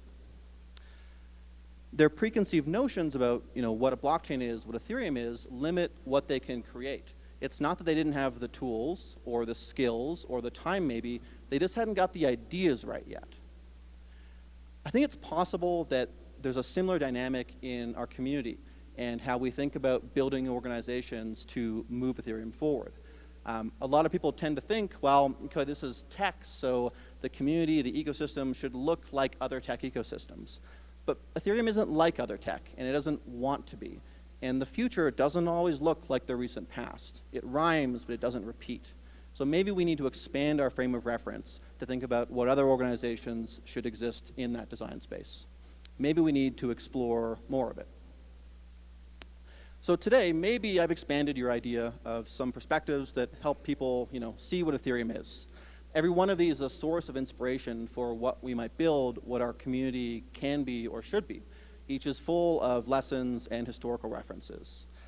Let's take just one example and look at the lens of Ethereum as a political community or a political organization, a state, something of that nature. If there's truth to that framing, then what inspiration can we draw from it? Well, one common way of kind of understanding or conceptualizing a state is divided into 3 segments. The government or the state, the private sector, companies, markets, and capital, and something called civil society. Civil society is this third sector. Not civil as in nice, but civil as in relating to citizens and their community. It includes organizations and individuals who are neither the government nor private corporations, but a third thing, a separate thing. Often they have acted as a check on the power of the state and the market. And throughout history, organizations that fit loosely into this category have played a critical role in creating democracies, maintaining democracies, expanding civil rights, and holding people accountable. And I think in spirit, a lot of the organizations that fit in this bucket have a lot in common with Ethereum's values. The value of bottom-up organization, the dangers of centralized power. Now, Ethereum doesn't have and will never have a government analog. And it already does have a vibrant private sector. So if you frame Ethereum as a political project, maybe Ethereum civil society is something we should aspire to. Maybe we can take inspiration not only from the organizations that built the web, but also from organizations that built democracies. Maybe there's other role models out there for us. Now remember, this is about inspiration, not pattern matching. Ethereum civil society, of course, couldn't look like that of a nation state. We have different problems. We have different opportunities. For instance, maybe our civil society and private sector overlap is a lot larger. Maybe Ethereum gives us the tools for there to be profit-oriented corporations or DAOs who can also feed those profits back into public goods. We have these new tools built on Ethereum, like DAOs and DeFi and uncensorable software that expand the design space of what might fit in this box. There's this great frontier being explored primarily by DAOs and the DAO community. Great credit to them. And our civil society also would not be limited to one nation or one culture, but the incredible range of talent and innovation from a truly global community. We're already seeing the emergence of something like this. There's only a few things in this box, but I know there are many more. Nomic, Quadratic Funding organizations, Xerox Park, Protocol Guild, the East Staker community, and many, many more. Organizations dedicated to something bigger. The organizations that are not just users of Ethereum, but who are supporting the ecosystem rather than just building on top of it. I found this quote somewhere. I think it's a pretty good one. And it's true. Ethereum has a soul. But souls, like ideas and values and philosophies, they need to inhabit something. They need people and teams, DAOs, companies, organizations to act on them, to make them real. Protocols need a soul but souls need a body. Not just one, but many. Thank you very much.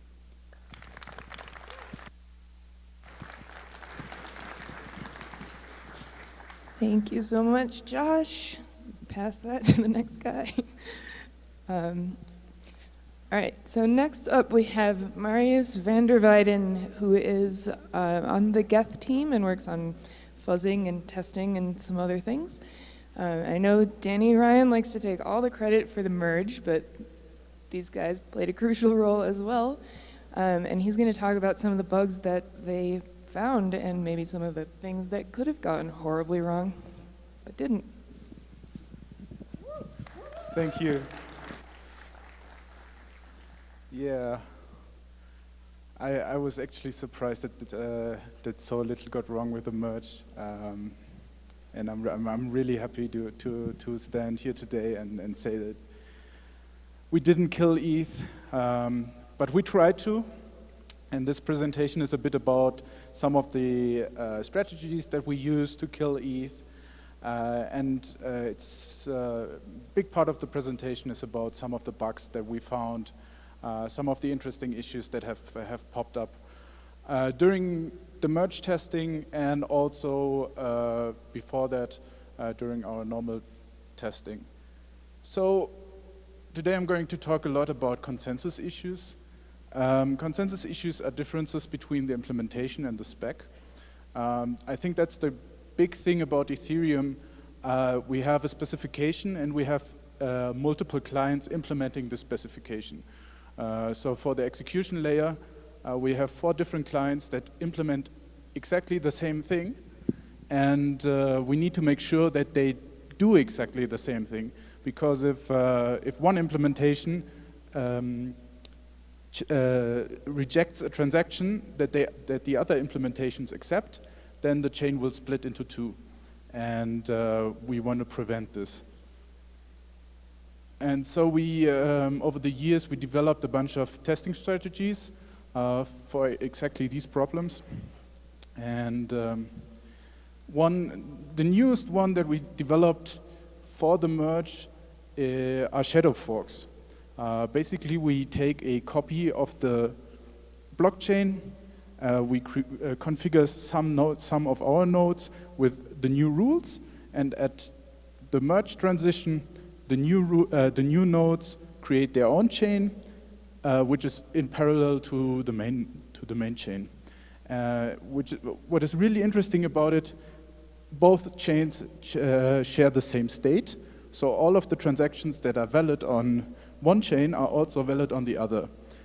This means we can run tests with mainnet load, which is sometimes very important to test for performance. Also later on we'll see a bunch of issues that came up during shadow forking that we wouldn't have found otherwise. Another big part of what we do is differential testing. Basically, because we have these different implementations, we have this really nice property that we can verify them against each other. So we create an input, we give it to the different implementations, and then we collect the outputs of these different implementations and verify that everyone does exactly the same thing. And there are different strategies to generate these inputs. We have, for example, the Ethereum tests, which are just static test cases where we know the answer for the test case, but we also created fuzzers for creating just random-ish transactions and contracts to test the different implementations. Something new that we also did during merge testing is create malicious nodes. Malicious nodes are basically forks of client software that changes some of the rules. And so malicious nodes can insert bad transactions, change header fields, send really big values or no values, and can try to break the other nodes on the network. These malicious nodes we have them for the consensus layer, and we have them for the execution layer. And the malicious consensus layer nodes can, for example, double vote, so vote on two conflicting blocks, which would mean that they can be slashed, or use fake signatures, send some weird network packages, and just in general try to cause mayhem on the chain. And this is a non-conclusive list of some of the testing tools that we have built over the years. For example, GoEVM Lab is a toolkit for EVM testing that we use to create a test case, execute it on a client, and collect the output from the client. We have Hive, which is a really nice continuous integration regression testing suite, where we run these Ethereum tests, which is a set of 48,000 test cases, every night against the different implementations, and verify that nothing has gone wrong when they update something. And then we have these malicious nodes, both on the CL and the EL node, the CL and the EL layer. And then we have some companies that we work with, Kurtosis and Antithesis, for fuzzing and testnets. These are like bigger testnets that we set up, run one time through the transition, and then verify that the transition was correctly, and then we scrap the testnet and start fresh. And then we have some kind of one-off tools like TXFuzz, which sends some interesting transactions. It's not really for finding bugs, but more for creating load on the network. So if we create a testnet, one of the first things that we do is use TXFuzz to basically hammer the nodes and see if something breaks there. MergeFuzz was a one-off tool that we use to fuzz the engine API, and we have the Beacon Fuzz, which is a tool that has been around very long and fuzzes the different Beacon clients and found a bunch of interesting bugs. Okay, so the rest of the talks is just talking about some of the interesting bugs that we found over the years. This bug was found by Martin right before the merge. So whenever we have a consensus upgrade, whenever we have a fork, we ramp up testing. We take out all the old tools that we have and try to break it. Here, the BISU client had a bug in the gas calculation. As you can see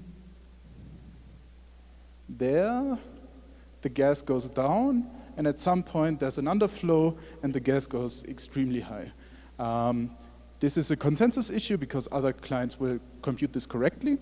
And on networks where BISU is the only client, this would actually be a DOS vector on the network because the nodes will keep running the transaction and never stop.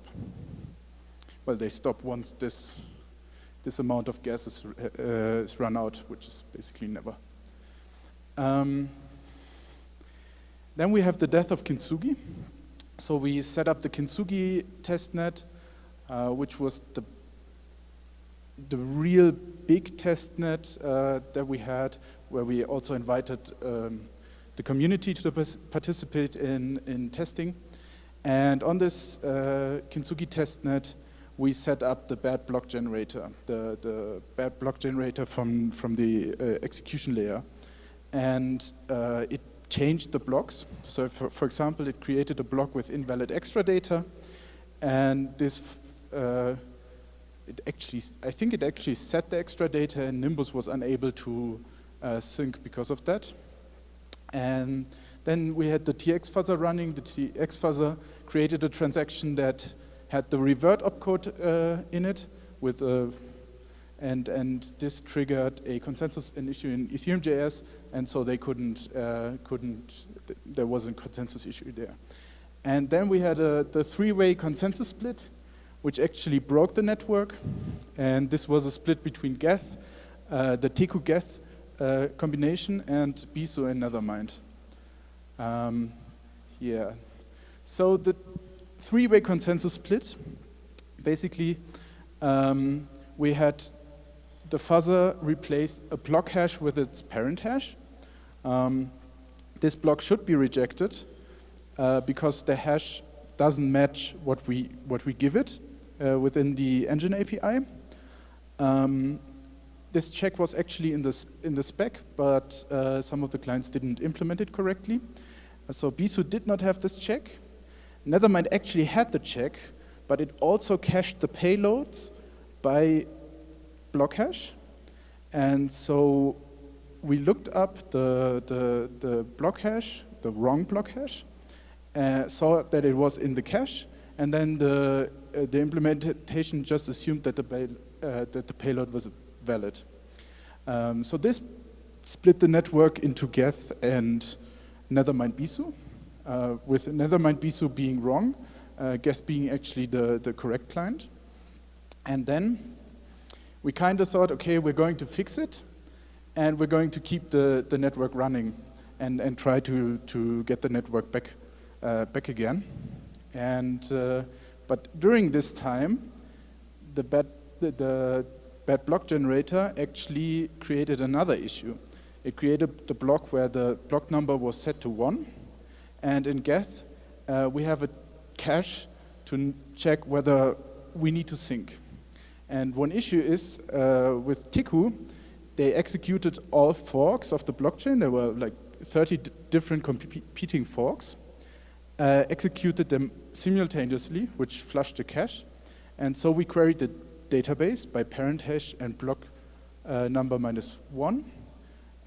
Block number -1 was 0, which failed and triggered another sync cycle. And because we were trying to sync to the Genesis block, that actually violates some preconditions. So Geth panicked, and the Teku Geth node shut down. So after we had this three-way consensus split, we decided at some point, okay, it's just too hard. We're going to deprecate the Kintsugi testnet. I already talked a bit about Hive. We use Hive to execute a bunch of tests, and most of them are spec tests. So we, for the specification, we create test cases, and Hive found an incredible amount of bugs. So shout out to Mario if I think he's sitting here, yeah. And so, for example, we had a division by 0 in the exchange transition configuration call. Some rules around the time step didn't really work. And so Hive really found a lot of issues that we have between Geth and the spec. And then we had testing the merge effort, which was really nice. Over 400 people got involved with testing the merge. They sent transactions on their test nets. They set up nodes, reported issues. And the most important thing, they created documentation. So we should be better at this. We should be better at creating documentation, but we are unfortunately not. So we kind of rely on the community to educate other people in the community. And they also found some interesting issues in Go Ethereum that were kind of related on the usage of it. And I think they also found a bunch of other bugs, so the community found a bunch of other bugs in different implementations. And then we had the shadow forks. The cool thing about the shadow forks is we are actually testing with the real network and the real data. And so one thing that on the first shadow fork, we saw that the gas limit was quickly dropping. And the issue there was the default gas limit in Geth is actually, or was actually 8 million. And we never caught that. And we caught it for the first time during these shadow forks because on mainnet, the miners back then voted to increase the gas limit. Another issue was we had a memory blow up during reorgs. There was some weird issue where it would reorg the node 600,000 blocks, and this like increased the memory until the node crashed. Reorging 600,000 blocks is not something that we are able to do, but finding this issue actually showed us that the reorg procedure was taking up too much memory, and so we changed it. And then we had the base fee endianness. Basically, the endianness between the execution layer and the consensus layer is different. So what consensus layer clients need to do is change the endianness of the fields. And Prism used the wrong endianness. Thus, it created bad blocks when the base fee was over 255. 255 because 1 byte, you know. Yeah, I would really like to get you guys involved. Testing the merge was a great way for the community to be part of this. And we have a bunch of new upgrades, a bunch of interesting stuff that we also want to test. So test the search, test the verge, and eventually we also want to test the purge. And these community efforts makes me really happy that so many people are interested in this, are interested in contributing their time. So if you want to become part of this. I want to give a special thanks to all of these clients, client teams and people involved in testing the merge. And I want to give a special shout out to Martin. I hope he's watching right now for keeping us and Ethereum stable. We're also currently hiring within the Ethereum Foundation to increase the testing efforts, the testing team. So if you're interested in getting a job at the foundation and help us test the new updates, contact Mario. And yeah, so for when I inevitably have too much time on my hands, I have another 8 minutes. I have a bunch of backup slides with more cool bugs and issues that we found. You might remember this one, the bug that took down Infura. Basically, the memory returned by the return data copy opcode was shallow copied. And so when we modified it, it broke something. We actually found the bug rather quickly and fixed it, but the fix wasn't announced. We created a new version of Geth, and we kind of forgot about it.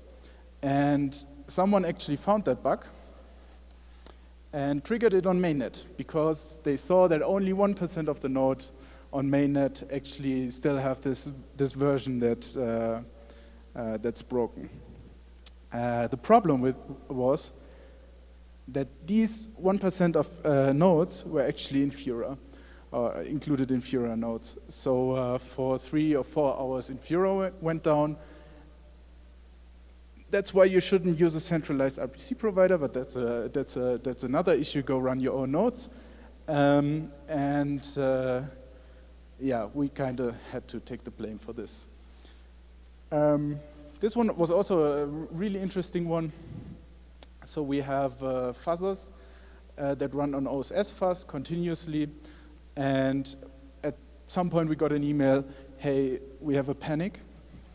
And whenever we get an email about a panic, that's usually pretty bad, because then someone could just send a transaction to the network and all of the gas nodes would go down. And that's not great. So the issue was that you can see the comment that says choose shift equals B minus 1, but the shift was actually B, not B minus 1. And so that's the fix for the issue. And we triggered this bug within the modx precompile when the modulo was extremely large. Yeah. Then we have some bug that we've got via the bounty program. So we have the bounty program. If you find something, and instead of triggering it on mainnet, send us an email. We're especially pissed if you send us an email and then go trigger the bug on mainnet. So send us an email first, talk to us, and you will actually get a bounty. The bounty size was increased to 250K, and we actually quadrupled it for the merge. So there's a lot of money to be had in finding consensus bugs. Here, when we input int 256 min, 2 to the power of 255, it would the implementation of Nethermind for the modulo operator would actually negate the result twice, resulting in 2 instead of -2. So all other nodes computed -2, Nethermind nodes computed 2, and so they would split on a different fork. And this one is a DOS via a malicious snap request that was found by Gary and Martin from the Geth team. And here the issue was that someone could craft a weird get try node packet that's a network packet that requested a missing try node, and you could crash the Geth node with it. These kind of issues are not that bad because you only crash one node. If we have crashes within the EVM, those are usually worse because you can crash a bunch of nodes. And actually, during investigating of this, we created a fuzzer for it, and the fuzzer found a second panic. Here we have one. I actually wrote my master thesis on fuzzing EVM stuff and created this fuzzy VM program. And fuzzy VM found an issue in the copy opcodes called data copy, code copy, copy, return data copy. And the issue was these opcodes consume 3 items from the stack: destination, source, and length of the data to copy. And Nethermind actually halted execution if length was 0. So you can see this is one of the tools we have where we can where we have 2 different executions, we have 2 different traces of the execution, and we can compare them. And you can see that here the execution just halts, and that's a consensus issue. Then we had another issue found by fuzzy VM was denial of service in Bisu. Basically, when you called the modx precompile, Bisu would read all of the parameters, even if base length and modulo length were 0, and so you could put a really, really big exponent, and this could crash Bisu nodes. And this is the newest one that we've found. Right, the 110.22 bug was actually Geth 110.22 was actually the version that we wanted to use for mainnet for the merge, and it contained a regression that could corrupt the local state. Basically, whenever we have these try nodes. This is where all the stuff from all the contract state and accounts are stored. And when we modify them, they need to be flushed to the disk in the same order as they are inserted into what we call the dirty cache. And so you wanna insert if you modify D, B, and A, you wanna insert D first, B second, and then A third. What we did was actually insert B first and then insert A, and then we saw that we should insert D, but we saw that B was already inserted, so the code assumed that everything was correct, and we never inserted D, so we ended up with some dangling dry nodes. That's it. Thank you very much for coming, and thank you for helping testing the merge. And I hope to see more people test the merge in the future. Thank you.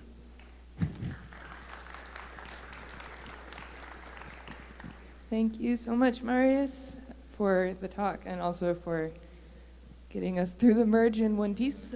We've got about a 5-minute break before our next talk. We have Barnaby Monod up next. Thank you. It's going to be a good one, so stick around.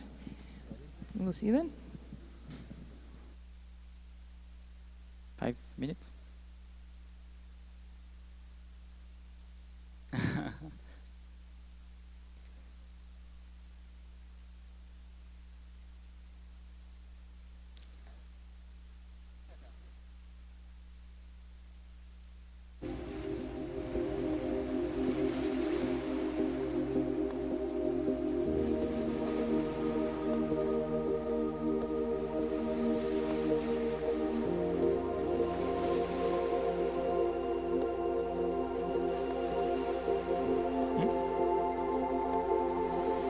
It's okay? Oh, yeah.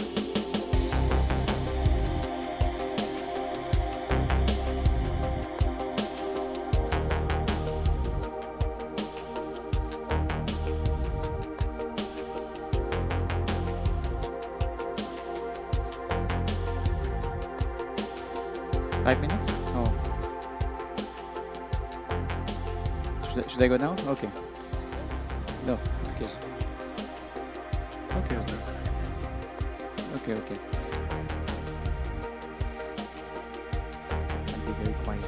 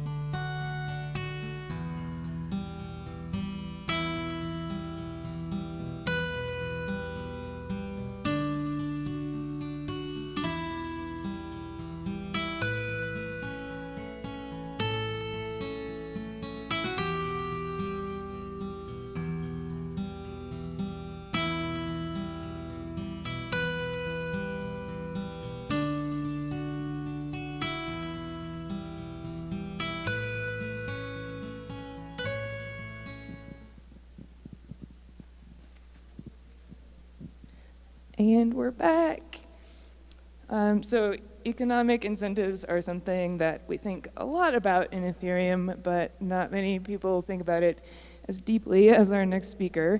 Barnaby Manuel is a researcher and leads the Robust Incentives Group at the Ethereum Foundation, and he's here to talk about proposer-builder separation. Yes.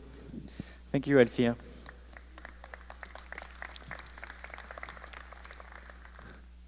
All right. It's my first talk at Devcon. I'm really excited. Today I want to talk about proposer-builder separation, give some updates. In a sense, these are updates because it's something we've been working on for some time. I am the team lead of the Robust Incentives Group, which is a research team at the Ethereum Foundation, looking at mechanism design, game theory, economic modeling, this fancy stuff. In the previous episode, let me set a bit of context for what PBS is. Something we definitely have learned to appreciate more in the last years as block space got scarce and as gas fees got more expensive is that we're all learning what block space is capable to do. So when we think of it as an economic good, we try to understand what its properties are, how to sell it, and how to provide for it as the protocol, so as the Ethereum protocol. We know that it's valuable. It's the raw material that users take advantage of to do their transactions, but we know also that some of it is more valuable than the rest. For instance, being first to do something or being right behind another transaction, all these things that we call now MEV. That led us to block wars. I'm just going to read from the text here.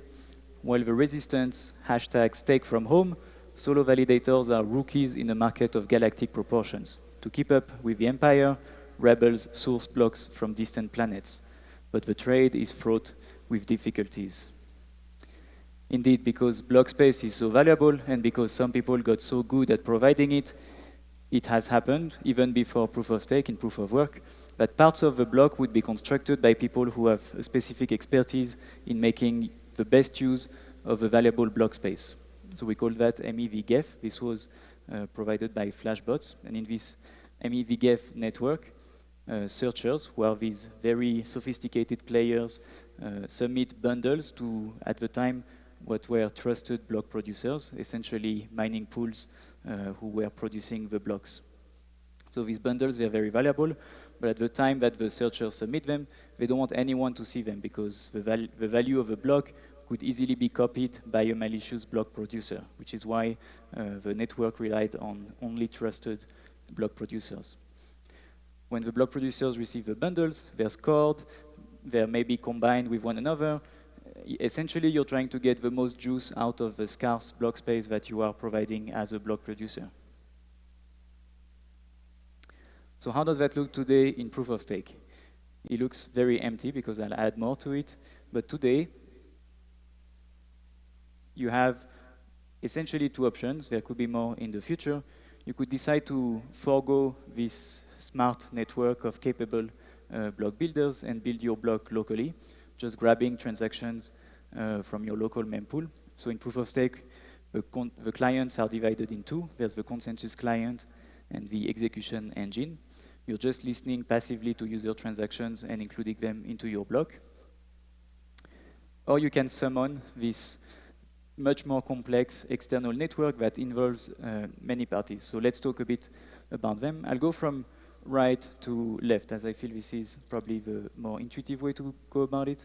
So users send their transaction, they're public, they're broadcasted around the network. The searchers pick up some of these transactions and make these valuable bundles. They forward these bundles to builders, and builders are responsible for making whole blocks, and these whole blocks are then forwarded to relays. And the relays act as middlemen in this market between proposers, who are the bonded validators in proof of stake, and builders. Why we need this intermediary is again because these opportunities that searchers found, they're kind of private, and so we don't want to reveal them too soon to the block producer. We need to make sure that we have a commitment that the block producer will use the block provided to them by the builder before the block is actually revealed publicly. So the relay is this custodian in this system. MEV-Boost is a little piece of software that you can run next to your node so that you talk to this network of relays, and once the relay says, I have a very juicy block for you, if you use it, I will pay you a certain amount of ETH, you sign that block, or you sign that block header as a block proposer via this builder API. Bit more detail on this. We can really separate it in 3 phases. The first phase is the bidding phase, where the builder sends their full blocks to the relays. The relays have to validate that the block is valid, that there's no consensus error, and that indeed the bid that the builder declares corresponds to the value of the block. In the second phase, the bid selection, the proposer listens to these streams of bids from the relays. By default today, MEV-Boost selects the highest bid that the proposer has received.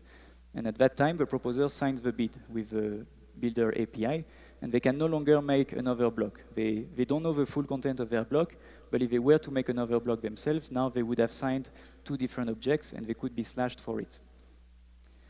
In the third phase, the relay receives the signed bid from the proposer, and at this stage, it's confident that it can release the block to the rest of the network, and there's not going to be a copy that is being made. A few numbers that I got from a few days ago. More and more validators seem to choose to use this external block building facility, which today lives pretty much totally out of the protocol. 50% as of, I think that was Saturday. Flashbots still operate the dominant relay, so 83% of the blocks which are received and signed by proposers have been relayed by Flashbots, and there seems to be 7 active relays. Some of them are all run by the same entity, and they, let's say, satisfy different trade-offs that the block proposers may have when they want to summon this external network. So what is PBS? This was sort of an intro. In what I described before, you can think of this as PBS. PBS is more of a philosophy, so it's proposer-builder separation, and it's the idea that as the protocol gets more complex and as the roles of block proposers become more valuable, it may not be possible for the block proposer to do everything. And so parts of what the block proposer does could be outsourced to third parties outside of the protocol. These days, I think of PBS as kind of 2 different things that we've maybe wrongly put together. So I call it the proposer-builder separation. On the first side, I think of PBS as a market structure, or a way of organizing the duties of the proposer with respect to the protocol. So again, there are duties that the block proposer, especially the average block proposer who's taking from home, can't or won't do. So for instance, making this execution block that contains the valuable block space. In the future, making Danksharding blocks, which will contain a lot of data and require very high bandwidth to propagate. Maybe even further into the future, once we have statelessness, computing the block witness, if we want stateless block proposers, that might not be possible for them. And even further, we might require validity proofs along with the execution block to show that the execution is correct. So that would rely on enshrining some ZK EVM into the protocol. And so it seems to me that the protocol is becoming more and more complex, is asking more and more things to the proposer, and so maybe it's a good idea to think of ways that we can organize these markets. The second half of the separation is not really the organizing principle, but it's really the shape of the market. So I think of the first half a bit as the legal system. It defines who are the players, and the second half is more the business logic. What exactly is being sold, and what are the contracts that the proposer enters into with these third parties. Today for PBS, when it comes to the execution block and block space, the allocation mechanism is a whole block auction. So the proposer sells off their entire rights to make a block. The current design allocates the right to make the exec block to such a third party, as we've seen in MEV-Boost. Being a bit more precise about it, MEV-Boost, the allocation mechanism again is this whole block auction, and the market structure of MEV-Boost places the relays as kind of brokers who broker these deals between the proposer and between the builders. A relay, we expect them to guarantee the validity of the good, but they're not protocol actors, and they could fail. These are a few ways that they could fail. For instance, they could receive a block from a builder and fail to properly validate that it's a valid block. This has happened before. The relay could also not validate properly that the bid made by the builder actually corresponds to what is being paid to the proposer. And it could also fail midway into the deal and, for instance, deliver the block late or not at all, in which case the proposer doesn't have the opportunity to propose the block themselves and misses out on some of the rewards. So this is kind of the idea of in-protocol PBS, is moving this systemic part of a system into the protocol. So in the in-protocol PBS design, the protocol becomes the broker, and it's the one that guarantees that if deals go south, the proposer is still compensated for it. So the builder, in this case, whenever they make a bid, that bid is binding, even if they deliver an invalid block or if they don't deliver it at all. They would have to pay the proposer up to the bid that they have made. So a bit more detail on this. Again, we can use the same framework or division to understand this market. In the bidding phase, the builders send directly the bid to the proposer. For instance, there's a couple here, 5, 7, 8 if. At the bid selection phase, which is slot 1, the proposer selects a bid and makes a beacon block that commits to the bid, which you can see in green below. So seeing this, once the proposer makes a bid, so this is part of a consensus rule, whenever the proposer makes a block, you have a row of attesters, which is a very large set of stakers, who vote to say we've seen this block and this block should belong to the chain. So these attesters, they give weight to the beacon block and they make safe the block in a way that the builder sees it, and the builder says, well, there's no real way for the proposer to go back on their commitment to my bid now, and so I feel confident that I can release my block and it's not going to be reverted and stolen. That's slot 2. At the delivery stage, the builder releases the builder block that contains the payload. And once again, you have a row of attesters that makes the builder block safe. So right now, what I described is really the vanilla version of in-protocol PBS. But of course, you may, as a proposer, your only value may not be you just want to maximize the amount of ETH that you get, and you might want to add some constraints over the block that is being made so that you don't entirely remove your input from the block production. One way to do so is inclusion list. So an inclusion list is a list of transactions that the block builder must either include or show that they couldn't include in the block that they made. And the only way that they can't include the transaction is if the block is full.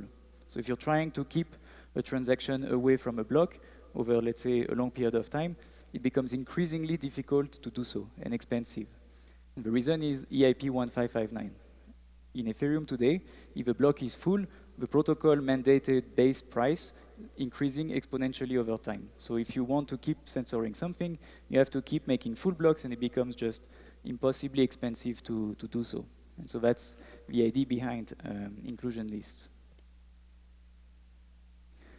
Another way to do it is to just let the proposer make part of a block. So for instance, they could do the prefix or the suffix, and they could let the builder build the rest of the block. Designs exist for both sides. If the proposer makes the prefix, the builder will make the suffix, and vice versa. So that's another way to reintroduce a bit of proposer input into the block construction.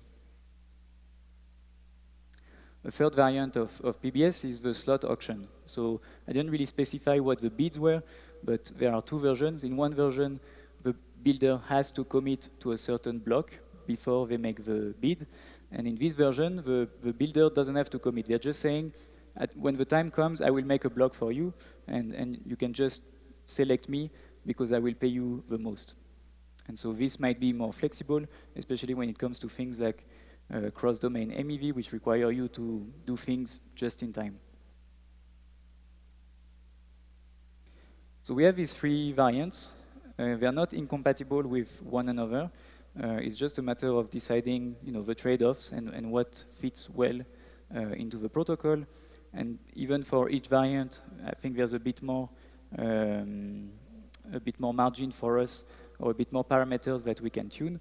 So if we do a partial block auction, we can decide which part. If we do inclusion list, you have some leeway on deciding who makes the inclusion list and when. And if you auction the slot, you can even tell yourself that the slot could be auctioned much more in advance than just the current block. So I've been trying to think maybe adversarially with respect to this PBS proposal, and tell myself, well, if PBS is really two things, a market structure and an allocation mechanism, could we enshrine into protocol only the market structure and let people determine the allocation mechanism that they prefer? So this is a proposal I recently posted on ETH Research, but it's very new, so I won't talk about it today. Okay, I want to pull out the frame a bit and look ahead to what might a world with PBS look like. So the first question that I guess we ask ourselves a lot as protocol designers is, putting things into protocol is really hard, and if we do that and then people don't use it, there's not really the use for all this overhead. And so the first question, which I think is natural, is if we had this in protocol PBS, would proposer use it? One reason why they might not want to is because they could still strike deals off-chain with builders and get the builder blocks included, even though they receive bids on some kind of official gossip channel for the bids. There's another proposal which is called MEV smoothing. It's a mechanism that takes the block value and smooths it across all the stakers in the protocol rather than giving it only to the current block producer. That would make it binding because it would force proposers to accept the highest bid received on this official bid channel. But there's more questions there in terms of incentive compatibility that I think we need to look at. Another question is, would relays still exist? I've been talking about this official bid channel. There's questions on how to design that. But it could still be the case that proposer would listen to out-of-protocol bids that come from relays that they prefer.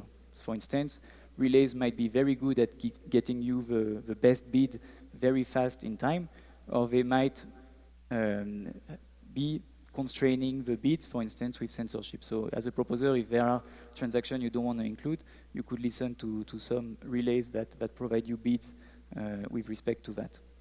Some builders may even prefer to use MEV boost since they don't need to put the upfront capital, but it's to the proposer's risk in that case.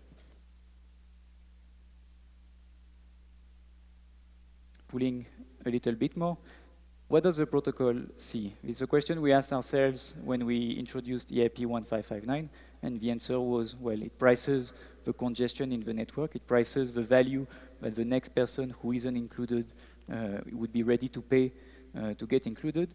And as we add more of these economic mechanism in the protocol, we find that the protocol gets more introspection about what happens and the value that people using the protocol get out of it. And so one reasonable question is, what does the PBS bid value exactly? And I think ideally, that bid should be the total extractable value that the proposer's position confers to the proposer. But is it? In reality, will the PBS bid really represent this extractable value? Can it be achieved with a single builder? Can it be achieved with a distributed builder? There's more models, I think, that we can work out on this. Another way to think about it is, might the PBS bid be the spot price of value for the block? For instance, if there's economic value from selling the rights way in advance before your slot so that people can plan for it and possibly make promises in advance, with the PBS bid, we are not really capturing that. Or is there economic value to selling rights to multiple builders at the same time? So these are, I think, very interesting questions with respect to PBS. Pulling the frame even larger, and especially in this world where more and more of these proposer duties are performed by third parties or by builders, is where should the Ethereum as a protocol, where should the concern stop? So we could decide that, if proposers don't want to do the things that they are told to do by the protocol, and if they want to enter into these third-party relationships, well, the protocol can't prevent them from doing so, but doesn't have to actively help them either. So for instance, we could keep including more things into the builder API at the client level, just so that the communication can happen between the proposers and these third parties, but call it a day and let the out-of-protocol markets develop there. We could decide to draw the boundary a little further, so this is the distinction I was making. We could decide to say, well, the protocol should guarantee some kind of market structure for the proposers, because that makes them safe, and it backstops certain bad cases, for instance, relay failure, but it doesn't have to determine all the mechanisms. So my Pepsi proposal is in that direction. And then we could also decide that, well, all the markets that the protocol requires for these third-party relationships, they should be determined at protocol level, and we should be able to find the best way for these markets to organize. At the moment, I think I'm still exploring all options, and I think we all are.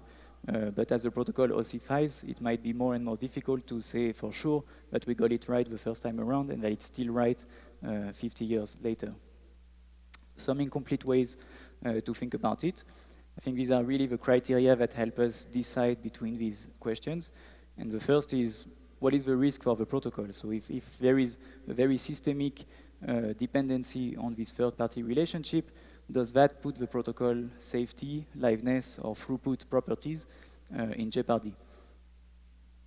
When we do things at protocol level, does it maximize welfare? So for instance, increasing capacity, serving more user transactions, that's a no-brainer. For sure, this gets us more value into the system, as long as, of course, safety and liveness are preserved. So these things are good. This is maybe a hot take, but I've been seeing, well, MEVBoost, you are selling off your whole rights. Maybe we should go back to a world where proposers have to make the block themselves. But I'm not making this argument entirely either. I think sometimes outsourcing things to third parties, it might be good. There might be much more incentive alignment when the third party really wants something to go into the protocol. So there's also that to weigh in the scale.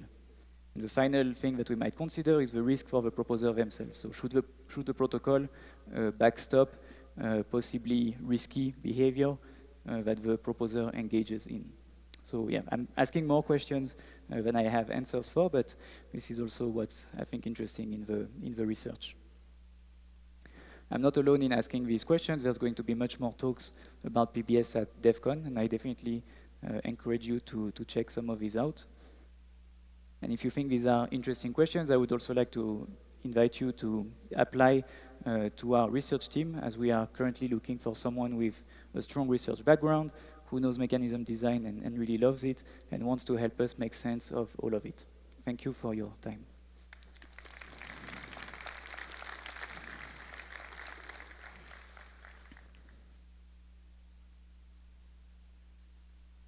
Okay, I think I'm supposed to go off stage. Thank you.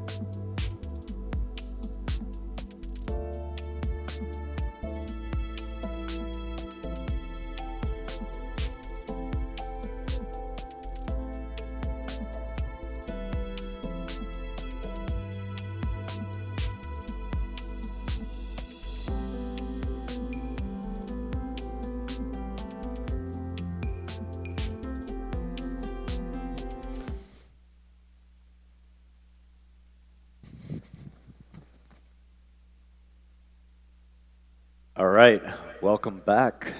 We had a little break there, finishing early, keeping on time. That's great from Barnaby. Definitely, hardening the economic aspects of the protocol layer is super important. He's done great work. All of his simulations, agent-based simulations of 1559 were pretty fundamental. And now we are fortunate to have one of the true unsung heroes of the merge, a guy who spun up testnet after testnet after testnet, literally dozens of testnets, kept them all alive. I certainly remember talking to people in the early days of spinning up these testnets, and it was like, wow, Perry is really doing an amazing job at taking all this DevOps work and crushing it. So let's give a warm welcome to Perry.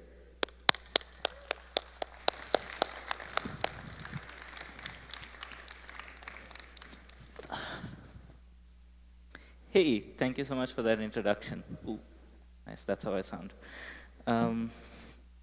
So, hey, I'm going to be talking about the quest for the best tests today.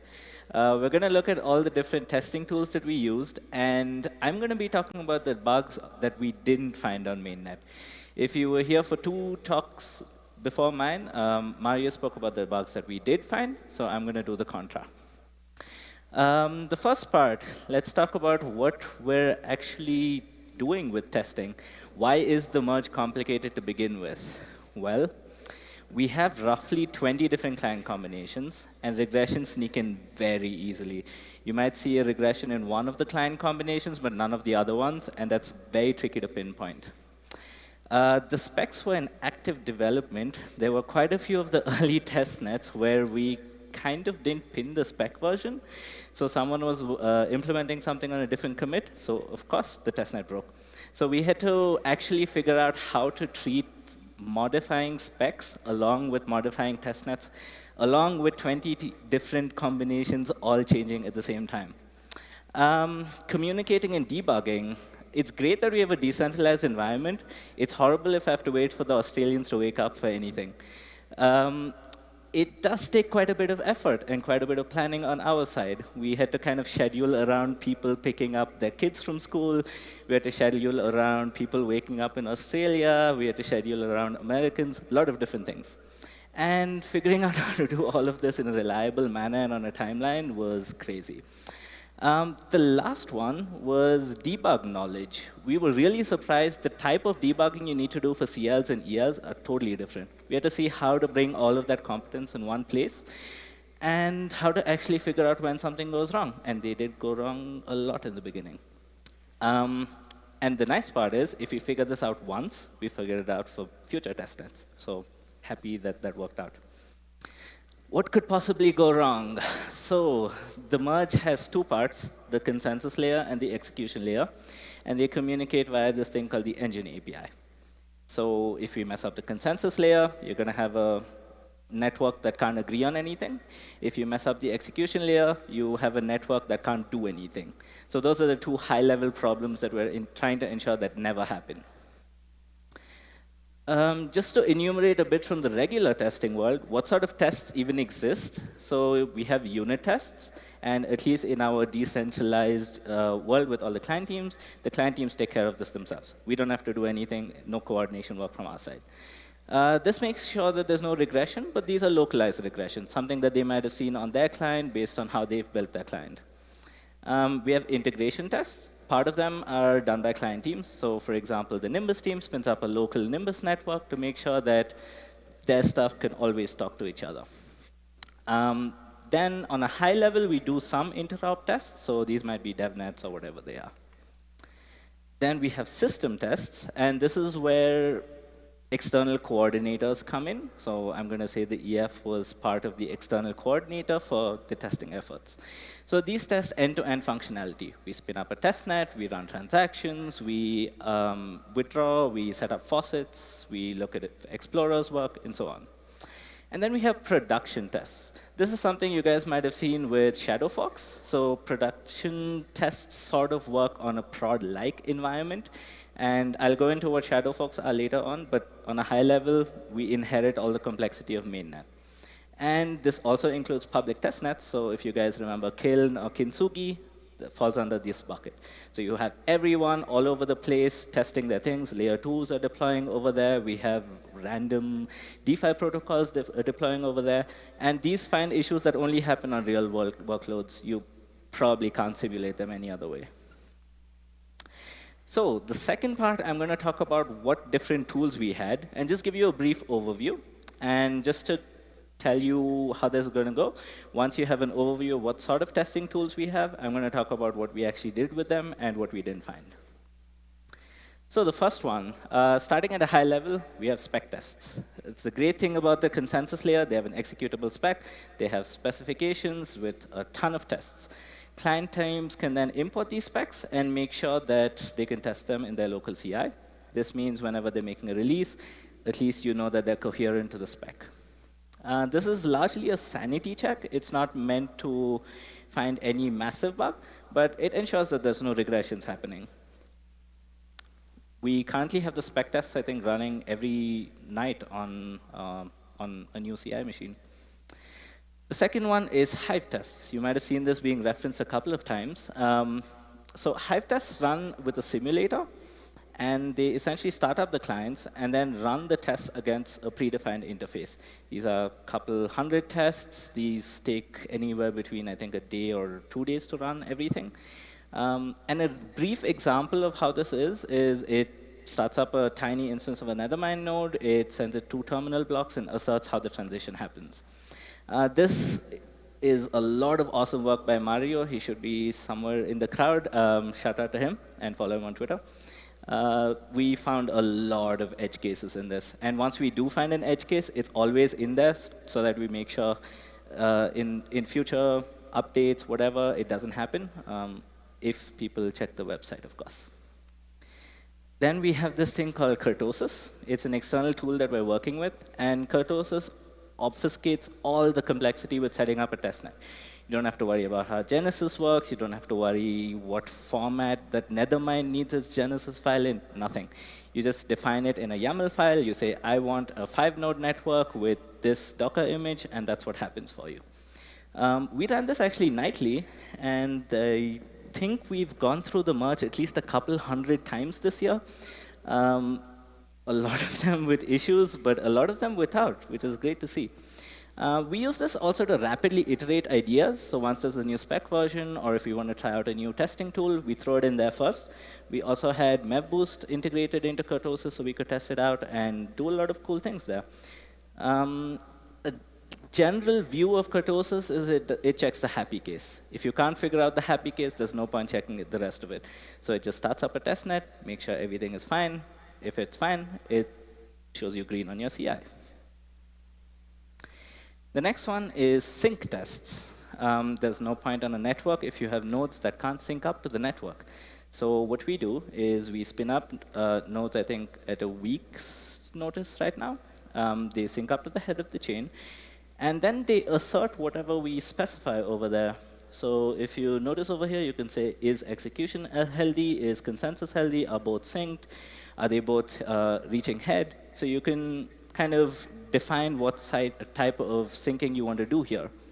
And as you can see on the right, there are a ton of different options you can do and a ton of networks.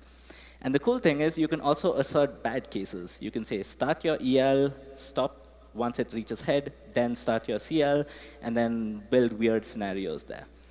Shout out to Sam for building this. He was also running it and sending a summary. I think he even presented it once on Allcore Devs. So we could make sure that at least when we're making releases and when we merge, that we can sync the network. And this is the meaty one. We had testnets and shadow forks. So a shadow fork and testnet help us coordinate all client teams in one place. And we check compatibility largely. We take whatever assumptions we have in the spec, and we assert if those assumptions are true. On a large level, what we're doing is we're taking the Genesis configuration of any one network, and then we modify a couple of values here and there. And what happens when those modified values are hit is we split away from the main network, but we continue staying connected on the gossip network. So we're importing all the transactions, and we have the old load, but it's on a side it's just a side fork. It runs parallel to the main network, and no one cares about it, except for us, because we can find dozens and dozens of bugs there. This allows us to stress all of our assumptions, and we've done a lot of them. I have a summary on how many we actually did in the end. I sort of look at this as a release test, so it's kind of one of the last things we would do on any of the future forks that we have. It's kind of when we're almost figuring out, are we ready to go ahead with this? Are we ready to move forward with committing to this fork? Is there any unknowns that we don't know yet? And then we have fuzzers and an external organization called Antithesis. So Antithesis is a deterministic hypervisor that allows us to perform network splits, packet loss, all sorts of really weird edge cases. We don't necessarily expect the network to be put in these edge cases, but if they are, we know that the clients can handle it. On the right side, you can't even actually see it, but each of those is a 256 thread machine. We have 3 of them, all running fuzzers. It was insane. We had way more. I've never seen that much compute in my life. We actually had the IBM data center go out and buy more CPUs because we bought up all of them. Yeah, various fuzzers, various teams running out all of them. Super cool. We found a ton of bugs. Refer to Marius's talk if you want to know what we actually found there. And we hope that some of those bugs change the spec to make it a lot more stable, or sometimes an implementation issue. So to give you a brief idea on the testing lifecycle, let me tell you it's never that clean, but that's what we want to hope to achieve. So you have the client releases happening, and once the client releases happen, they go into the integration tests. So we make sure that testnets can be run, that integration tests work fine. And once that's done, we move on to testnets, and then we move on to stress tests, and we push whatever we find on these stress tests onto specifications. We do regression tests, and then we do fuzzing. And hopefully, whatever we find in the last couple of stages, go back into client releases. So that's kind of a nice way to look at a full life cycle of how testing would work. We're hoping to adopt the same life cycle for future testnets. Maybe we moved around a tool here or there, but that's the general idea. And the end game, what did we actually do? It was really hard to find a graph that actually fit all the testnets we had. That's how many. So we started off in April of 2021 with Rainism, and since then we've had 4 public testnets that anyone could permissionlessly join into. We had 6 devnets meant for all the client teams. We had 5 Gully shadow forks, and in the end 13 mainnet shadow forks. And after all of this, we had 3 testnet forks, and only then did we hit mainnet. So the whole number of just testing hours in the merge is insane. I'm quite sure if we added it all up, it would be at least a couple 10,000 hours put into this. So what didn't we find? This is a really interesting part, because even though we have all of these cool tools, there's still always going to be something we didn't find. This 99% participation, 98% participation, or great blocks being produced, awesome. But I want to know what we still didn't find. So first one, we had in-memory databases that were too low to process mainnet blocks. It just so happened that we did too good a job of deciding which machines run our testnets, which means we didn't have any resource constraints. And we kind of missed the people running nodes on 8 gig RAM machines, or people running on 16 gig RAM machines. We didn't account for it, or we didn't account for older versions of RAM being used, whatever it is. Another one that we missed is non-optimal block production.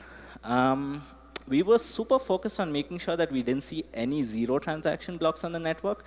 We didn't compare that to what the optimal blocks on the network could be.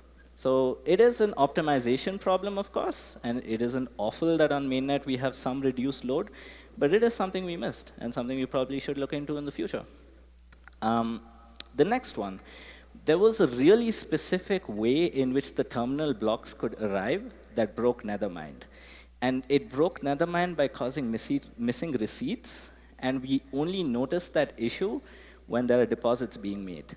So we completely missed this, and for what We're still yet to figure out why, but this is mainly an issue for Lodestar Nethermind and no other combination, or at least we didn't get the memo from other breaking combinations. So Lodestar Nethermind figured that out on day 1 of the merge, and I think it was patched like a day later. Another one that we didn't think of, all of the shadow forks didn't have any nodes syncing up to the network after the shadow fork was done, which means they weren't serving sync data, and all they were doing were keeping up with the chain, which is great. But constantly syncing on mainnet also adds load on the machine, so we weren't accurately simulating that. So potentially on future shadow forks, we're going to have to add a bunch of syncing nodes that start up later on to see what could happen there. And the last one that we didn't find was a failover beacon node scenario. A lot of people are really obsessed with making sure they don't miss a single attestation, which means they have multiple beacon nodes set up, and that's something we just never did. So a lot of the requests were just being sent to the primary beacon node and not the backup. So when the failover happens, the backup wasn't ready. I think this has also been patched right now, but it was a really tricky thing, and we should try more failover backup scenarios in the future, I guess. One cool thing about why all of this wasn't found, most of them are optimization bugs. As you can see, merge still went fine, but there's still some room for improvement. And it's a really hard trade-off to make between, do we want to spend more dev time in fixing these optimizations, or did we want an earlier merge? And that's kind of the tricky thing. Do we want earlier forks, or do we want completely bugless, free forks? No idea. But we're definitely going to be adding resource-constrained machines to the mix next time. We're thinking of just getting a bunch of Raspberry Pis and doing some shadow forks on there, see what happens there. And another reason some of the bugs appeared, but they didn't appear on the shadow forks, is last-minute commits. The last shadow fork was, I think, a week before the merge, and the last releases also happened a few days before the merge. So yeah, it's a hard trade-off. If you want to join the testing efforts, please join Mario Vega. His email address is here. Send in your information there. And I think I was supposed to have one more slide, but I will just talk about that other slide over here. So we have a bunch of testing tools that we've completely open sourced. If you're someone who wants to run testnets in Kubernetes, if you're someone who wants to just run Kubernetes nodes, if you want to set up your own networks, we have easy ways to set up Genesis. If you want to use the same stuff we use for shadow forks, all of it is completely open source. Quite a few organizations are actually reusing our stuff, so shout out to them. Contribute back whenever you can. You can find most of the tools on either on the Ethereum GitHub repo or on the ETH Panda Ops GitHub repo, one of the two. And yeah, that's about it. That's most of what we did and did not find on the merge. Does anyone have some additional questions or something? Can we do questions?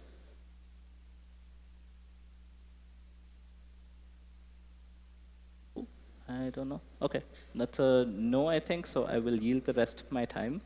Thank you.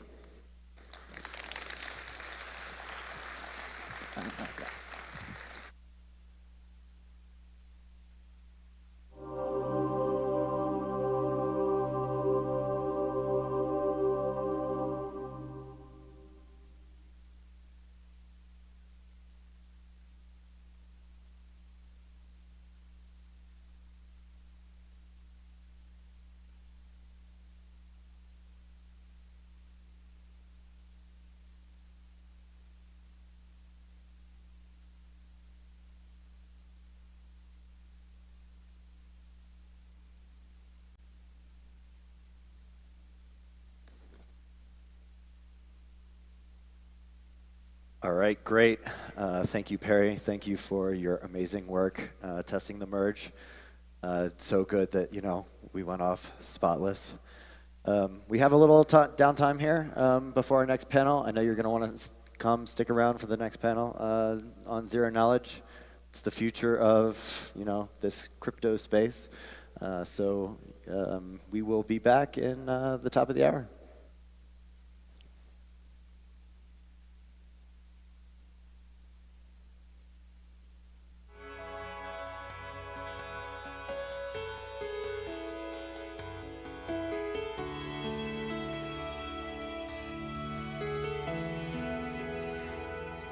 Leslie.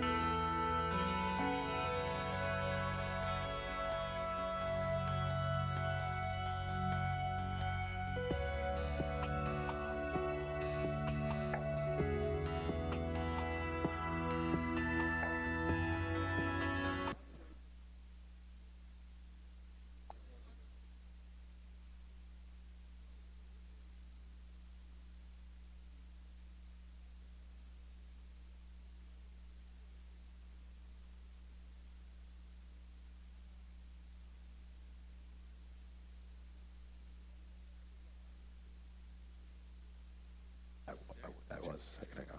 He's there.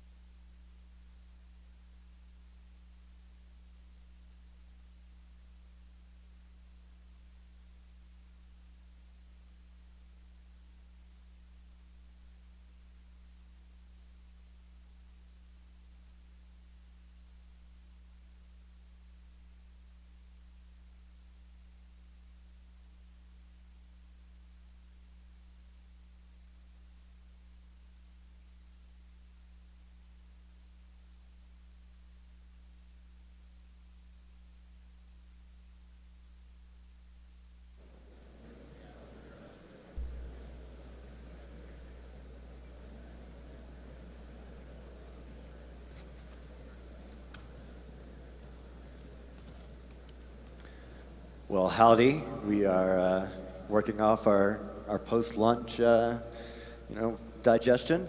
I think we have one of the best panels of the day, if not the conference. I think, for a long time in Ethereum, we've been talking about zero knowledge is the future, and when we have zero knowledge, everything is going to change. And, zero knowledge proofs are really the future of this space. So we have a great panel. We have Albert, who helped shepherd Ethereum Foundation through some hard years in the bear market. Gubsheep of the Sheep Clan, the founder of 0x Park, doing some really interesting experimental work with zero knowledge proofs. We have Barry of the White Hat Clan, who's been around from the very early stuff. I remember even at Devcon VI. And then we have Vitalik, who labeled Danksharding Clan as Danksharding. So let's give them a warm welcome.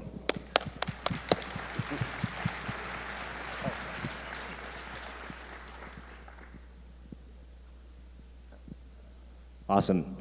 Thanks so much, Evan. And good afternoon, everyone.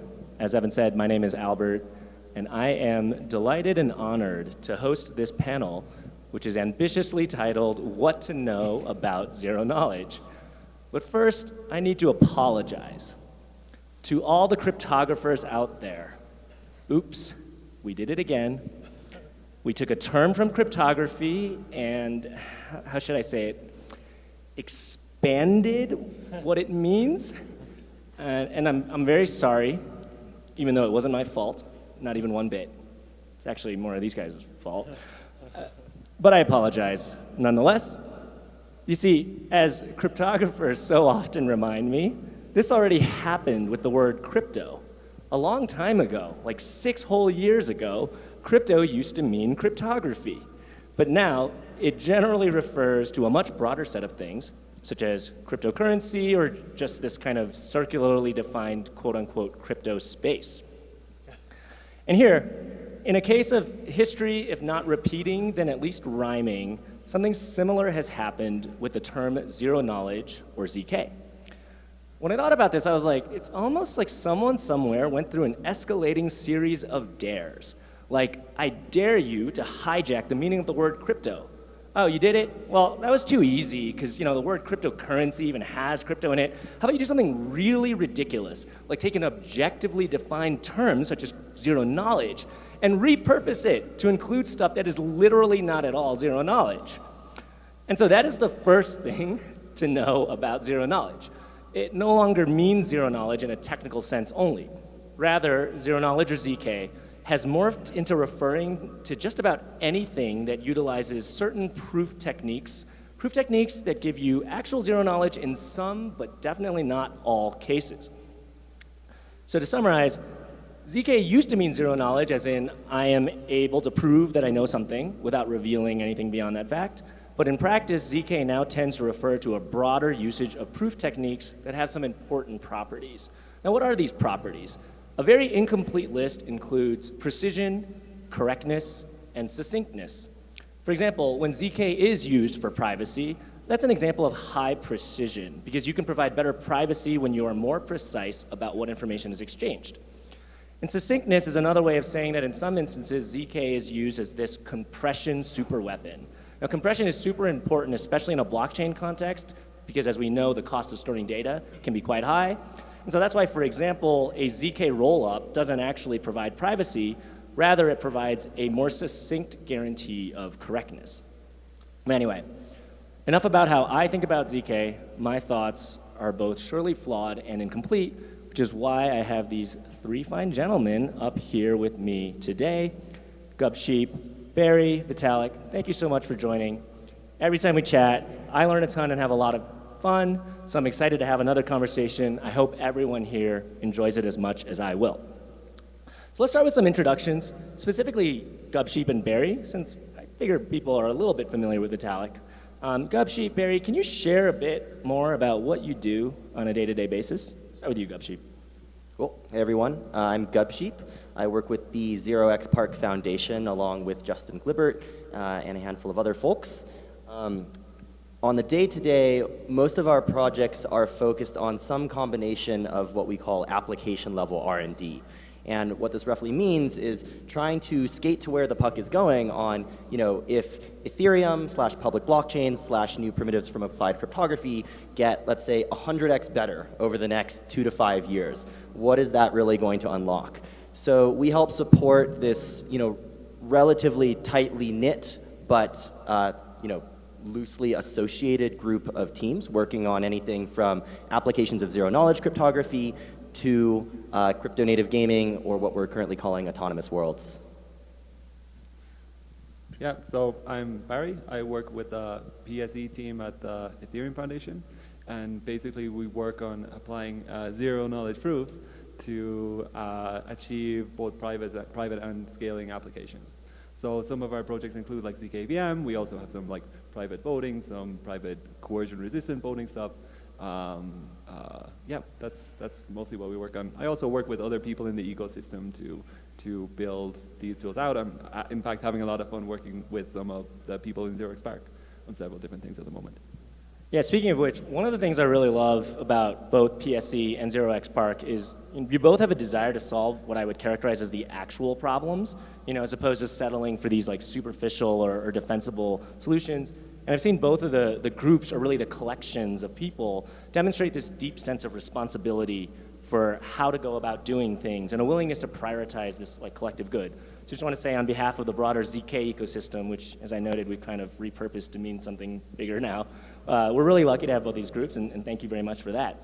And so on that note, let's dive in on the core topics here today. One way that I like to learn about a topic is to ask people who know more about that topic than me, which definitely includes all three of these folks here. I like to ask people what has been surprising to them, what has surprised them. And so when it comes to ZK, what has been surprising over, let's say, the last 3 years? It's been 3 whole years since the last DevCon. That's a long time anywhere, but especially in this space. And so, again, I'll kick things off with Gubsheep, but we'll kind of have an open conversation from here. Yeah, this is super interesting to me because actually it was around the time of the last DevCon in 2019 that I was first getting involved in the space to begin with. And when my zero knowledge journey was first starting. And at the time, the thing that drew me in was basically a set of tools built by the folks at IDEN3, Circom and SnarkJS, which enabled for the first time browser-based proving and in-browser ZK applications that were, if not developer-friendly, at least developer possible. You didn't have to roll your own cryptography for the first time. And the thing that's just been continually shocking to me is, and I mean, it was true at the time and it continues to be true today, is I think that a lot of people find zero knowledge to be a very scary term. It seems like, oh, this is moon math, this is something you need specialization in number theory to understand, but really there's just so many ways to get started with zero knowledge and so many things that you can build and contribute to depending on whatever level of the stack it is that you have expertise on. And the space has just been surprisingly accessible for both math and CS technical generalists overall. I'd say the second thing that kind of is very complementary to that is that as a result, the space has been moving much more quickly than we originally, or at least I initially would have expected. I know Barry has a lot to say about ZK EVM with respect to this, but I look at my old notes from 2020 or 2021 when I'm trying to flesh out what are some of the open application level R&D directions. And I remember last year I wrote something we had a student, Peiren, who built out linear regression inside of a snark. And we were thinking, oh, maybe 5 years in the future it'll be possible to put a neural network in the snark. And lo and behold, actually this past Sunday, which was not even a year from when I'd written that, we had 2 teams that presented on their work on building MNIST and various classifiers inside of the Halo 2 proving system. So this stuff just keeps accelerating and accelerating and accelerating. Yeah, so thank you, Brian. Just to build on what you said, I think that on your first point about getting into the space, I think one of the most powerful ways you can get in now, because we have all of these high-level tools, you can black box out a lot of the crypto components. It makes it a lot more accessible. Okay, but to answer the original question, the thing that most surprised me was, for 3 years ago, I didn't really think that zkVM was possible. I thought that it was just going to be prohibitively expensive, and over the last 3 years, I've sort of learned that oh, well, actually there's a whole bunch of extra scope to kind of optimize and improve the way that we can arithmetize things. So that makes me like very optimistic for the future when like, I think that we can do ZK AVM now. And I like the next set of things that are going to be difficult, like neural networks and like private social graph proofs and things like that are going to be super exciting to explore. Speaking of ZK EVMs, Vitalik, you wrote and classified them in a fairly recent post of yours, and I know you've got a lot of thoughts.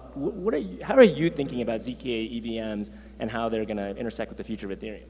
Well, actually, so before I answer, I should mention there's one really important word that the crypto space has butchered that you forgot to mention, which is inflation. Like, remember how in good old traditional lands, inflation actually refers to like changes in the price level of commodities in terms of an asset, and we just like totally butchered it and changed it to refer to the total quantity of an asset. Yeah, that's us. We're great. So,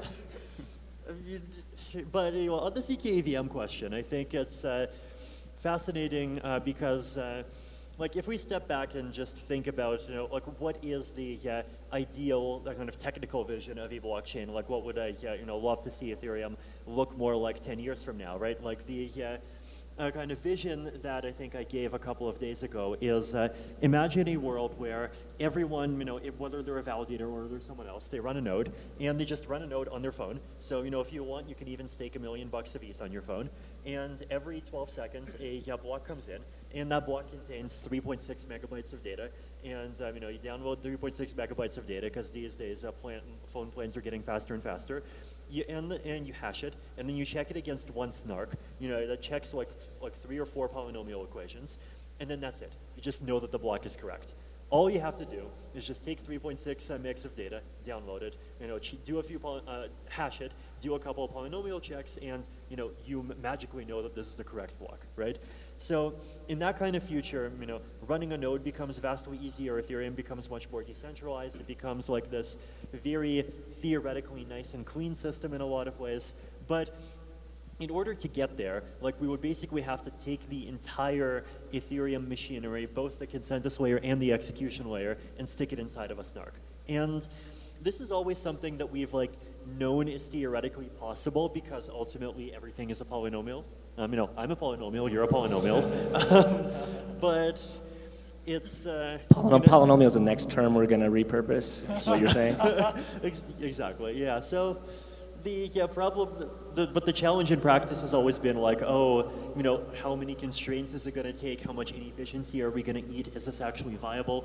But since we saw Plonk in 2019 and we saw I think Plonk like unlocked a huge number of things because Plonk was like, it wasn't just a protocol, it was like this meta-conceptual leap when you could start separately thinking about which polynomial commitments do you use to enforce your polynomial equations, and how do you convert what you want to check into polynomial equations, right? And like you can answer those two questions completely separately, and so you can have traditional Plonk with KZG, traditional Plonk with Fry and Starks. You could have Pluckup with KZG, Pluckup with Starks, and like basically just research those two directions separately. And then we've just seen all of these amazing improvements.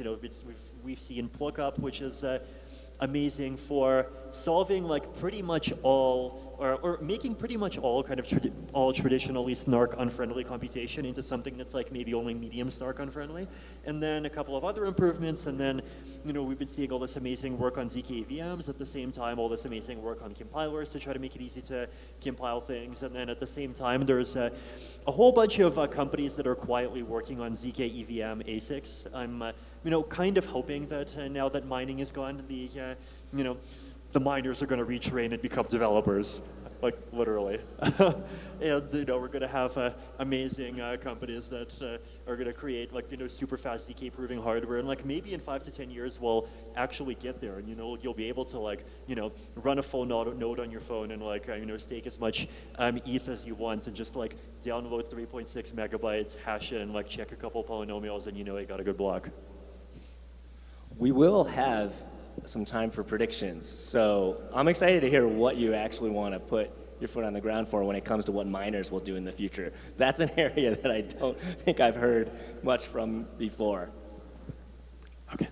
And I guess building on this, a natural question for myself, and I'm sure many of the people in the audience, Like, how do you all see ZK complementing the future of Ethereum? That can mean a lot of different things, so I'm gonna throw this out there, and whoever wants to kind of run with it, please do. One of the ways I think about for why ZK is a natural complement to blockchains is that blockchains give you censorship resistance and guaranteed execution and a couple of other guarantees, but at the cost of two really important things. One is scalability, the other is privacy.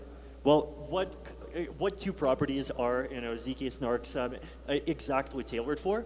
Scalability and privacy, right? So it's like the two almost fit together perfectly, like these pieces of a puzzle, and one just like completely solves the weaknesses of the other. So I think they're a perfect fit, and there's a lot of applications where if you only have one, they don't make sense, but if you have both, they just suddenly start fitting together.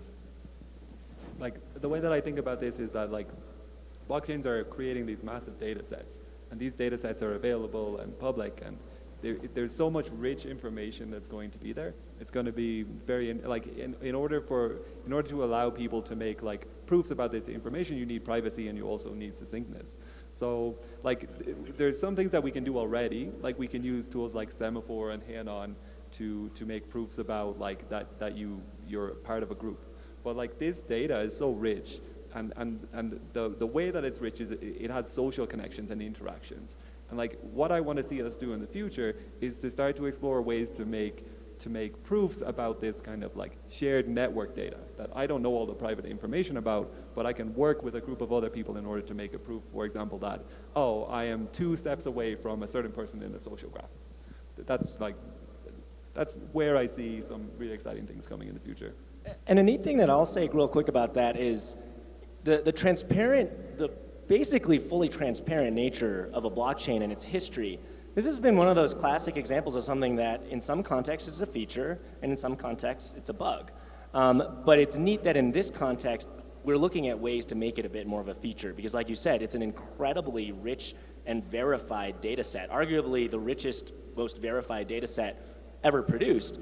And the ability to kind of work with that using proofs in various ways is just something that is going to be really interesting, and I think it's something that you've thought a lot about. So yeah, maybe I'll give 2 framings for I think the equivalent concept, but from a slightly different angle, because I think that these are useful when thinking about like what kinds of applications might be powerful in the future.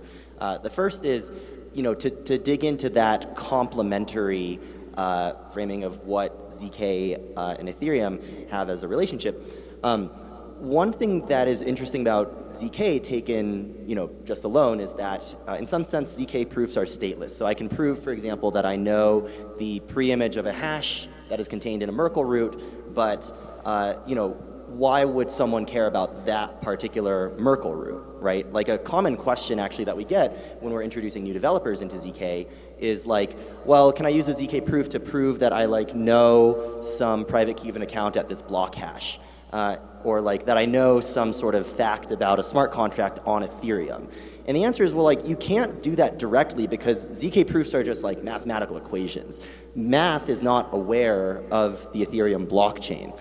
However, what the Ethereum blockchain does is it allows us to come to consensus on what's important, which I think is kind of like a little bit of the flip side of some of Barry and Vitalik's framing. So we imbue a certain Merkle root or a certain block hash or cryptographic accumulator with meaning, and that's what gives ZK proofs their power. That's what gives ZK proofs their semantic meaning. And then the second kind of framing that I would think about is, this is to go off of Albert's comment, blockchains are, it's almost kind of like an accident that in order to build something like basically a consensus engine that we can all agree basically on a certain state root or something like that, all of the data has to be transparent. And I think that that's not necessarily that's not intrinsic, we can use these new tools like ZK proofs or witness encryption or whatever else to build systems where we can still come to consensus, but we don't have to make every single thing public, which is actually a really limiting thing in the design space of coordination mechanisms that you can build.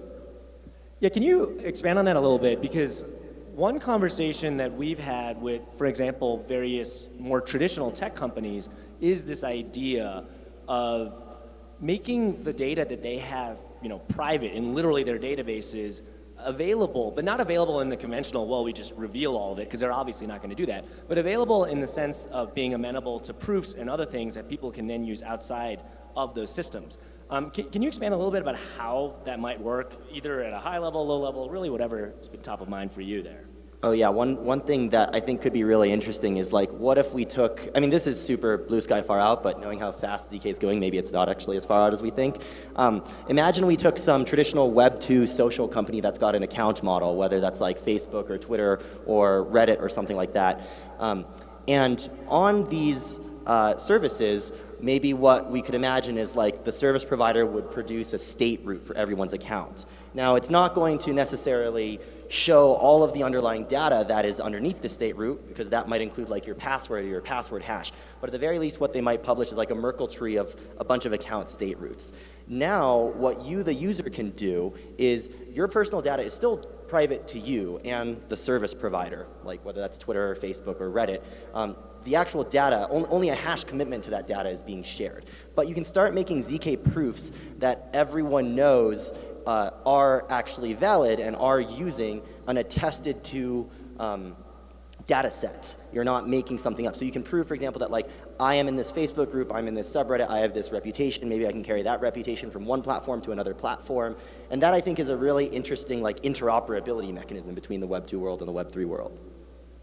Yeah, and one thing I want to note about that is sometimes people hear this idea and they're like, yeah, but the company, they can just change their database however they want, so why is this useful? Well, if they publish a state root, they at least can't change things after that. And by the way, a very natural place to put that state root would be on a decentralized blockchain. So I think even though it isn't anywhere near the same as like the Ethereum blockchain's history, we still get something there that is, I think, quite interesting, and the ramifications of which we really haven't even scratched the surface of. I'm kind of moving forward here. Building on this whole, like, let's just talk about different topics, build up different vantage points to try to learn more about it. One game I like to play is what I call the underrated, overrated game, which is simply to say, what do you think is underrated in the space right now, and what do you think is overrated in the space? So maybe let's start with underrated, and again, I'll kind of throw it out there for anyone to pick up. So I think that when we think about this question, we need to think about it in like different contexts. I think that like if we're asking this question in the context of like the Western world, that I think that in the Western world we tend to overweight the value of financial privacy, whereas like our societies are like for the most part free, and the most important thing about our societies tends to be like who speaks and who gets to be part of discussions and how decisions are made and how we decide what to do. So I feel like that's much more important than the kind of financial privacy applications. So in the Western world, I think that like private social media and things like that are much more interesting. In the developing world, it's completely different, right? In the developing world, it's just so important to have financial privacy that it's like, yeah. Like one thing that I kind of was really surprised about was we're running like a quadratic funding round at Devcon, and like a lot of the people have like just serious problems with like private information, and they're just really reluctant to share that information. So yeah, that's what I think. That's really interesting also because, and I think really fitting when you consider even this Devcon, where it's located, and a lot of the themes that have gone into it, which is when you try to say whether something is underrated or overrated, it's also by definition a matter of perspective.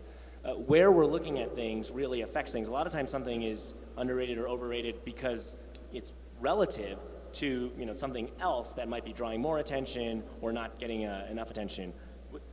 Continue to love to hear other thoughts of like what's underrated or overrated when it comes to ZK. Underrated is probably applications of ZK proofs in areas that have nothing to do with what we consider to be the traditional crypto space. So, government records of various kinds. I mean, the example of like proving things inside of social media applications, even games, like possibly supply chain stuff. Like there's just a whole bunch of areas where like maybe it also makes sense to put a blockchain in. Sometimes it does, sometimes it doesn't. But like even if it doesn't, it often makes a lot of sense to stick zero knowledge proofs in as well.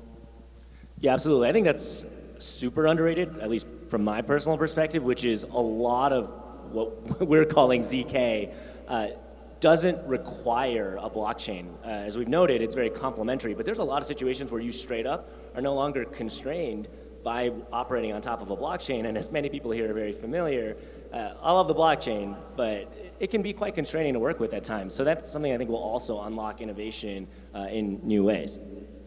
Yeah, I was actually going to jump off that as well. I think that a lot of times when we categorize ZK use cases today, well, first of all, there's a huge bias towards use cases that are related to the blockchain. Somehow these things have become, you know, almost synonymous, like usage of ZK and usage of ZK on a blockchain.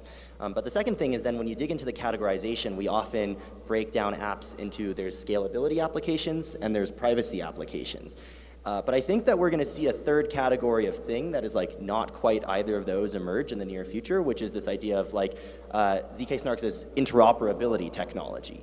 And this might sound a little bit weird because interoperability is typically a word that we use more for, you know, when we talk about smart contracts talking to each other.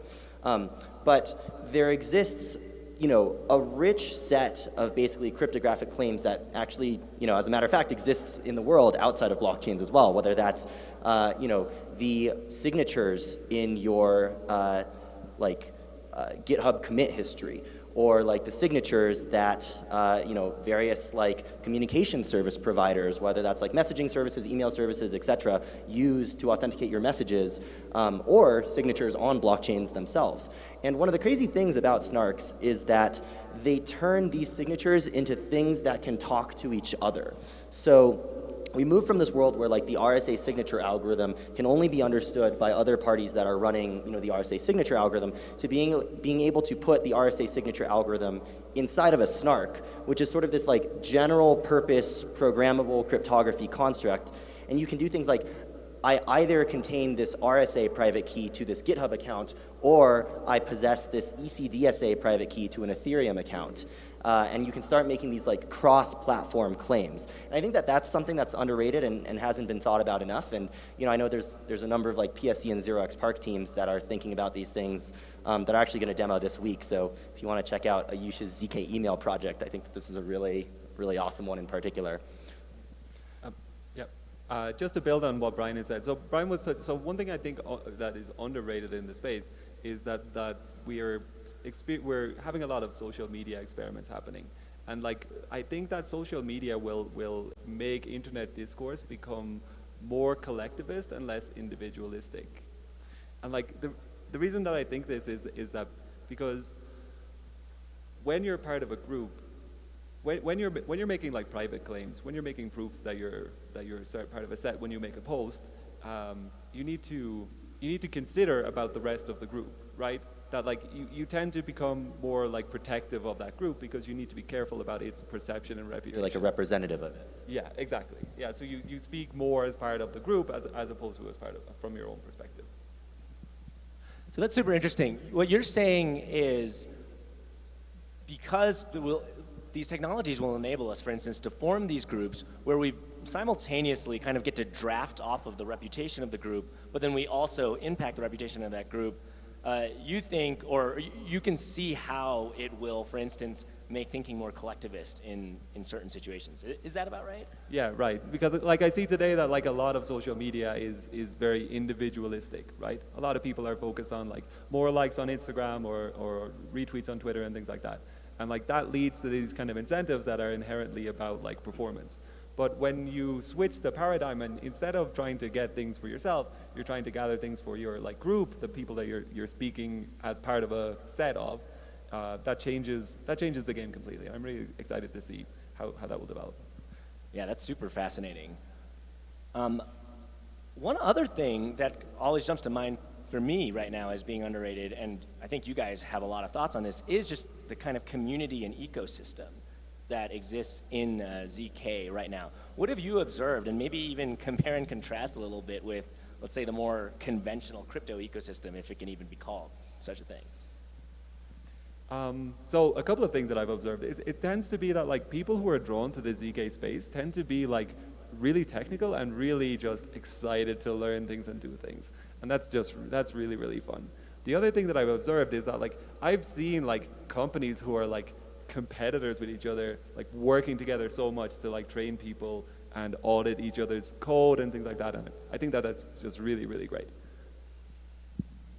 Yeah, maybe one thing also to jump off that last point that I see as like a difference between, I think this is like representative actually of applied crypto broadly, not just ZK crypto, and it's true of, you know, the best parts of blockchain as well, versus other industries. Is like there are natural, I don't want to say like decentralizing forces, but maybe forces that encourage or incentivize like the free sharing of knowledge and information.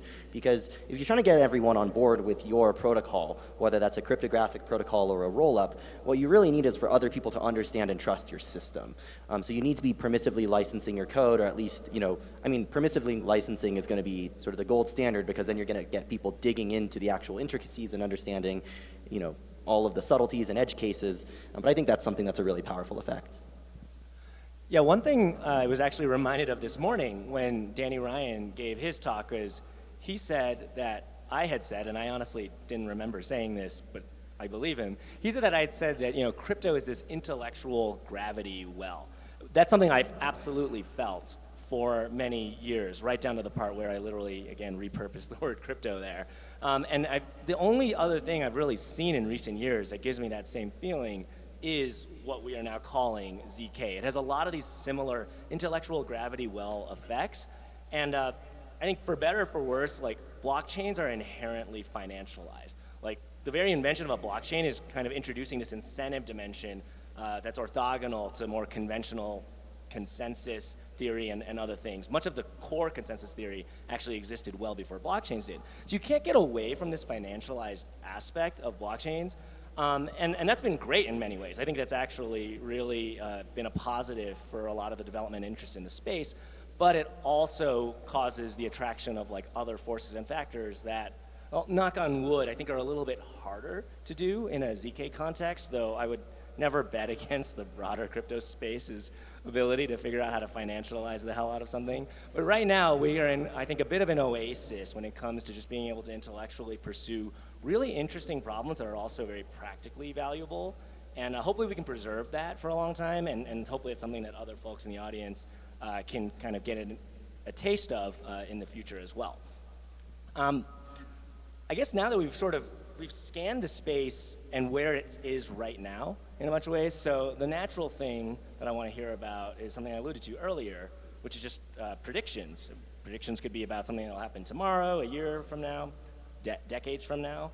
But yeah, what are some predictions? Hopefully not putting you on the spot too much here. So my prediction is that by 2040, someone will have won a Nobel Peace Prize for using zero-knowledge proofs. Well, that escalated quickly. Maybe say a little bit more about how that might work. Right. So basically, the way I think about this is that zero-knowledge proofs can allow you to have like private interactions with people, and that means that you're able to build trust in an environment where there is no trust. And it turns out that this is really important for like negotiations between people. So like kind of like the easy path to this that I see is that the possession of software bugs will become so serious that there will be this crisis, and in order to overcome the crisis, we'll need to prove to each other how many software bugs each like nation state holds. So they can use a zero-knowledge proof to prove that they know a software bug for Ethereum or for Firefox. And this will be the first step in decommissioning the software bug arsenals that people have accumulated. That's super, super interesting. Remind me in 18 years to check back on that, but that definitely got us off on a bang. Other predictions that come to mind from any of you guys? Yeah, I have a few maybe that are less like specific and precise than Barry's, and hopefully, and unfortunately less like inspiring, galvanizing. But I think, you know, in terms of like really large scale trends, I think that right now, and you can even see this reflected in the programming of this Devcon, this idea of ZK applications is being seen as almost like a product or application category.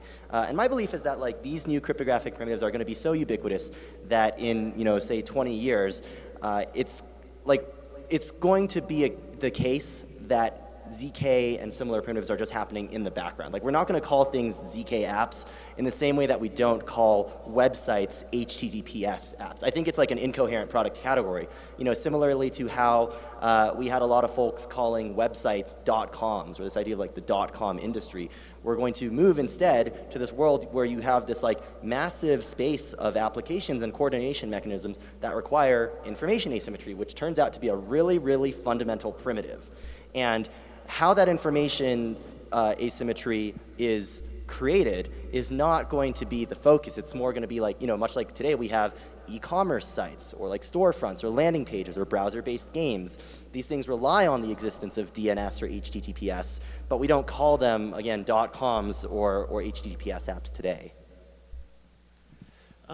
One kind of medium-inspiring one, I guess, that's a little bit less intense as someone winning a Nobel Prize, but I think is still important to recalibrate our thoughts around, is that I think over the next 10 years it will become recognized that ZK snarks are at least as important to technology as blockchains are.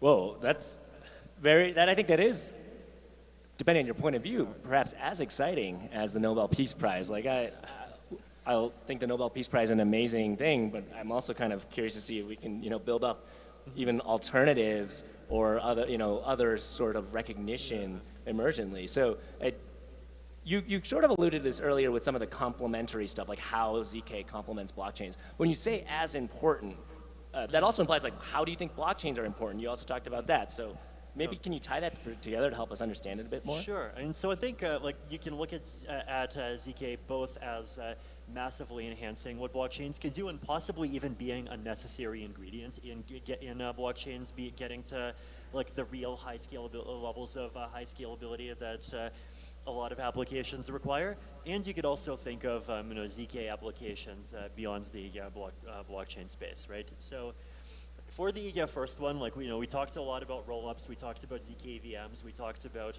you know, my dream for the look and feel of running an Ethereum validator in 2032. And you know, prototypes of this may even come much faster than 2032. I don't know. You know, these people are insane. But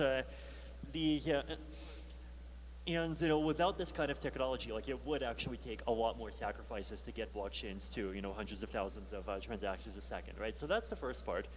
And then the second part is just you know, the kinds of things that ZK snarks would enable. Like, even if we just imagine a world where like blockchains as a technology don't exist and are turned off, and you just ask the question of like, okay, you know, the world is dominated by you know, Facebook and Google and you know, whatever stuff the Chinese government supports, and you know, we're stuck with that. But you know, how do we make at least some of these better, right? And it's well, you know, giving people privacy guarantees while at the same time being able to compute over information is huge, right? Being able to have financial systems that prove solvency to people is huge. Having social media systems where you can vote anonymously and actually have a credible guarantee that your vote is being included, or even just like a guarantee that, like, let's say, you know, instead of Twitter having some opaque proprietary algorithm, Twitter has an algorithm that's actually open source, and but then also Twitter actually being able to prove that it's following its algorithm. Like, that's huge, right? So even if we kind of, you know, turn off blockchains and just, you know, imagine like, what's the difference between a world with no ZK and a world with ZK? Like, it's really kind of epochal gains in, you know, things like privacy and just being able to have a more, you know, free and open and cooperative world in just so many ways, right? And then once you add blockchains on top, then, you know, the gains are obviously compounding. Yeah, one thing I think is really cool is I think we're past the point where we're worried about whether blockchains are going to continue to be a thing, so to speak. But I remember even several years ago telling people, look, no matter what happens with blockchains, part of its positive legacy on the world is going to be that it really complemented and accelerated research and development in just cryptography, more advanced cryptography, which is really what ZK is kind of becoming this, like, again, like I keep saying, catch-all term for. But since we have a bit of time to like dig in a little bit more on the future, I don't know how far we can get in the weeds on this, but what are some of these other sort of ZK adjacent future technologies that might be interesting, you know, like homomorphic encryption or indistinguishability obfuscation, or just other stuff in that category. Anything that like jumps to mind is just like, keep an eye out. Maybe not too much of an eye out because we are pretty far from some of this stuff, but yeah, anything that hops to mind for you guys? Yeah, so the way that I think about this is that, yeah, so my answer is MPC. And why I think it's so important is that... Sorry, can you say what MPC is? Multi-party computation. And the reason why I think this is important is that ZKPs let you make proofs about secrets that you know. And like, it turns out that there's a whole bunch of things in our world with secrets that only I know. Like I know my private key from my GitHub commit keys. But our world has much more private information than that, right? There's all, like the richest information is to do with like social networks and social interactions. And if we want to make proofs about that, we'll need to be able to make proofs about shared secrets. And that's what multi-party computation lets you do. It allows you to make proofs about shared secrets. So I think that we can leverage these kind of things to make this kind of like proofs of connection in social graphs where you don't know anyone's connections other than yourselves, your own. Well, I think the big kind of prize of prizes in cryptography that it's worth talking about is obfuscation, right? Because obfuscation basically lets you turn a program into an encrypted program, but where you can run that encrypted program and it has the same outputs on the same inputs. But if that program, the original program's source code had secrets inside of it, the encrypted program would not let you extract those secrets. It would only let you just run the exact code on the secrets and the inputs and give you the outputs, right? So the reason, like, one way to see how obfuscation is so powerful is like pretty much any other cryptographic primitive can be done with obfuscation, right? So, you know, if you want to, let's say, make signatures out of obfuscation, right? Then the way that you would do it is you would, you know, say take any symmetric signature scheme. So, like, you know, take something where you just like generate a big hash and you know add the data to the hash and just like some really simple thing. Then you would take the private key, just like is the encryption key of that, and then the public key, well, you would stick the encryption, your key into the obfuscated program, and then you would set it to decrypt, and you just publish the you set it to encrypt, and you'd publish an obfuscated encryptor. Another one is zero knowledge proofs themselves, ironically, right? You'd basically just, you know, literally create an obfuscated program where you'd be able to just like stick in a piece of code and it would run that piece of code and sign it with a key that it has internally and give you the output, right? And that gives you possibly the best possible ZK snark because verifying it is super simple. To verify, you literally just verify one signature, right? And then you could do really fancy stuff on top, like, you know, you could make a encrypt data in such a way that that data can only be encrypted if someone gives you a proof that something happened on a blockchain, right? So the applications of that, like, you know, just multiply really massively. The problem with this kind of obfuscation, unfortunately, is that like we've only had the first formally proven candidates for this like literally 2 years ago, and they're just insanely high in their complexity at the moment, right? Like it takes there's like 6 levels of you know, protocols inside of protocols inside of protocols, and there's this big tower, and like actually running it would take, you know, like 1 billion years or something. And you know, the question is, you know, are the very smart people going to be able to like bring that down to the point where it's something viable 10 or 20 years from now? And like we'll see. I think if we get to the like something viable, then, you know, the results of that could be amazing.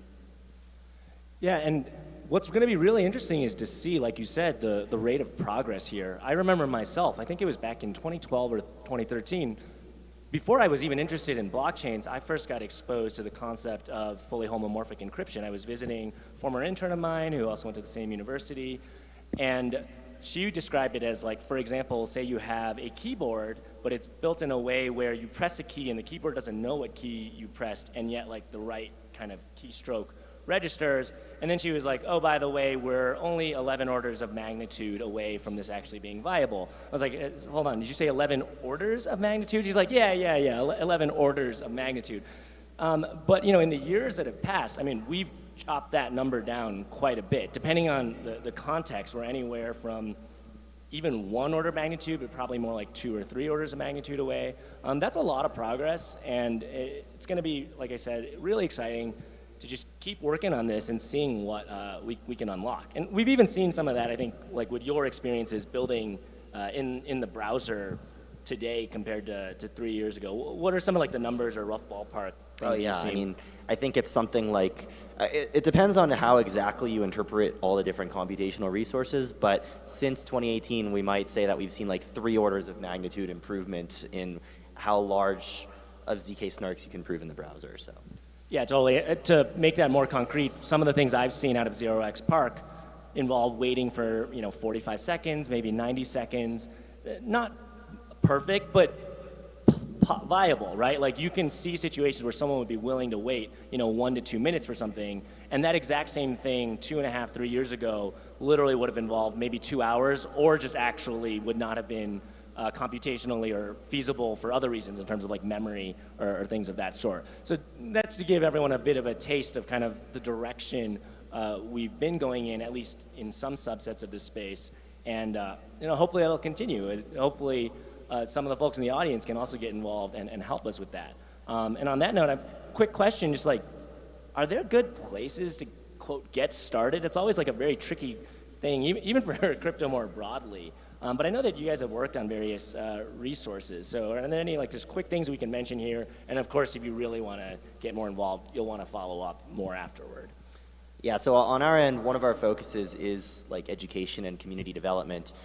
So we run these applied ZK learning groups, and we're doing our best right now to get all of those materials online at learn.0xpark.org. So that's an effort by various like community members and volunteers. I think like Michael Chu and John Guibas are probably around here right now. So that's a collection of videos, articles, various documents that have exercises on how to just get started with like writing your first circuits. Cool, so that's learn.0xparc.org. Yeah. Yeah, so the first thing I would recommend is to don't get intimidated by all of the moon maths, to black box things out and to figure out what something does, not how it does it. And you can use that to build a whole bunch of things. And as you're building those bunch of things, you can figure out how the thing does what it does. And like that's how I learned, and it was really enjoyable. The other thing that I would suggest people to check out is you can check out the Privacy and Scaling Exploration Team's website. It's appliedzkp.org, and we have a Discord there. You can join and chat and ask questions. So that's appliedzkp.org. Yes. Yeah, I mean, there's, I think, a lot of different resources, and like for people with, different like skill levels and like and different interests. Like there's environments now that are literally online, like zkrepo.dev I think was one, right, and where you can just literally go and like start writing the code for a ZK circuit and like compile it, and it just outputs to you a piece of Solidity code that you can then stick on. Well, these days not mainnet because it would be a bit too expensive, but the layer 2 or testnet of your choice, and you can actually kind of play around and see if you can make some simple application. So that's one way to learn for some people. If you want to get into the math, then the appliedzkp.org page has I think a lot of good resources. zkp.science has a bunch. I mean, I have a bunch that I've that I've written. There's a bunch that the Starkware team has written. There's quite a lot these days. Like just sometimes it even makes sense to read like multiple explainers on the same topic so you can see how they fit together. Yeah, so depending on like which side of things that you want to learn, there's like there's plenty of different resources for you. Yeah, just one other thing I wanted to add, that like we've given examples of how you can join if you want to be a developer, but as we talked about earlier, like there's a whole bunch of like community and ecosystem and cultural things that are also super important, and like I'm not sure how to get involved in doing that. Like maybe you could join some of our like private social media experiments. There's Skitter and Heyanon, and yeah, you can find it on appliedzkp.org or 0xpark's website. Or you could explore running a quadratic funding round or things like that. Yeah, there are definitely ways to get involved that don't imply you have to get into programming or math side of things, because the goal of all of this is to touch so much more than just those areas. And a really neat thing that's emerged literally since the last DevCon is some of these experiments that, among other things, just need and want more people to get involved and to participate in the networks that are being built. So I guess to kind of wrap things up here, we've talked about a lot of stuff here today. We've talked about big stuff, future stuff, some deeply technical stuff. But one of the things that I personally love the most about Ethereum is is that Ethereum has this quote-unquote soul. And so I'd like to close with a bit more of a personal touch. You know, we all started somewhere. We were all noobs, and frankly continue to be noobs to this very day. Any like just stories or even fun anecdotes from, when you first got interested in Ethereum, when you first got interested in ZK, or anything else? Anything you guys could share? Sure. So so in 2017, I think, I deleted my Facebook. And I deleted it because I was getting worried about like the kind of surveillance state and the ability, not really surveillance state, but the ability of like Facebook to manipulate me with like ads and showing me happy memories and things like that. And like when I deleted my when I deleted my Facebook, I didn't realize that, I kind of realized that at the time, but afterwards I felt this loss. Like, I mean, I lost connection to like so many people. I lost like a social network that I'd been building for years. And that was like, I still feel that loss today. Like, I don't know who I went to school with, like how many kids they have and things like that. And like, I didn't realize that it was connected at the time, but soon afterwards, I got really interested in Ethereum, and I tried to build like a t-shirt cooperative. I wanted to build a way for people to pool their money together so they could get a bulk discount on purchasing like cool and fun t-shirts, that there would be like designers, and then they would get like a bulk discount. So I'm like, I didn't realize that at the time again, but like now when I look back, I feel like when I lost Facebook, I sort of lost this community. And since then, I've been sort of searching for one, and that's what kind of brought me to Ethereum. Thank you for sharing that. I first heard the story very recently from you, and I was like, wow, I didn't realize kind of how deep, and it explains a lot of why you've had all these really fascinating and wonderful experiments in the social media direction. And it's also just a great reminder that, again, the goal, at least my goal and our goal here, is to utilize these technologies in a way where we can more precisely get what we want out of technology and social systems and things of that sort. Yeah, I can give a story about how I first got involved in Ethereum. Albert was actually the one who brought me into the space back in like 2018. And I remember I spent like 2 months over the summer of 2018 just like trying to go through and just understand like what Ethereum was. And I just remember having so much trouble, and I was so frustrated. And you know, perhaps this is either an indictment of the quality of educational resources at the time, but I think it's more an indictment of myself and my ability to onboard. So ever since then, education has been a really big focus for a lot of the communities, I would say, in the 0x Park ecosystem. And that's why, you know, I mean, even just last year, how learn.0xpark.org got started was I was talking with Jeff Lau from ENS, who had done one of our applied ZK learning groups.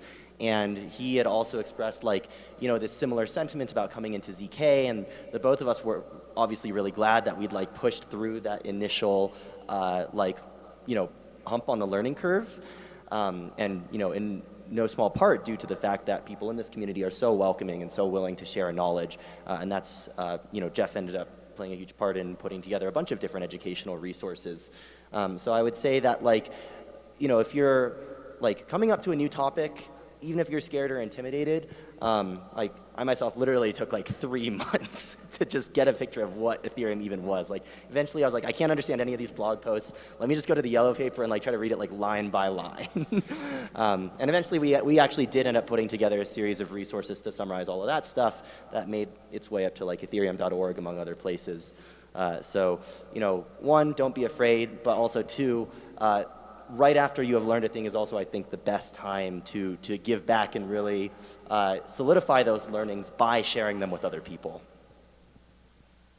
Cool. And I guess I'll close this out with a much smaller, sort of just a cute story. When I first started following Ethereum, I mainly followed it through Reddit. And I remember, you know, seeing this user, u/vbuterin, on Reddit, and it was really interesting. I was like, oh, this vbuterin fella, he seems really smart, but also kind and wise. And for, I think, like 3 or 4 months, I literally was just like, oh, vbuterin's probably some like 60-year-old, like Soviet-era programmer. And I was genuinely shocked when I discovered how old or how young Vitalik was. at the time. But yeah, it's just really funny and interesting to reflect back on, and in some ways it ties into some of these other things, which is, because in my case I hadn't really bothered to go and learn more about the person underneath it, but it's a neat little snapshot of like, hey, you have this sort of identifier, and then they're just commenting, they're sharing information, they're sharing their thoughts, and I was like evaluating that and only that and drawing my own conclusions. And I think there are positive aspects of that we can pull into some of these like social systems and other things that we're trying to build. So on that note, just want to once again thank you, Vitalik, Barry, Gubsheep, and all of you for joining us here today.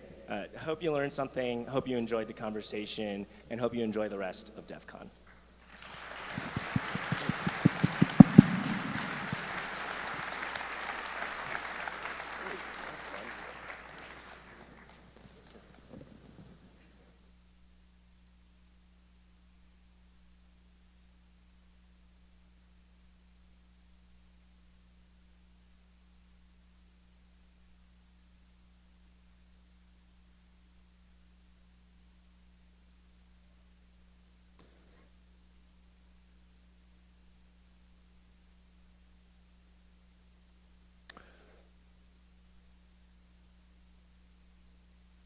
All right, y'all, great panel. Thank you very much. Give another warm thank you to our panel. And in a few minutes, we will be hearing more about zero knowledge and how it can be applied in gaming. And we will be hearing from Gubsheep again. So stick around. See you soon.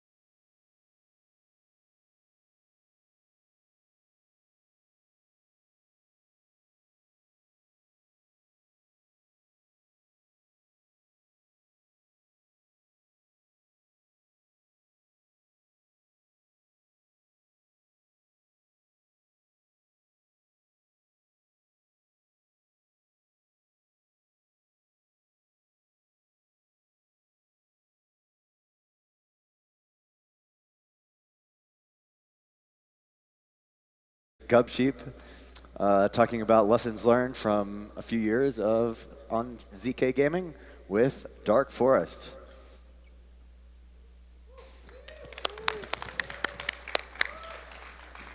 All right.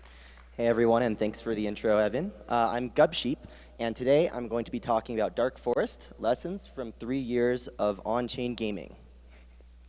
So first, real brief introduction. I'm Gubsheep. I've been working with the Ethereum Foundation since about 2018 on various education, community, and applied ZK research and development projects. I co-created Dark Forest and spent a lot of 2019 to 2021 building the game out with various friends, including Ivan Chubb, Alan Law, Bryce Huang, Robert Cunningham, and more. And currently, I'm working on applied ZK research and development and other applied crypto experiments with 0x Park. So to give a little bit of context, 0x Park is a research-focused organization that supports a network of teams that are all aiming to push the envelope on what is possible to build on blockchains or with new cryptographic primitives. And a lot of these experiments started with Dark Forest, which is a part of the 0x Park community. So today's talk is nominally about Dark Forest, but the subject or the question that I'd really like to answer, looking back on 3 years of running this game, is what can projects like Dark Forest teach us about innovation in crypto more broadly? And to answer that, first we have to talk a little bit about what Dark Forest actually is. So, summed up in a sentence, Dark Forest is a decentralized MMO RTS game built with ZK snarks on Ethereum. Now, that's kind of a mouthful, so let's take a look at a few screenshots to understand what this really means. So first off, Dark Forest is a massively multiplayer strategy game that takes place on an infinite procedurally generated universe of all sorts of different types of planets and space entities. The most popular Dark Forest game mode is a week-long battle royale contest where thousands of players, bots, AIs, and even smart contracts compete head-to-head for galactic supremacy. Players are dropped into the universe at a tiny home planet, and they must harvest resources, conquer nearby planets, and interact with their neighbors either through alliances or trade or negotiation or even war in order to expand their empires. It's a hardcore free-for-all space-themed strategy game, and rounds can get pretty intense. The thing, though, that makes Dark Forest different from your typical strategy game is that it's entirely run on an EVM-compatible blockchain. This means that all of the game state and all of the game rules are actually stored in smart contracts rather than a traditional backend server. And every single move that any player makes is in fact an on-chain transaction. Because the game is so complex in comparison to a lot of modern Ethereum applications in production, each move can take up to millions of gas, and players over the course of a single round can end up making thousands or even tens of thousands of moves per game. The other key mechanic of Dark Forest that is shared with a lot of other strategy games is that much of the intrigue in the game comes from the concept of hidden information or information asymmetry. The overall Dark Forest universe is practically infinite, and it's teeming with thousands of adversarial players, bots, scripts, smart contract players, et cetera, et cetera. However, individual players, upon joining the universe, only have access to a very small slice of the total universe map. And this is exactly what gives Dark Forest its characteristic or namesake sort of Dark Forest feeling. So at first it might seem kind of paradoxical that we can have this on-chain application where there's so much complex private state being mutually moved around by different parties, especially because blockchains are systems where all information is public and transparent. In other words, any data that's stored inside of a smart contract is something that anyone can access. So how can we put a game where different players know different parts of the map on the blockchain? Well, the answer is that this is exactly what ZK snarks enable, and thanks to the work of the IDEN3 team with Circom and Snark.js back in 2019, these kinds of applications or incomplete information games first became possible to build on-chain. Okay, so hopefully that gives a little bit more color into what Dark Forest actually is. Next, I want to take a step back and just talk a little bit about how our thinking about the game has evolved over time. So we started working on Dark Forest back in 2019, and it started off as just a pie-in-the-sky experiment. You know, let's build a ZK game where every single WASD move is in fact a blockchain transaction triggering a ZK snark proof verification on-chain. Now, at the time, this seemed pretty ridiculous. Blockchains are super slow and super expensive databases that, of course, could only be used for critical financial applications or transfers. And games require pretty much the opposite. We did some benchmarking, and we estimated that on Ethereum mainnet, a move on Dark Forest could cost anywhere from 10 to 100 US dollars. And players might need to make up to thousands of moves in order to meaningfully interact with the game. So we originally built the game not because it was necessarily possible or feasible, but it was an intellectual experiment to learn more about the tech. And obviously, from a cynical or skeptical point of view, it would have seemed like pretty much a useless thing to do. But if you fast forward 3 years, a lot has happened since. Over 10,000 players from around the world have participated in Dark Forest rounds running entirely on-chain. They've collectively spent trillions of gas on Ropsten, XDAI, and Gnosis Chain. And a rich developer ecosystem has emerged for player-built third-party plugins, alternate clients, GPU miners, player corporations, data marketplaces, chain analysis tools, and more. And we've seen some epic on-chain dramas featuring deception, betrayal, universe-wide alliances. One of my favorite examples of this is this long-running rivalry between these two player alliances, Orden GG, a group of Ukrainian and Eastern European players, and DFDAO, which is, both of these are basically player groups that have teamed up using various crypto-native governance mechanisms in order to play the game. And one of my favorite sort of summaries of this story is this thread by Will Chang on Twitter, where he basically, if you find this thread, you can read about the story of bitter rivals, a dream of glory, betrayal, redemption. It's kind of awesome. And beyond Dark Forest, we've seen this entire ecosystem of next-generation application-level R&D in the broader 0xPark ecosystem and beyond sort of emerge, oftentimes taking some degree of inspiration from Dark Forest as key ideas from the game have clarified and been built on top of and extended. So the first question that we're often asked is, why build games on the blockchain to begin with? And I think the answer to this question is pretty revealing about what crypto games can teach us about innovation at the application level more broadly. So there's been a lot of talk in the last couple of years about things like GameFi or play to earn or how crypto can help to financialize games. But to be quite honest, for me personally, these ideas are pretty much the least interesting parts of the possibilities of crypto gaming. I think that there's a kernel of some interesting stuff there. However, I think also 90% of it is a lot of times inflated by hype and speculation. And instead, I think that crypto native games are powerful because they have this property which I sort of in my own head label as permissionless interoperability. Dark Forest is an Ethereum smart contract, which means that anyone, player, bot, script, or smart contract, can interact with the game programmatically. This has led to some really interesting emergent behavior, which I'll show in the next couple of slides. So the first thing to note about any crypto-native game is that it is pretty much necessarily client agnostic. Because the source of truth for the game rules and state is the blockchain itself, the game doesn't care about what client you use to read its data or interact with its API. In the first releases, we provided an out-of-the-box web client for players to use, and we noticed that players quickly got to work hacking the client to build automations, different kinds of data visualizations, or new skins.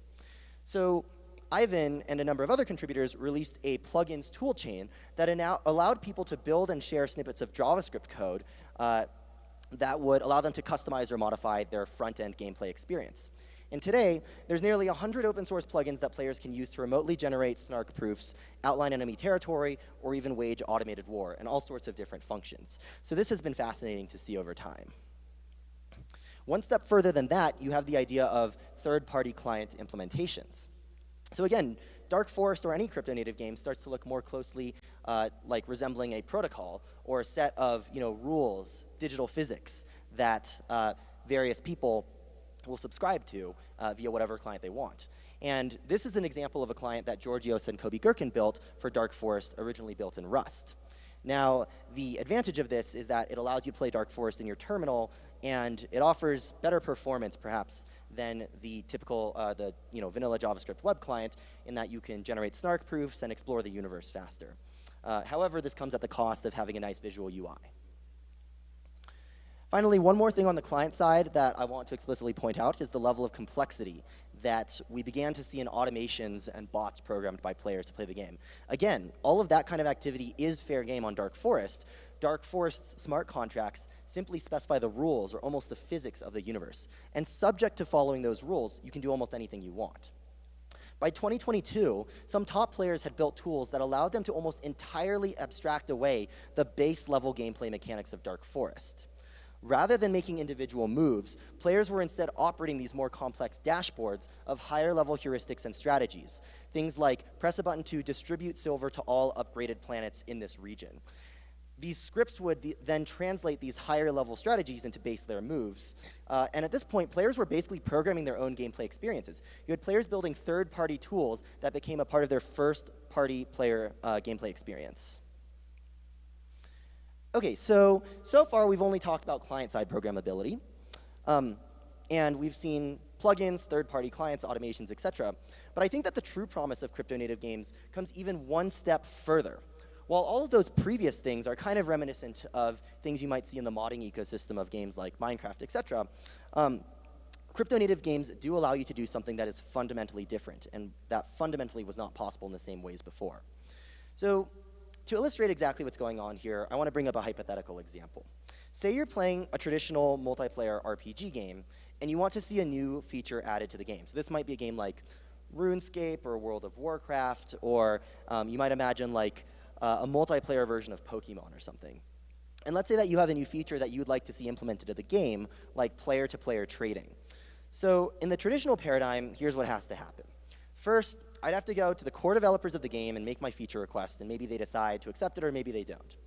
Then after that, the core devs have to introduce a new data transformation on their proprietary backend, and API routes on their web server that trigger these data transformations. And finally, they have to go to their canonical game client implementation that's distributed to everybody and add in a new UI component, like a button or something that when clicked triggers this new, or hits this new API route. Contrast that with Dark Forest, where in Dark Forest, any player can develop an escrow or marketplace contract that talks to the core Dark Forest contract. They can then deploy this contract to the blockchain, and maybe it says something like, all right, if anyone deposits 1 ETH into this escrow contract, it will programmatically talk to the Dark Forest contract and trigger a release of like 100 silver from my planet to yours. Afterwards, they can write a JavaScript plugin that allows a web client to interact with this marketplace contract and distribute this to any player who wants to opt into this new core gameplay feature. In this way, players can add entirely new features to the game without having to go through specially permissioned developers. So the broadcast market, which you can see on screen right here, was the first example, actually, of a feature developed in this way. It was built by Blaine Bublitz and Jacob Rosenthal. And what it allows you to do is it allows you to ask for someone to broadcast or share with you a certain set of map information for a fee. Now, this was extended earlier this year with Night Market, built by 0xSage and PRXYZ, which is a trustless ZK-enabled marketplace for you to exchange encrypted data with other players on the map, again, for a fee. And we've also seen several groups build out marketplace contracts for in-game items, as well as some interesting experiments into player corporations or other coordination constructs. So on the screen here, you can see a construct called Astral Colossus, built by DFDAO, Dark Forest DAO. So this was really cool. Essentially, the Dark Forest contract does not distinguish between players as EOAs, externally owned accounts, or smart contracts. So a smart contract can play the game just as much as a regular player can play the game. And the Astral Colossus was essentially a smart contract player that anyone could contribute to or pilot. And in just 48 hours of its operation, it reached, among the top 50 places on the leaderboard with contributions from dozens of players. So I just want to imagine, you're playing Dark Forest and you run into this growing amoeba that's this crazy headless organism amalgamation of dozens of individuals. It's super interesting to speculate on how these kinds of things might evolve going forwards. And finally, new tools like those being built by teams like Lattice will make it easy for players to even add in new rules or resource types to the game. So this is a screenshot from a mock-up of what it might look like for players to introduce plugins and third-party contracts that add in their own game modes, side objectives, or even resource types. So to sum it all up, what does permissionless interoperability mean? Permissionless interoperability means that players can build the game experience, not just the core developers.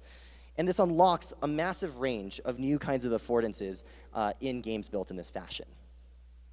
Okay, so I think that's mostly my answer to question one, why build games on the blockchain? In other words, what can blockchain do for games? The second question that I think is also very instructive to ask is, why build games on the blockchain? In other words, of all of the things that you could build on the blockchain, why bother with a use case, why bother with an application that doesn't have any obvious practical use case? And, you know, the text in the purple is sort of my like broader interpretation of what I want to answer this question for.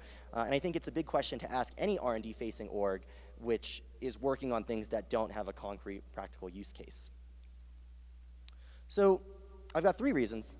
The first is that games and other experimental applications of this nature are a technically demanding yet low-stakes environment for us to rapidly push forward infrastructure without putting massive amounts of capital or social stake at risk. In the process of building crypto-native games and game infrastructure, the Dark Forest and 0xPark communities have uncovered bugs in core infrastructure and motivated significant optimizations to things like Nethermind, or Optimism Cannon, or Akula, or Aragon, et cetera, et cetera. This progress can happen rapidly and iteratively without putting hundreds of millions of dollars at stake, as in DeFi. So we can move forward the ecosystem very quickly. We can move fast and break things, again, without suffering enormous consequences where people's real livelihoods are at stake. This is very reminiscent of, I would say, gaming's impacts on the early days of personal computing and of the internet. Games like Wolfenstein 3D and Doom massively advanced the graphics industry and stretched networking infrastructure to its limits back in the 90s, and devs were forced to invent new techniques and optimizations, many of which we still use today. So the second reason is that games are a leading indicator in technology. And player behavior in today's games can help us predict user behavior on tomorrow's digital systems. To draw a parallel back to the early days of mobile computing, another recent platform that has been hugely impactful for all of our lives, interactions such as swiping and rotating were initially popularized and some would even say invented by games like Cut the Rope or Angry Birds. And while these apps were just games, these interaction patterns that they pioneered have become ubiquitous across everything that we do on mobile apps today. So we've seen a few examples of this, a few early examples in crypto gaming. Thanks to the community management efforts of folks like Jordan Spence, Classic J, and Ivan, we've seen various crypto-native player cooperatives emerge using new crypto-enabled mechanisms for governance, voting, and value distribution. The lead of DFDAO, Tony Goss, sums this up quite nicely in an article, The Crypto Gaming Governance Thesis, in which he argues for the value of games as a sandbox for innovation inside digital governance. And then the final reason that I would say that games are good for blockchain is that games are inherently playful. The crypto space currently is dominated, I would say, by technologists and financiers. And a thriving indie game community can potentially help to bridge the gap between crypto and more creatively leaning folks, such as artists, writers, thinkers, et cetera, introducing critical dimensions of intellectual diversity that crypto doesn't currently have. And I think that this kind of diversity is crucial for any intellectual movement or counterculture. Historically, many creatives have been extremely turned off or outright hostile to crypto due to the hyper-financialization of things like NFTs. But by really showing what the technology makes possible and what permissionless interoperability makes possible, we've been finally getting some indie game devs to come around. So, for example, the Lattice team out at the Autonomous Worlds residency has been pulling together a community of artists and creatives in London to introduce proper game devs and creators to blockchain technology. So now I want to zoom out even a bit more. What are some of the lessons that we can learn from Dark Forest and crypto gaming, which we've talked a lot about in this talk, that are even more broadly applicable to innovation on blockchain technology? In my head, three things really stick out. The first is, to put it bluntly, the importance of fucking around and finding out. So much innovation is the result of people being willing to work on seemingly blue sky moonshots that seem impractical at the time that they're conceived, and for which we can't really predict what the outcome is going to be. So to give a historical example that I think sums up this principle very nicely, I want to take us back to the 1970s. So up until the 1970s, computers themselves were commonly conceived of as these like monolithic, room-sized beasts, only accessible to a select few organizations like government agencies and university labs, simply because they were so expensive. The idea of the personal computer as a tool for personal expression and liberation was something that was not on the map at all until researchers at Xerox PARC basically put together the Xerox Alto, which was the first personal computer somewhat resembling what we think of as a PC today. At the time, the Alto seemed like a colossal waste of resources and money. It was one of the first devices to have a graphical display, like a monitor, and that took up 2/3 of the memory of the entire unit. And in a world where memory is really scarce and really expensive, this seems extremely frivolous. Also, it cost like $20,000 per unit in $1970, which is pretty terrible. But Xerox PARC, what they were doing was they were looking at Moore's Law at the time, and they correctly predicted that all of these resources would become more accessible over time. And they decided to skate to where the puck was going. And in doing so, they quite likely either altered or accelerated the trajectory of computing technology by potentially even decades. Steve Jobs and Bill Gates in later decades cited Xerox PARC as the inspiration for so much of their own commercial visions for personal computing technology.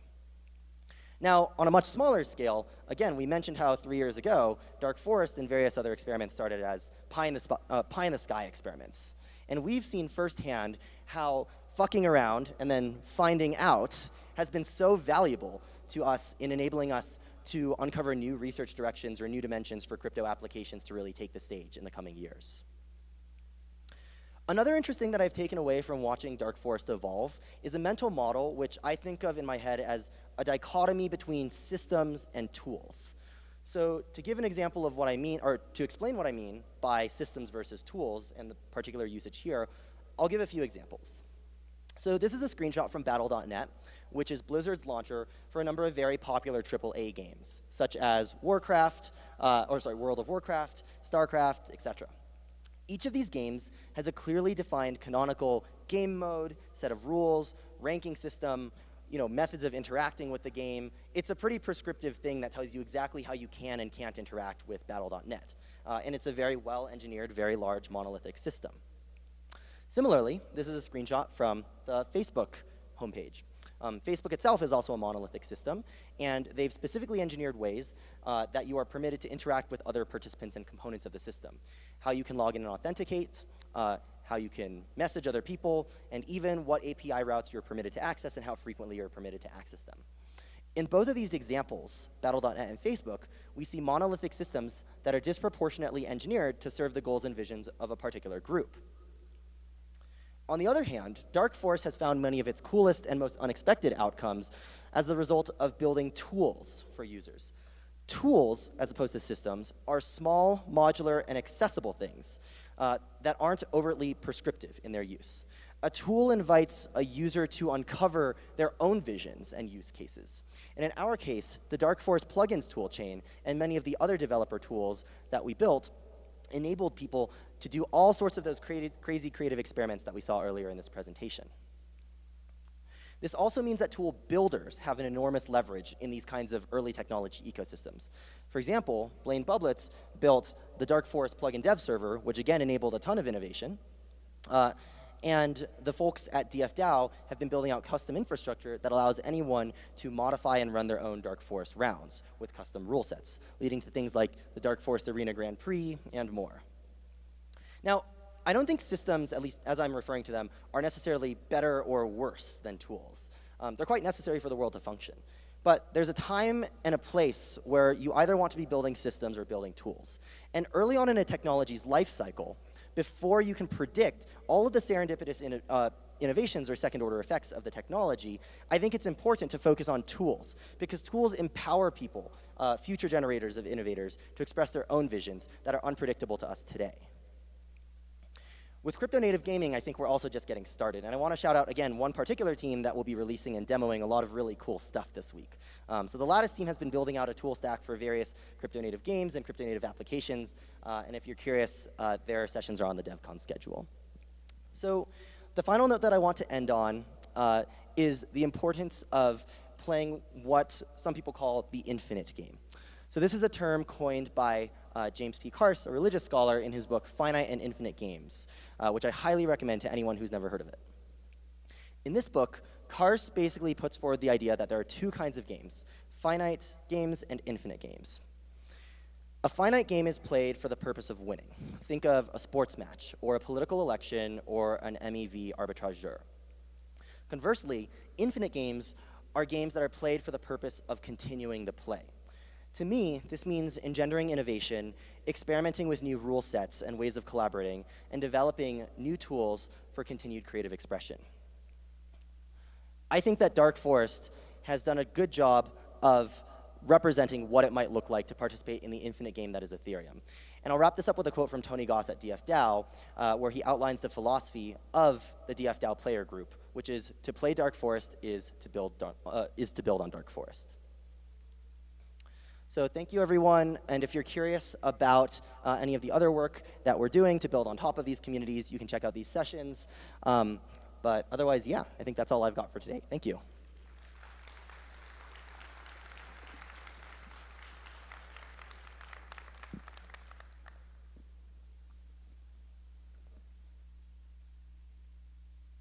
No questions.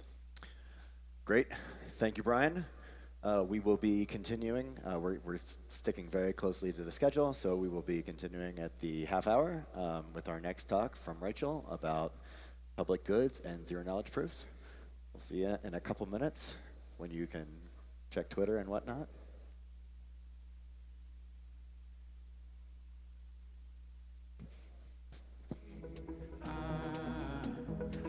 With us.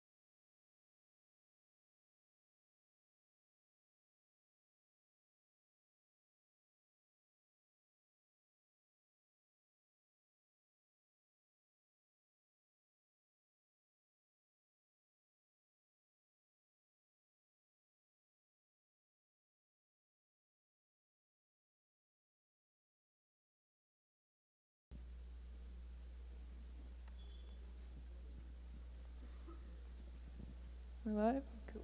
Okay. Welcome back, everyone. I'm Althea. Some of you probably saw me earlier today, but I asked to come back just to introduce our next speaker because I have gained so much from working with her. Rachel does design strategy for the Privacy and Scaling Explorations team at the Ethereum Foundation. She is incredibly insightful and a deep thinker and a gentle but persistent asker of the kinds of questions that you can't help but think about for days after. And she's going to talk about how she's applied all of that to designing for zero-knowledge proofs and public goods on the PSE team. Come on up, Rachel.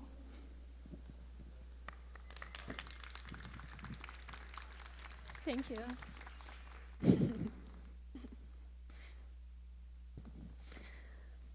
Hi, everyone. Like Althea said, I work on the Privacy and Scaling Explorations team.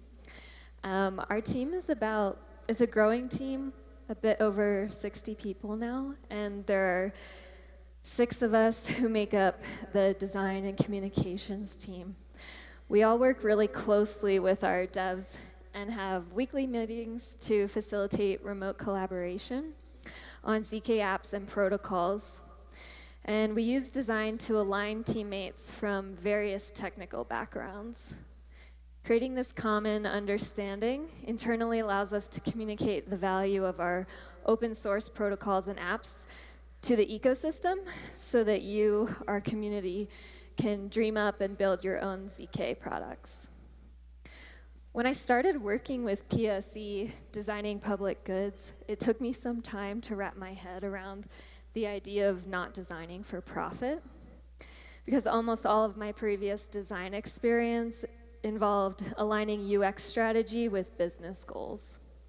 It was a big mental shift to move from designing to increase sales or signups to designing to attract participants who can use what we have built to build their own thing. On my team, designers, developers, writers, product owners, we're all using design as a tool to make the unfamiliar familiar. In this presentation, I'll start by addressing the value of designing for privacy, share some design challenges, highlight a few ZK apps, discuss the ways design can be used to facilitate conversation, and touch on mental models.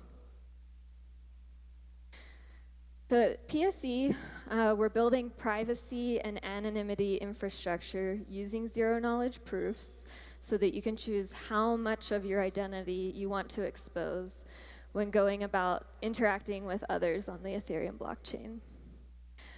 Put simply, a zero-knowledge or ZK proof is a method by which one party can prove to another party that something is true without revealing anything besides the fact that it is true. We call our zero-knowledge protocols and apps public goods because they're open source and free for anyone to build with or use. I believe that we need to design for privacy so that we can evolve beyond our current challenges, understand our material more deeply, involve more people as collaborative, co-creative participants, and in turn fortify privacy solutions with greater anonymity sets. So yes, privacy resources are difficult to opt into. True, user experience for these apps has a lot of room for improvement. Sure, the material is abstract and complex. And to some of us, zero knowledge feels like incomprehensible witchcraft. But design can help people from any technical background make sense of the things that they don't understand. The only way to create better, more usable interfaces is by exploring and iterating our work. We're only at the very beginning, and there are many design cycles in our future, which to me is super exciting. The design process is a hands-on way for anyone to learn. On my team, contributors from all kinds of backgrounds are finding alignment by cycling through phases of discovery, problem definition, prototyping, and testing together. When the abstract can become something physical, concepts can sink in and inspire the next cycle. The more that we understand the protocols that we're working with, the easier time we will have communicating their value. More and more people are understanding how our information is collected and how our data is used to influence our thoughts and actions, but they're apathetic. Imagine if by default we had privacy and anonymity online. If people could make an informed decision to opt out, they wouldn't be saying, well, they have all my data anyway, what can I do? Instead of creating extractive applications that use users, we can choose to design participatory environments where people consent to how much personal information they reveal about themselves. And although there may not be a high demand for zero-knowledge public goods or products yet, I believe the more that we design, the more people will come to understand the magic of ZK and want to use it. We're still in really early stages of research and design. The experiences we create will become more usable, more accessible, the more cycles that we go through, and the more people that we can talk to about their experiences. And this part's really cool to me. The better the experiences are, the more participants there will be, which will result in larger sets of anonymous participants and increased privacy for everyone. If this material still feels conceptual and you're wondering what an experience with zero knowledge would be like, here's a relevant example. Say you want to anonymously share feedback about this event with the event organizers. But in order to do so, you have to prove that you attended the event. An app built with ZK could allow you to prove that you did in fact attend the event without revealing who you are, giving you the opportunity to truly share feedback anonymously. Can you think of other instances where you might want to prove that something is true without revealing additional personal information? Voting? I didn't hear that one. Going to a bar. A few other ones I've also heard are speaking out against systems of power and engaging in conversation and discourse. So a lot of our protocols have the potential to structure or manage anonymous or private environments for these purposes. There are plenty of challenges that arise when designing ZK apps. We like to use how might we questions to help us explore problem spaces without immediately jumping to solutions. So I'd like to share some of those with you. Some of our challenges reframed as how might we statements. How might we balance approachability and transparency? An ever-present challenge that we're facing is deciding how much information to share in our apps and other resources. We want to be transparent and help curious individuals learn more about ZK products while they're using them, but we also want to avoid overwhelm and cognitive overload. Here's some screenshots from our ZK private wallet. This is a browser extension.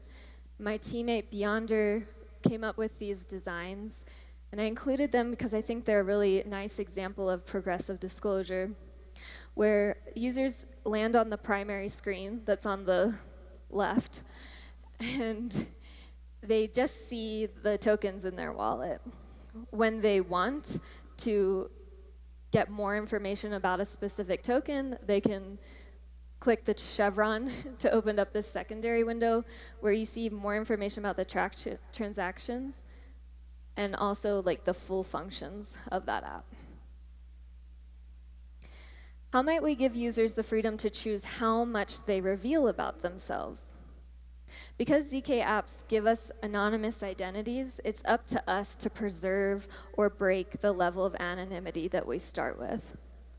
When we're anonymous, our identity is unknown, but our actions are public. Trails of actions we have taken can be clues to our real identities. ZK apps can expose you to the idea of controlling how much you reveal or when you reveal it. In one of our applications, UniRep Social, this user, in the screenshot, the user is about to post to the feed of an anonymous social app.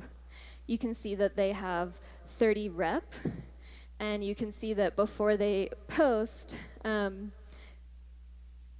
points are required to post, and they can choose from 3 different personas, and they can also choose on a sliding scale how much of their rep they want to display. So my teammate Chiali created this sliding scale model for giving people that opportunity to decide how much to reveal about the reputation they have. And that's like a cool way to show people making a decision about how they want to appear in this group.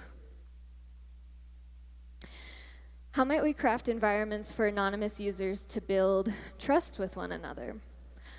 A lot of people ask me why I would ever design apps where people can be anonymous online, because they feel that anon environments are often hostile. And I would argue that anonymity can also create places where everyone has an equal voice, and they're not limited by potential judgments that they might experience if their identity was revealed. However, an interesting way to create trust is by creating groups where everyone has to prove that they belong. And if they qualify to join a group, they can trust that everyone else who qualified also had to go through the same qualification process. This project that we've worked on, Interrep, is a good example of bridging reputation from centralized applications to your on-chain identity, to be able to prove that you qualify for a certain group with other people. So in this example, the person qualifies to be a Twitter Gold member because they have a certain number of followers, and they can join.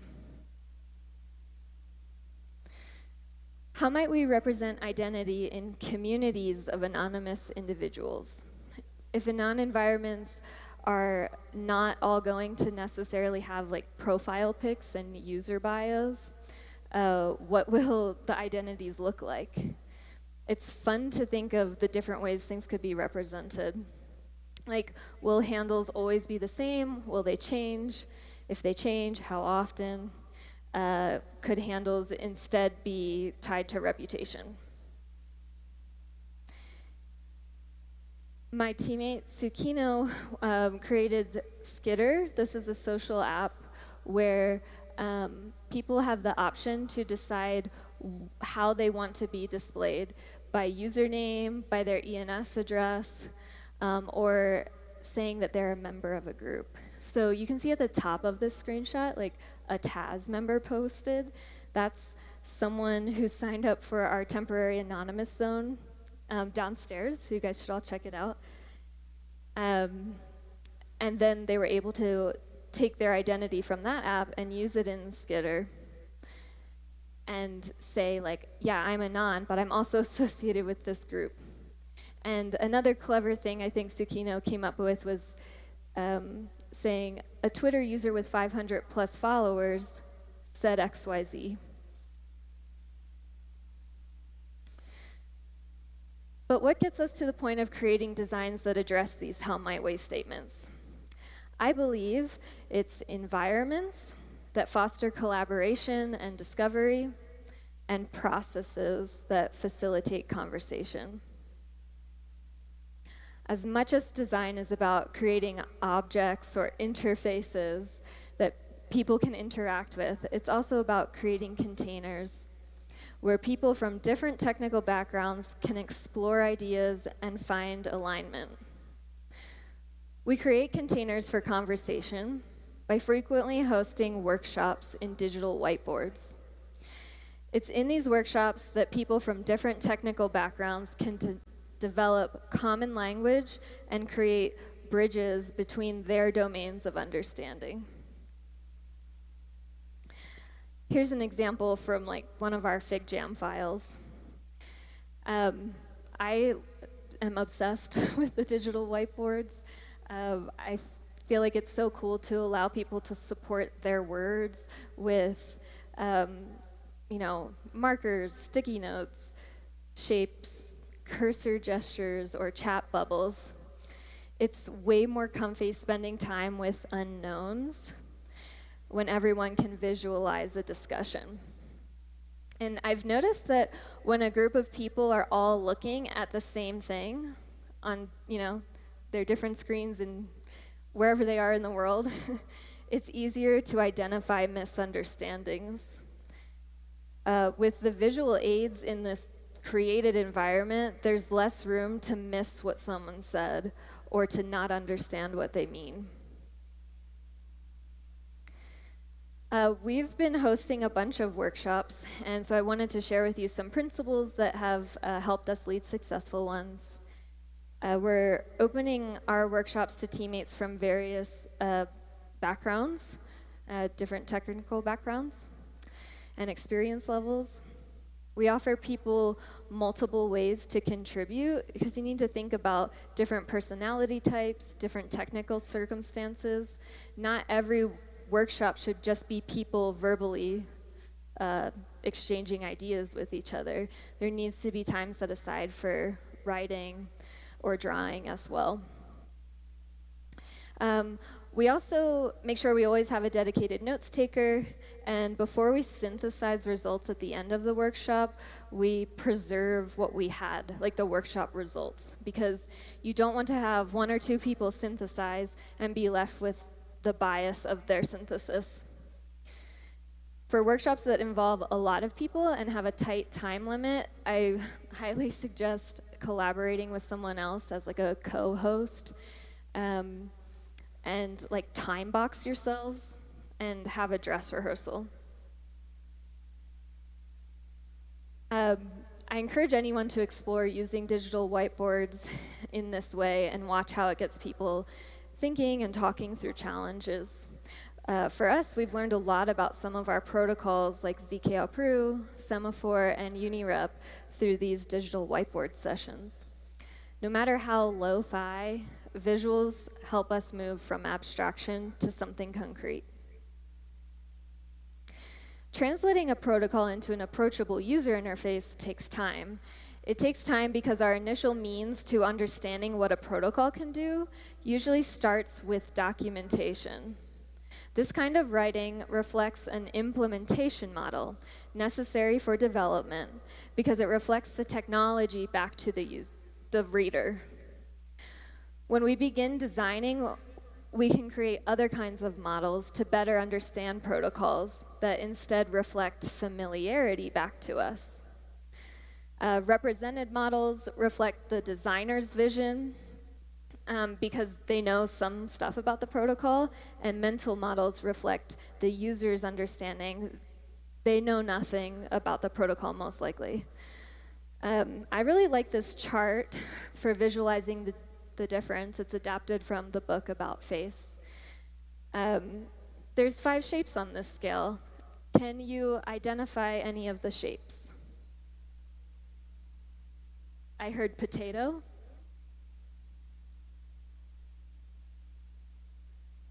I heard circle. So while we might, some of us might be able to identify the potato, most of us are going to identify the circle, and it's a representation of how users' mental models take recognizable shapes. However, the closer we get to the other side of that scale, the model that reflects technology, it's a less recognizable form, or at least one that we are probably not going to agree on what it's called. And a really interesting aspect of this is that developers on my team encounter a similar journey when they create programmable cryptography. They start with mathematical proofs, which they abstract into simple and familiar code. So both developers and designers on our team are on this similar journey, transforming abstraction into something familiar and usable. Let me give you an example of how this plays out. Back to some screenshots of Unirep Social. I could describe this with an implementation model and say that Unirep Social was built with two ZK protocols, Unirep and Semaphore. And when you register, an attester will give you 3 epoch keys and a set number of reputation points every epoch to interact with other users. Positive reputation points are used to post and comment. You can give positive reputation points to content that you like and give negative reputation points to content that you don't like. At the end of every epoch, a user state transition occurs where the positive and negative reputation points are recalculated and your epoch keys are swapped for 3 new ones.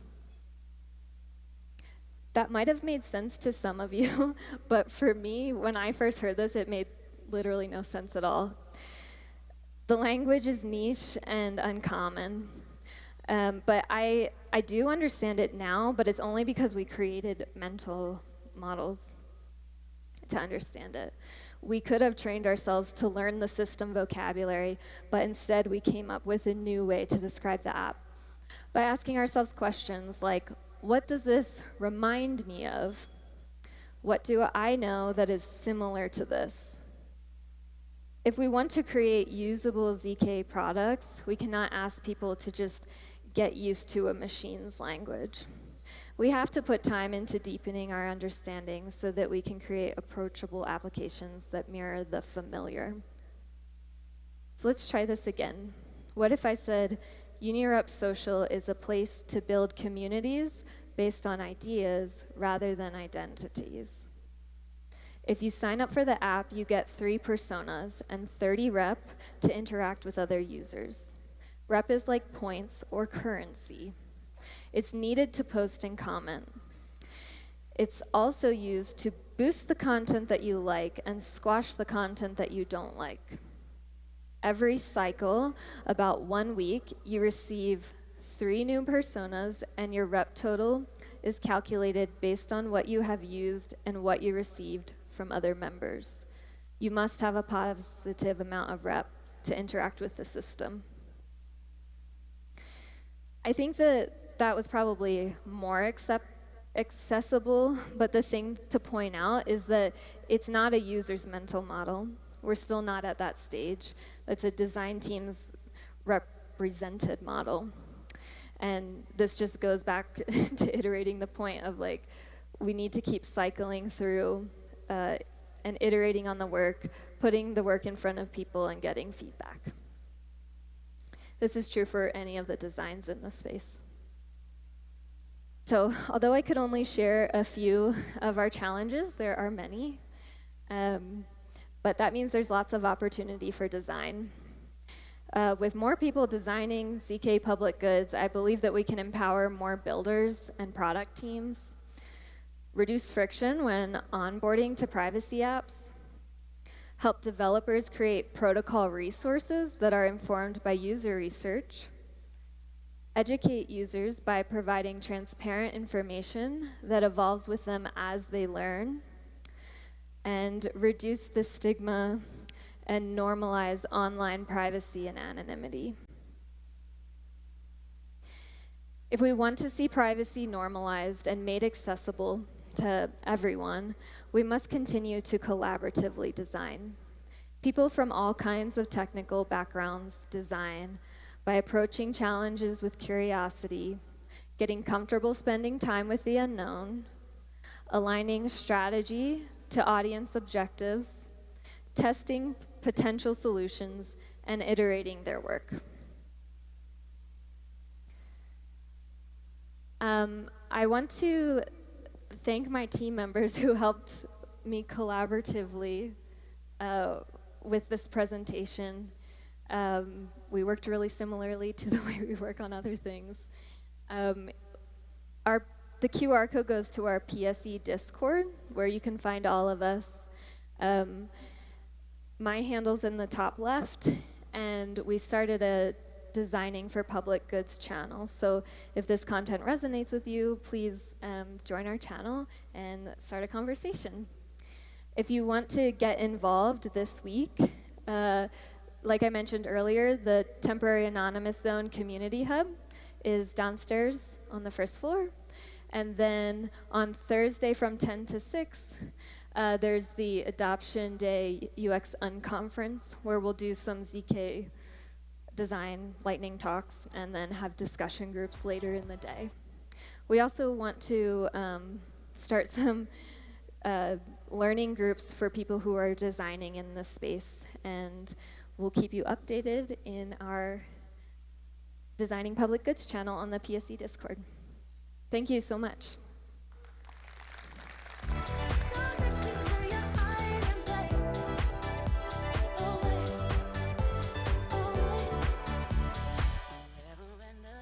Great, thank you, Rachel. We, again, will have a few minutes of time so you can get up, stretch, go to the bathroom, come back in 5 minutes at the top of the hour for Akil's talk, which is Can't Someone Else Do It? Shifting Behaviors in Ethereum Network Participation. I wanna stay, but I don't wanna wait forever.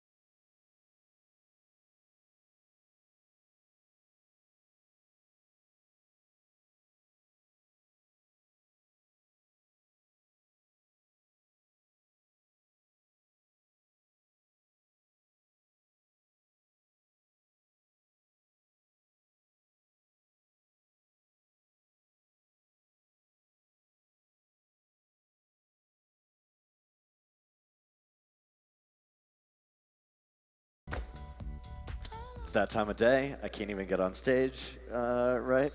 But, you know, let's welcome Akil to the stage to talk about decentralization and why we're all here to make sure that we keep Ethereum decentralized.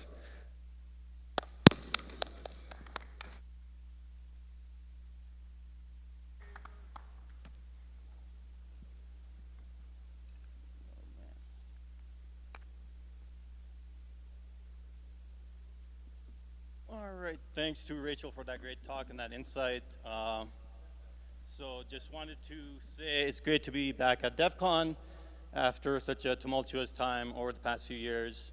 A lot of us have gone through a lot of personal and societal issues, and to come together to celebrate and to look at all the changes that have happened over the past few years in the ecosystem and the things that didn't really change over the past few years as well. So DevCon is actually a perfect example of us trying to expose the community and the culture to the needs in different regions of the world. And it's quite clear by the different feedback that we've been getting that the reactions that people are really not truly close to empathizing or understanding the needs of others when it comes to really benefiting the individuals that would be able to make the use of the technology to the most of their benefit.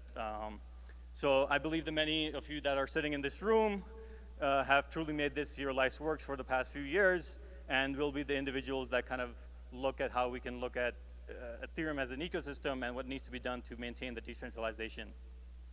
So I wanted to kind of take this opportunity to step back and really examine from a pragmatic approach, maybe somewhat of a therapy session with these individuals in the room, and look at like what has been happening in the ecosystem, and how can we look at what's been going wrong, and why are we really here, and where do we need to focus our energies, and what are we hoping to create as an impact from a global perspective for participants that come from very disparate and unique backgrounds and lived experiences. So let's face it, we have a problem. All of us have this notion and mental model of can't someone else do it when it comes to maintaining and running services when we have to participate within this network.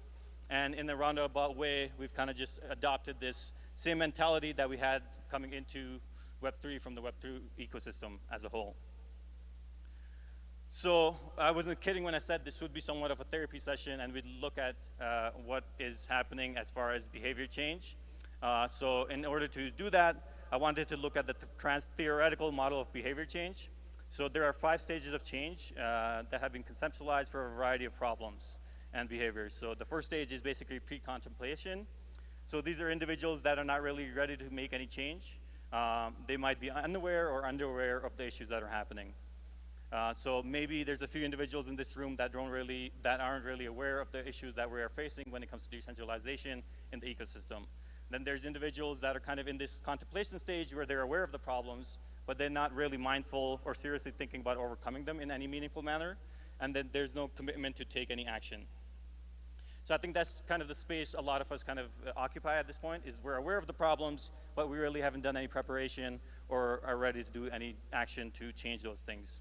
So the next stage is basically preparation, and that combines like the intention of wanting to create some change, and then looking at some of the behavioral criteria to make that change in the first place, and then intending to take some action in the first place. So from there, we go to the action stage, and this is, I think, where the biggest issue happens within the ecosystem, is that we get prepared, but we just don't have the tools or the resources to take any action to create that change. So this is the stage where individuals actually have to modify their behavior, they have to change their experiences, environment, and in order to overcome their problems. And this requires quite the overt behavioral changes and considerable amount of commitment and energy and resources. Then from that, we go to the maintenance. So basically, people work to prevent relapse and the work that had been done in the action phase.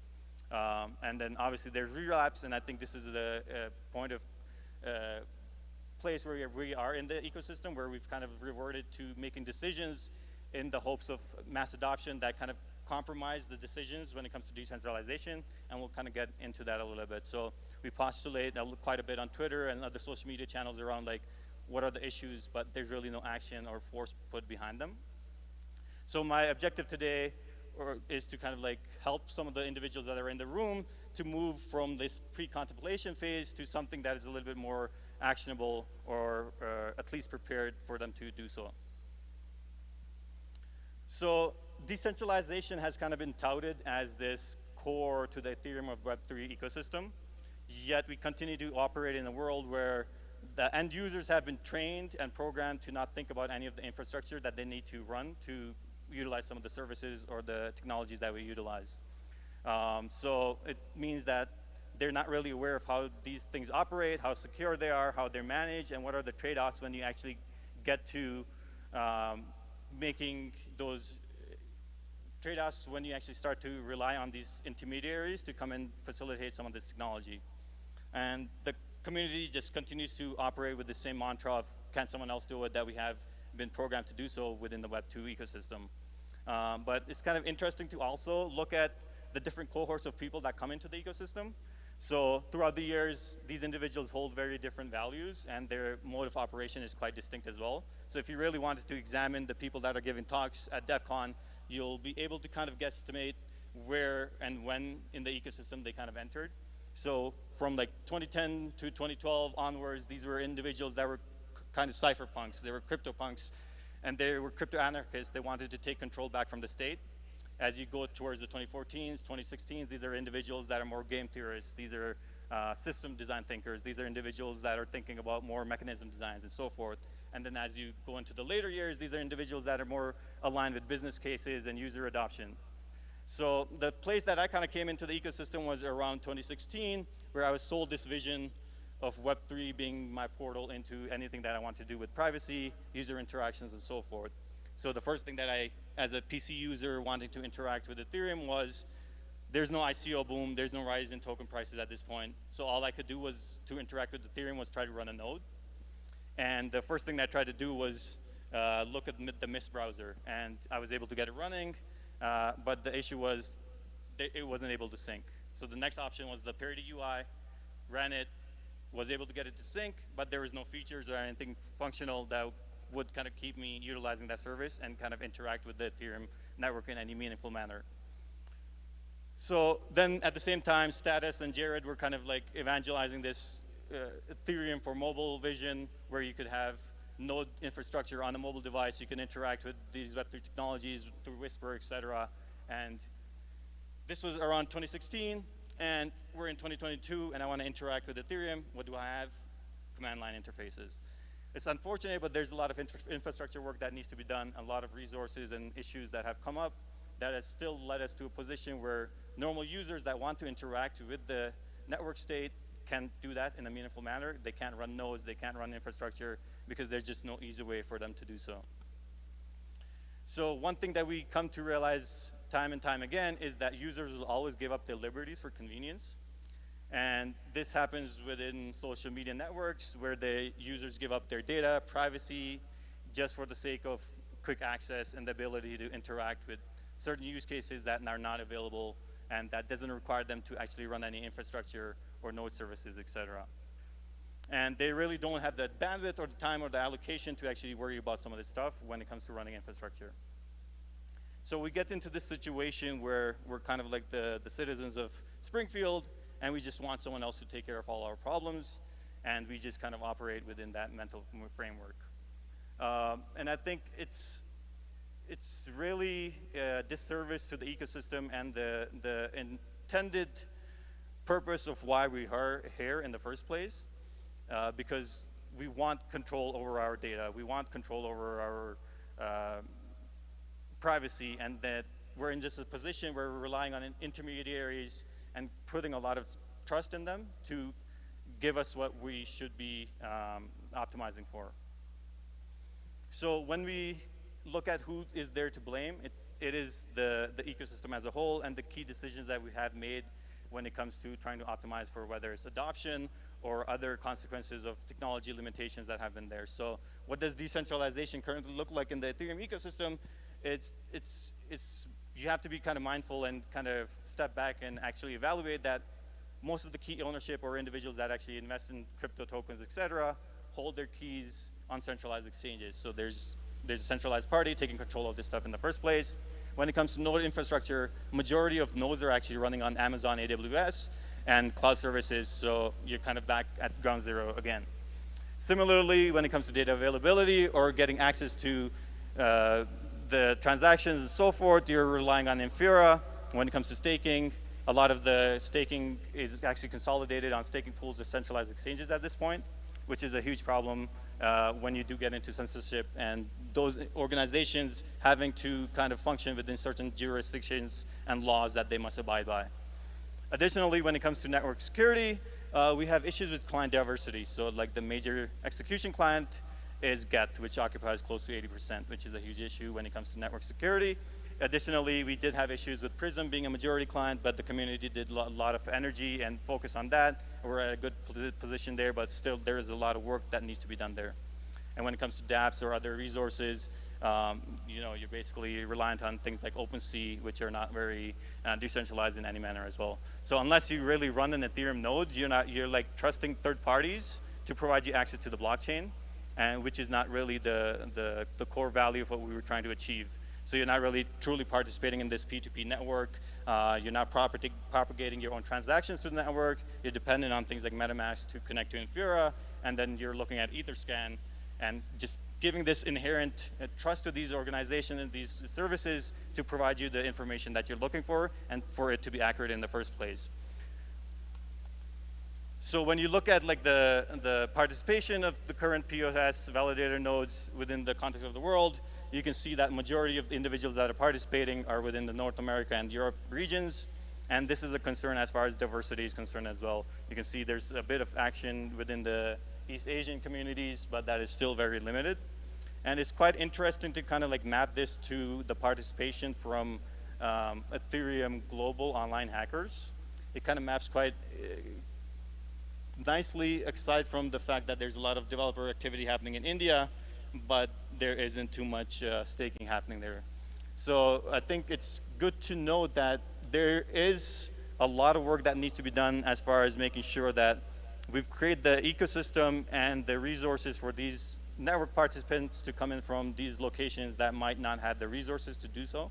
So 32 Ether is a lot of money for individuals in Latin America or Africa or Asia. So how do we get resources and technologies that kind of help them participate in the network? And staking is not the only way for them to participate in the network. So they can run nodes, they can run light clients, they can run other services, and really think about how they can get some sort of participation within the network that doesn't rely on them investing money. And perhaps we can even look at how can incentivize those individuals and monetize or compensate those individuals to be participants in the first place as well, which we can talk about a little bit later. So it's clear that these things don't seem like an issue until they become an issue, and that at that point it's just too late for you to do anything. So we've seen a little bit of a glimpse of this when it comes to Web 2 hacks, et cetera, but most recently when it comes to Tornado Cash. So I said one of the biggest issues or the blames was on us, but there's other factors and other forces kind of functioning towards making some of this a little bit more difficult for us to decentralize and not be functioning within the current systems that do exist. And that's one of those things is like adversarial state actors. So as we saw with Tornado Cash, I'm not a legal expert or anything, but so I won't speak too heavily on this, and I think there's probably other talks within DEFCON that kind of go into this route. But they were basically put on the OFAC sanction list, and then the developers were added to this SDN list, which doesn't make sense from perspective of the law at that point. And then on top of that, crypto projects are banned in countries like China and India, where there's a lot of developer activity, but they just don't have the opportunity to work on these technologies in the first place. In addition, the third forcing factor is that there's individuals which I kind of classify as mad adoption vultures. These are individuals that come in, take the narrative that you've been working on for the past X amount of years, and then co-opt it for their own benefit. So these are the Elon Musks, these are the Jack Dorseys, these are the Mark Zuckerbergs who are just waiting by the side that once they see their opportunity, they're going to jump on the narrative and take it for their own benefit. So when you see Elon Musk tweeting these dog coins and making those coins kind of jump up in value, a lot of people invest in them, kind of follow that trend, and when they lose money, that reflects adversely on the ecosystem as a whole. So all the work that you've done now gets marred by this rug pull that was kind of like facilitated by this individual that just was having fun creating memes on the internet. Similarly, we've seen what these social media companies do when it comes to feature releases. One social media company releases a feature, 2 weeks later, everyone has the same features within their applications. Similarly, these individuals are just waiting for their opportunity to kind of co-opt what you're doing and then utilize it for their benefit. You've seen this with Zuckerberg kind of reframing his whole organization around metaverse and whatnot. Similarly with Jack Dorsey, he's always pushing for Bitcoin and decentralization, but we haven't seen too much come out of that. So one thing that I wanted to kind of get into was addressing users' needs. So if you were thinking about what needs to be done moving forward, is that we need to meet the users halfway or where they are. That means that if people or majority of the world is using PCs and we want individuals to stake or participate in managing nodes or creating validators, et cetera, maybe we create interfaces or documentation that's a little bit easier for those individuals to understand. So this is the ease of access. And then as I was mentioning earlier, there's this part about incentive alignment. So what does it look like for people to participate in the Ethereum network? We kind of confuse it with just staking at this point, but there's other opportunities for individuals to actually communicate and get participation within the network through running nodes, running light clients, and other services. That can be of a meaningful manner, but like, how do you incentivize them? How do you create resources or infrastructure for them to even do that in the first place? Additionally, you have to kind of like take them through this progressive disclosure phase, where you can't just chuck them in the deep end of decentralization. As they start to make those movements towards action, you kind of help them and guide them towards that movements towards decentralization in the first place, and that kind of leads into the guided education and encouragement of those individuals. So as you start moving up the use cases, you make sure that those individuals are provided the sufficient guidance and the encouragement to continue and maintain the changes and the behaviors that they have implemented. Additionally, we need to make sure that there's relevant context and narrative framing for the individuals that we're speaking to.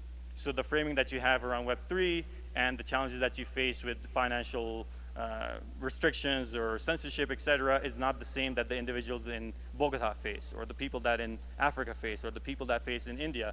And this is the context that we need to be aware of to make sure that the framing is maneuvered in a way that they understand why they should be decentralizing in the first place, and what does that mean for them, and how does that benefit them in the long run.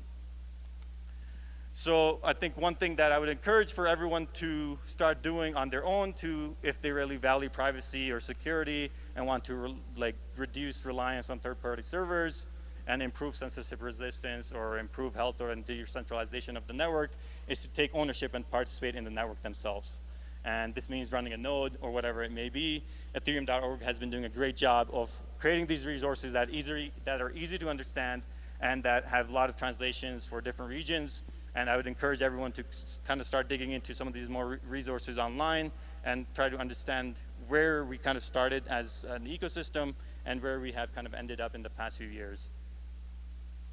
Additionally, if there's individuals in this room that are quite passionate about creating this change for the ecosystem, I would encourage them to come to Adoption Day. It's a UXN conference where we have quite a few interesting lightning talks from individuals from Optimism, from Status, from different client teams to kind of really dig into these different issues and think about what we need to be thinking about in the short term and to the long term when it comes to the UX challenges, when it comes to adoption, and make sure that decentralization is at the core of any of the issues that we focus towards. So please be sure to add this to your schedule so we know how to plan for the room accordingly and make sure that we set it up since it is a small workshop room. Additionally, we'll have working groups focus on UX challenges between 1 p.m. and 6 p.m. And then after that, we'll go to the Chiva Lounge, hopefully where Tomo will do a DJ set. So looking forward to that myself. Additionally, at DevCon this year, we really made a point to highlight teams and projects that are working on some of this stuff. So be sure to go to the client team impact booths. I know for a fact that Nimbus is working on user interfaces to make some of this stuff easier. Lighthouse is working on some of this stuff. I know Prism and Lodestar have done some research and development in this regard as well. Do check out Ethereum on ARM, which is a small device that you can actually start running a node on an ARM device. dApp nodes provide services along this regard as well, same as Ethereum. So they're all in the impact booth area, so be sure to go check them out as well. Additionally, I think we just need to kind of go back to this diagram around why we were looking at the trans-theoretical model of change and what we need to be mindful of. So it's always an upward spiral, and we're always going to relapse. And I think over the past few years, we've unfortunately relapsed to a point where we just don't want to take ownership of the managing our services or infrastructure at all. And we're going to have to start looking at what infrastructure, what resources, what education needs to be put in place where people can now start actually preparing and putting things into action. So hopefully there's individuals in this room that can guide us, that can lead us, move into more action-oriented mind frame rather than where we just contemplate and think about the issues that we are facing, but once we actually get to the point that it's too late, there's nothing that we can do. So I would like to thank everyone for coming today, and hopefully you get an opportunity to engage with the thousands of individuals that are coming to DEF CON from disparate backgrounds and communicate with them and really learn about the challenges that they face when it comes to some of this stuff. Why are they here? Why did they want to participate in the Ethereum, whether it was creating resources, whether it's developing protocols, what really drives them, and how do you take that context into the work that you're doing?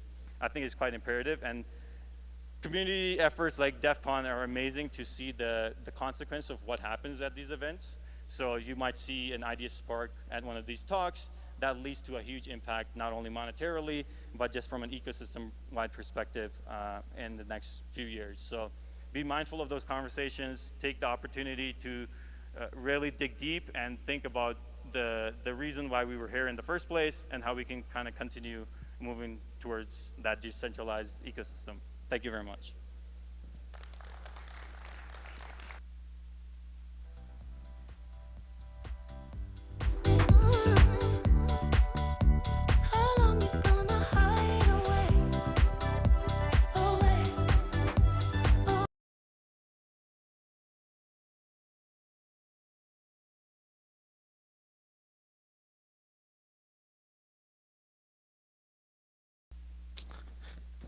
Thank you, Akil. We will be back at the, I guess, half of the hour. Connor's going to give us a talk about where we're going with quadratic funding. So stick around. We'll see you then.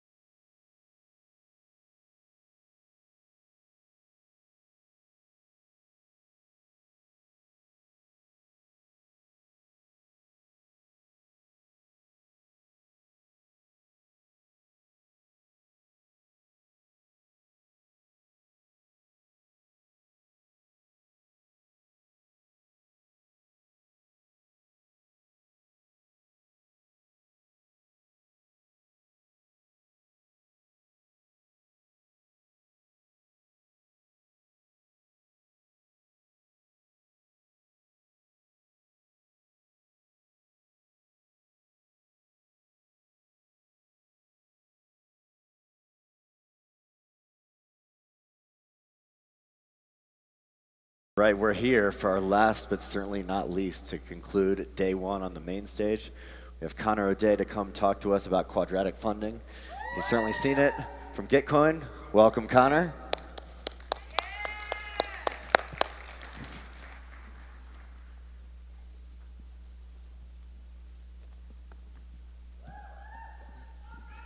All right, is this thing on? Awesome. So first off, thanks for having me. I'm super excited to be here. I'm Connor O'Day. I work for Gitcoin, or I am a member of the Gitcoin DAO, and we're going to be talking about a nifty thing called quadratic funding. So first off, I just want to take a quick poll. Who here has heard of quadratic funding? Okay, I see a lot of hands. That's good. That's good. Who actually understands it? Okay, maybe half as much. I'll take it. I also, I'm still learning, so. Who has actually funded a project in a quadratic funding program? A lot of hands, that's good. And who only did it because you thought you'd get an airdrop in the future? I see 1, 2, 3. Okay, I like the honesty, So the too long didn't watch for the people that are heading out to happy hour right now. Quadratic funding has proven to be a powerful tool, but primarily in niche communities like Web3 and with few new advancements over the past few years, which is basically QF is good. As adoption has grown, problems are becoming more apparent. Scale is hard. And things like decentralized identity, community curation tools will boost scalability, and then tweaks to the mechanism design can help drive adoption as communities tailor QF to fit their specific needs. And we're going to call that innovation and experimentation equals transcendence. So that's kind of the high-level overview. If you need to go, you can go, but I think it'll be pretty interesting diving into the details here. So first, WTF is QF. Spoiler alert for the whole presentation, that is QF. Basically what it means is funding for any given project is calculated by taking the square root of each donation, adding these values together, and then taking the square of that result. We'll get into that a little bit further on the technical side, but basically the widely accepted definition of quadratic funding is it is the mathematically optimal way to fund public goods in a democratic community. There's always kind of been this emphasis on public goods and democratic communities, which covers many of the use cases, but perhaps not all, which I'll get into later. And QF was kind of first proposed by Zoe Hitzig, Vitalik Buterin, and Glenn Whale in the paper you see on the screen right now. And what it really does is it let us harness the collective intelligence of a community, helps ecosystems signal and fund their shared needs. And what it looks like in practice is your donations are multiplied on this logarithmic curve. And I really like this about a lot of implementations is you can actually see the impact of your donation as you do it. And you can kind of see how a small donation can get a large match, a bigger donation can get a bigger match, but it really tapers off because the higher value is in the number of unique contributors rather than the total amount contributed by any one person. So quadratic funding came from this idea of quadratic voting, which basically allows you to signal preferences, but most importantly, the strength of those preferences. Quadratic voting as a concept existed before crypto, but was popularized by Glenn Whale, which is also kind of independent of crypto, but kind of at the same time the ETH ecosystem was maturing. But compared to $1 one vote or one person one vote systems, it really allows you to signal preference in a much better way. And so QF and public goods. This is kind of the common theme you hear. Everything here is about funding public goods. Everything quadratic funding is usually in relation to public goods. And so what even is a public good? It is a non-rivalrous, non-excludable good. For example, clean air or open source software, which is one that we focused on a lot. These are often discussed as a pair, but I don't think that will always be the case. We're kind of starting to stray from this public goods pigeonhole, where the types of goods is more of a gradient that people are understanding. And there are things like network goods, community goods, plural goods, even private goods that could benefit from QF. And it doesn't mean we are funding public bads, but it means we just have to kind of rethink the framing that we're using for what we're funding with this mechanism. So where are we today? Gitcoin, in our history since we started in 2017, has funded $69 million worth of open source software and public goods, which is a pretty nice number to round out for this presentation. That just kind of worked out nicely. And this includes grants, bounties, hackathons, tips, a bunch of different things that can happen on the Gitcoin platform, not specifically just grants. And for the Gitcoin grants program, we've seen kind of round over round growth now for over 3 years. We started in 2019 with the first round, had a $25,000 matching pool. I think it got like $13,000 of community contributions and 200 contributions total, so not a whole lot. Fast forward to grants round 14 in June, 600,000 contributions and over $5 million raised for these projects, these public goods, these open source software projects, which is really cool to see. And these visualization graphs you see are kind of the network, 3D visualized, of all these donations and all of these connections between users and projects. And the most recent round, grants round 15, just ran in September, sorry. And what I really want to call out here is that this wouldn't be possible without the matching pool funders. So these are, DAOs, organizations, private companies, individuals that want to donate large amounts to the matching pool in order to incentivize the community to also donate to public goods. And that last round had over 450,000 contributions, over $4 million raised, and almost 40,000 unique donors. But yeah, so this wouldn't be possible without all these logos you see up there right now. And so just want to give them a quick shout out because it's super important to what we're doing. And so we're experimenting with all different kind of types of quadratic funding rounds. We kind of started with one main pool, we broke it into categories, and now we're doing what we call ecosystem rounds. So we've done, I think, 20 plus unique ecosystem rounds in the last year or so, and over 40 total. A lot of those are recurring. And some of them are kind of crowd-funded and more focused on a theme, like the Open Gaming round or the ZK Tech round. Versus many others are kind of a single funder trying to grow their own community, their own protocol. For example, ENS, Polygon, and some of the others you see up there. And the way I view it is this could eventually be part of the DAO tooling stack, where it's better than like a yes-no governance vote. It's faster and more democratic than traditional grant programs. So you could imagine a DAO that needs to decide what work streams, what hubs, whatever they call their projects within their DAO, what they need to fund. They could use a QF tool or QV tool, and with quadratic funding, it has the added benefit of raising additional funds for those projects. And then cause rounds, I think, are what are really interesting as well, where we're kind of trying to break out of this Web3 bubble and make an impact in meat space in the real world. And we've done rounds for climate, diversity, crypto advocacy, DeSci, longevity. We did a round for Ukraine. And there's still a lot of overlap between the Web3 communities and these communities. For example, in climate, like a lot of the climate projects we see are kind of crypto-focused climate initiatives, which isn't a bad thing. But what we're trying to do is really onboard, non-crypto natives to the blockchain, the Web3 ecosystem, which is difficult for everyone. But I think we've been making good progress there. And here's some examples just from the climate round. I think these are really interesting because it really has like a global widespread impact, and it's very cool to see. In this case, we are kind of onboarding new users to Web3, which comes with a lot of manual handholding and onboarding, but it's really cool to see the progress that's been made in these areas. And the last one I want to mention is these kind of geographic QF rounds, so the regional and local rounds. I want to call out specifically the Devcon Latin America focused CLR fund round. So that's happening now. Gitcoin is not involved, but we work with CLR fund. We like them a lot, and everyone should go check it out because they're also utilizing some of the mechanisms that I'll mention later in this presentation. But yeah, so that's happening now. And as Gitcoin, we've done a few rounds. Like we did an Oakland youth charity focused round. We did a China crypto ecosystem focused round.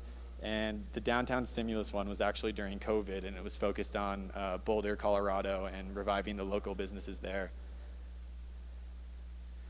And I think what I want to say on this is just like we're all experts at what's right in front of us in our communities.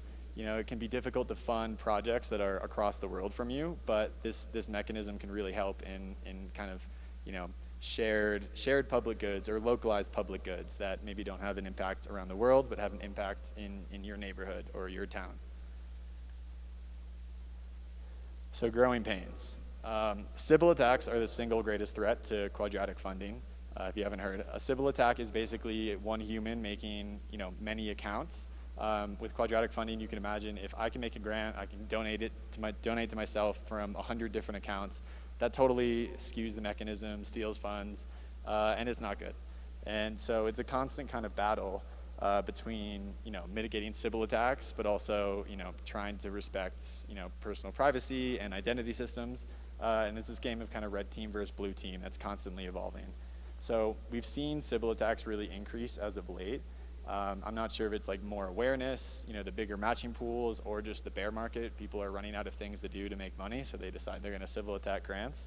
But it's an issue, and we see the self-donors who are trying to cheat by donating to themselves. We see airdrop farmers, which are typically not. They're not trying to do bad necessarily. They're just trying to get as many accounts as they can, eligible for possible airdrops, which is also not good because it skews the mechanism. And I think that's partly due to a lot of the airdrops we've seen that have went to public goods funders in the past. So we're working on mitigating that. And then just general collusion between different real humans. It's really hard to tell what's collusion between legitimate people when you don't know their full identity, or what is actually a Sybil attack. But in both cases, we're trying to mitigate that. And then we see fraudulent grants. So impersonations, grant emulations, which is what we call making up a project and making it look like it's real, but the GitHub is empty, the Twitter has 5 followers, but they really write it up to make it look real. So we're dealing with a lot of that. And the solution to all of this is identity. So how can we channel this airdrop farmer energy into raising more funds for good causes while not compromising the mechanism's integrity? It's inevitable that people are going to donate to things because they think they'll get something out of it eventually. And as long as we can kind of channel that energy in such a way that it doesn't, hurt the mechanism and other grants, then I think we're kind of secretly converting these degens into regens without them even knowing it. So Gitcoin grants right now, the platform that most of you know, or some of you may know, it's still fairly centralized, but that's okay. We can't go to governance for every single grant decision, so governance helps direct the eligibility requirements, and then we have a centralized team that must be trusted to act on those decisions. But this is a high bandwidth task for our team. Humans are prone to error, it's centralized, and at the end of the day, it's not what we want to be doing with our time. And so as we kind of move towards a path to decentralization, which I'll get to more later, we're thinking about launching this permissionless protocol. We have resilient identity systems in the works, community curation, and really self-serve product features so people can kind of choose how they run their own rounds. And one of the primitives I'm most excited about is around decentralized identity, and that is Gitcoin Passport. So this is an open source dApp. Preserves your privacy. It's fully decentralized. The data is on Ceramic Network. Gitcoin uses it as to prevent Sybils and provide trust bonuses to donors. And it's all open source, and anyone can integrate it with their own dApp. So we already have actually 60,000 passports created on Gitcoin, which is really exciting. And some of the integrations that we've seen are ETHStaker, Bankless Academy, Rabbit Hole, Snapshot, Guild are already using Passport. Mainly for Sybil protection or quadratic voting or similar use cases like that. And once we kind of nail this Sybil resistance with Passport or through many combined means, it unlocks this spectrum of possibilities of quadratic funding, quadratic voting, fair launches, universal basic income, one person, one vote DAOs, data collectives, and plural funding. But we're not there yet. And then the other mechanism that I'm getting more excited about is different ways to incentivize community curation. So curation is creation, and we're experimenting with things like grant and identity staking, where you actually put value on your grant or on your identity. And personally, I think the revival of token curated registries is going to happen. So if you're not familiar, I'm super bullish on this, but TCRs were kind of popularized, a long time ago in crypto land in 2017. But it's an incentivized voting game that helps create trusted lists that are maintained by the very people that use them. So essentially using the wisdom of the crowd principles, people collectively vote on what submissions are valid, what should be removed, and they're rewarded in tokens for doing so. During the 2017-2018 cycle, there was a lot of hype around this, and I think it kind of died out, but I'm slowly starting to see it kind of come back into the main Web3 discussion. So even if it's not TCRs themselves, some type of community curation is absolutely needed for a decentralized grants program. All right, so we're going to go into some of the new flavors of quadratic funding. Lots of people are doing really dope stuff with public goods funding, quadratic funding, and we're excited to work with all of them to do so. You'll see some of the logos there on that unnamed bag of candy. But these new flavors, we're really going to try to taste the rainbow here. So I first want to establish that almost all QF implementations kind of stray from the math. When proposing adjustments or new experiments, like we often get the reply like, oh, well, that's not real QF, hence kind of the meme I dropped in there. But it took me a while to kind of fully grasp what the image you see on the side there means. Basically, the green is donations, the yellow is matching, and as we said before, the matching is calculated by taking the square root of each contribution. So those blue lines you see there, adding it up, and then taking that square, which is the full square of yellow and green that you see there. And so that would be like pure QF, right? And that would happen if so it doesn't happen in this case because what Gitcoin does is we have a fixed matching pool and a fixed time limit, which means matches will scale up or down based on the saturation. So if a round is oversaturated or undersaturated, that means all the matching is allocated or all the matching is not allocated, then you don't have this perfect square that you see here. And most of our rounds end up getting saturated. And what you see after that point is it's kind of a zero-sum game, which means there's no additional matching to provide, but as more donations come in, it just shuffles around where that matching goes. So some people have argued that it should kind of end after it's saturated, and that would be what's kind of like a fixed pool only, where as soon as the round is fully saturated, it's over. Which I don't think would be a good user experience because people want to know how long they have to donate and when it's going to end, but it's one thing we could experiment with. The other thing is if there's a fixed time limit but a variable pool, you could run it that way, but you essentially need infinite money to make sure that you're not going to run out, and that's not really feasible either. So we kind of have this middle ground here. And then there's other things too, the trust verification bonuses. We have matching caps on certain rounds where there's a certain percentage of the total pool that you can take. Pairwise bounding, which I'll talk about in a second, and many other mechanisms that kind of take the initial QF math formula and then add some tweaks to it to kind of help the experience. So pairwise bounding, I'll talk about first. This is a mechanism designed to proactively prevent collusion, muting the impact of groups of contributors who contribute to the same grants as each other.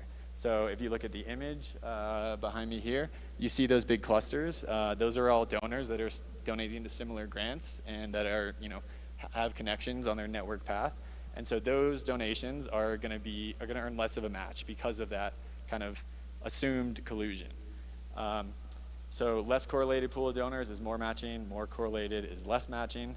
And then we could also experiment with like plural pairwise QF, which would, with new identity systems like VCs, DIDs, SBTs, we can sort of better figure out how close or far a single individual is to your network and, kind of take the pairwise bounding a step further.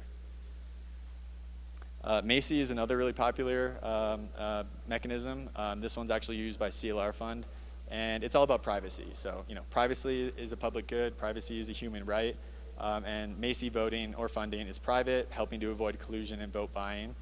So in quadratic funding, users could not cryptographically prove to others how much they've donated or who they've donated to. Some of the caveats there, I think, is that it relies heavily on Sybil resistance assumptions, as everything kind of does. You can only make donations on one chain. You can only contribute once to a round. And if there are trusted parties who know each other in person, like they could still potentially collude. But in any case, I think privacy is really important, and this is a good thing that we'll be trying to experiment with soon. Retroactive public goods funding is another concept that's not necessarily QF. It's more quadratic voting. But the core idea is that it's easier to agree on what was useful than what will be useful. So Optimism is not trying to be a grants program. They don't want to fund what they want to see built in the future. They want to reward what was already built. So it's more expert-driven and proportional to kind of the past value generated from a project. In their iteration, they've kind of went for a whitelisting approach, which reduces Sybil attacks and fraud, but is less inclusive as a whole. And the benefit of this is it can kind of incentivize the initial seed funding of a project. So, right now it's very hard to get initial seed funding for an open source project or a public good, but if retro PGF kind of gains traction and part of that retroactive funding goes to the initial funders, then you might see private investors investing in open source with the idea that there's going to be an exit eventually. So it kind of working backwards, it could sort of help fund the initial stage of many open source projects. And I want to call out, we're working on something very exciting with Optimism for retro PGF using the new grants protocol that I think we've sort of announced, but you'll be hearing more about that soon. It's super exciting. And the other thing I kind of wanted to mention is just that when I donate to normal quadratic funding rounds, I'm often donating to projects that I think have done really good work. I'm also donating to projects that I want to do good work, but I certainly think QF in general, it's a good mix between retro funding and future funding. But it's a lot easier to donate to a project that the name, they're doing good work versus someone who's brand new. So all funding is sort of retro in some capacity, but that's kind of a personal preference thing that we haven't fully explored. Okay, we're running low on time, but dominance assurance contracts are another mechanism that we could potentially use. It's a product of game theory meant to incentivize everybody in the community to contribute to funding a public good and avoid the free rider problem, which essentially offers a refund to your donation if a threshold is not met, whether that's the amount raised or the number of donors. And with dominance, the dominance part of it, the person offering the public good would actually have to pay you some bonus on top of that. So it kind of turns into a win-win for donors. Your public good either gets funded and everyone's happy, it's what they wanted, or you earn a profit and it doesn't get funded. And ideally, in game theory, that might be the dominant strategy for free riders that don't want to fund public goods. And then back to quadratic voting. So, do we really need the F in QF? There's plenty of great quadratic voting experiments happening, and it might better serve the needs of some communities. You really need strong Sybil protections or a whitelist system. And I find it kind of more useful for single choice decisions like A versus B versus deciding on what scale to fund something. And of course it lacks the benefit of raising additional funds via user contributions. So what is next? So Gitcoin, as I kind of alluded to, we're launching a new grants protocol that's going to be fully decentralized. And we're kind of at a crossroads because we want to decentralize QF using the latest and greatest Web3 tooling, but we also want to drive adoption of QF in new areas in the real world, which means making Web3 more accessible to the average non-crypto native person. So, make an impact in meet space, onboard normies, and be grandma friendly. So, anyone can use it. And we're kind of balancing the scales here. It's a bit difficult to do both at one time, and this is a problem for the entire Web3 ecosystem is usability and user experience.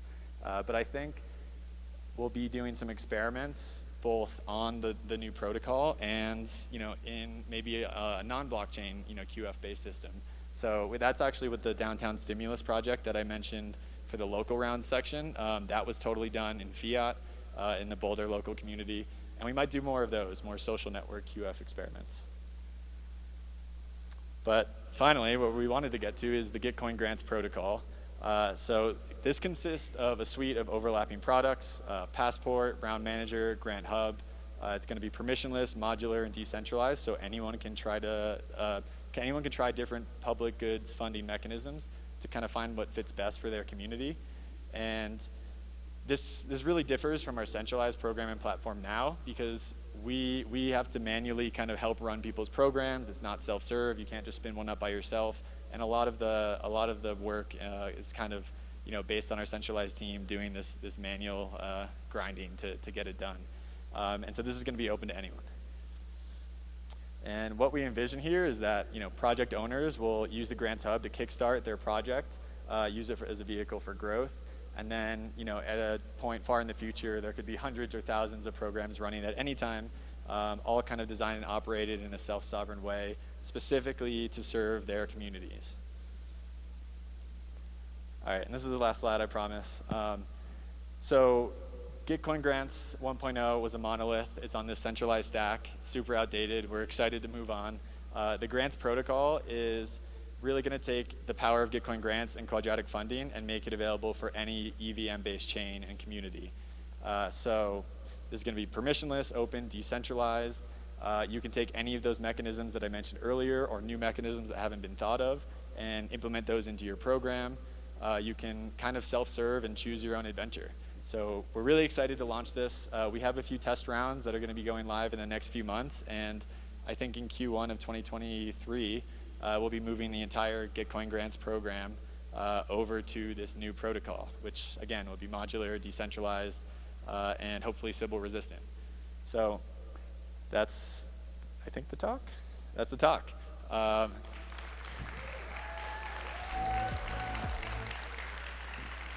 Thank you guys for having me. I know there's a lot of happy hours and parties to get to, so it means a lot that you're still here. And yeah, thank you, Colombia and Bogotá. This is beautiful.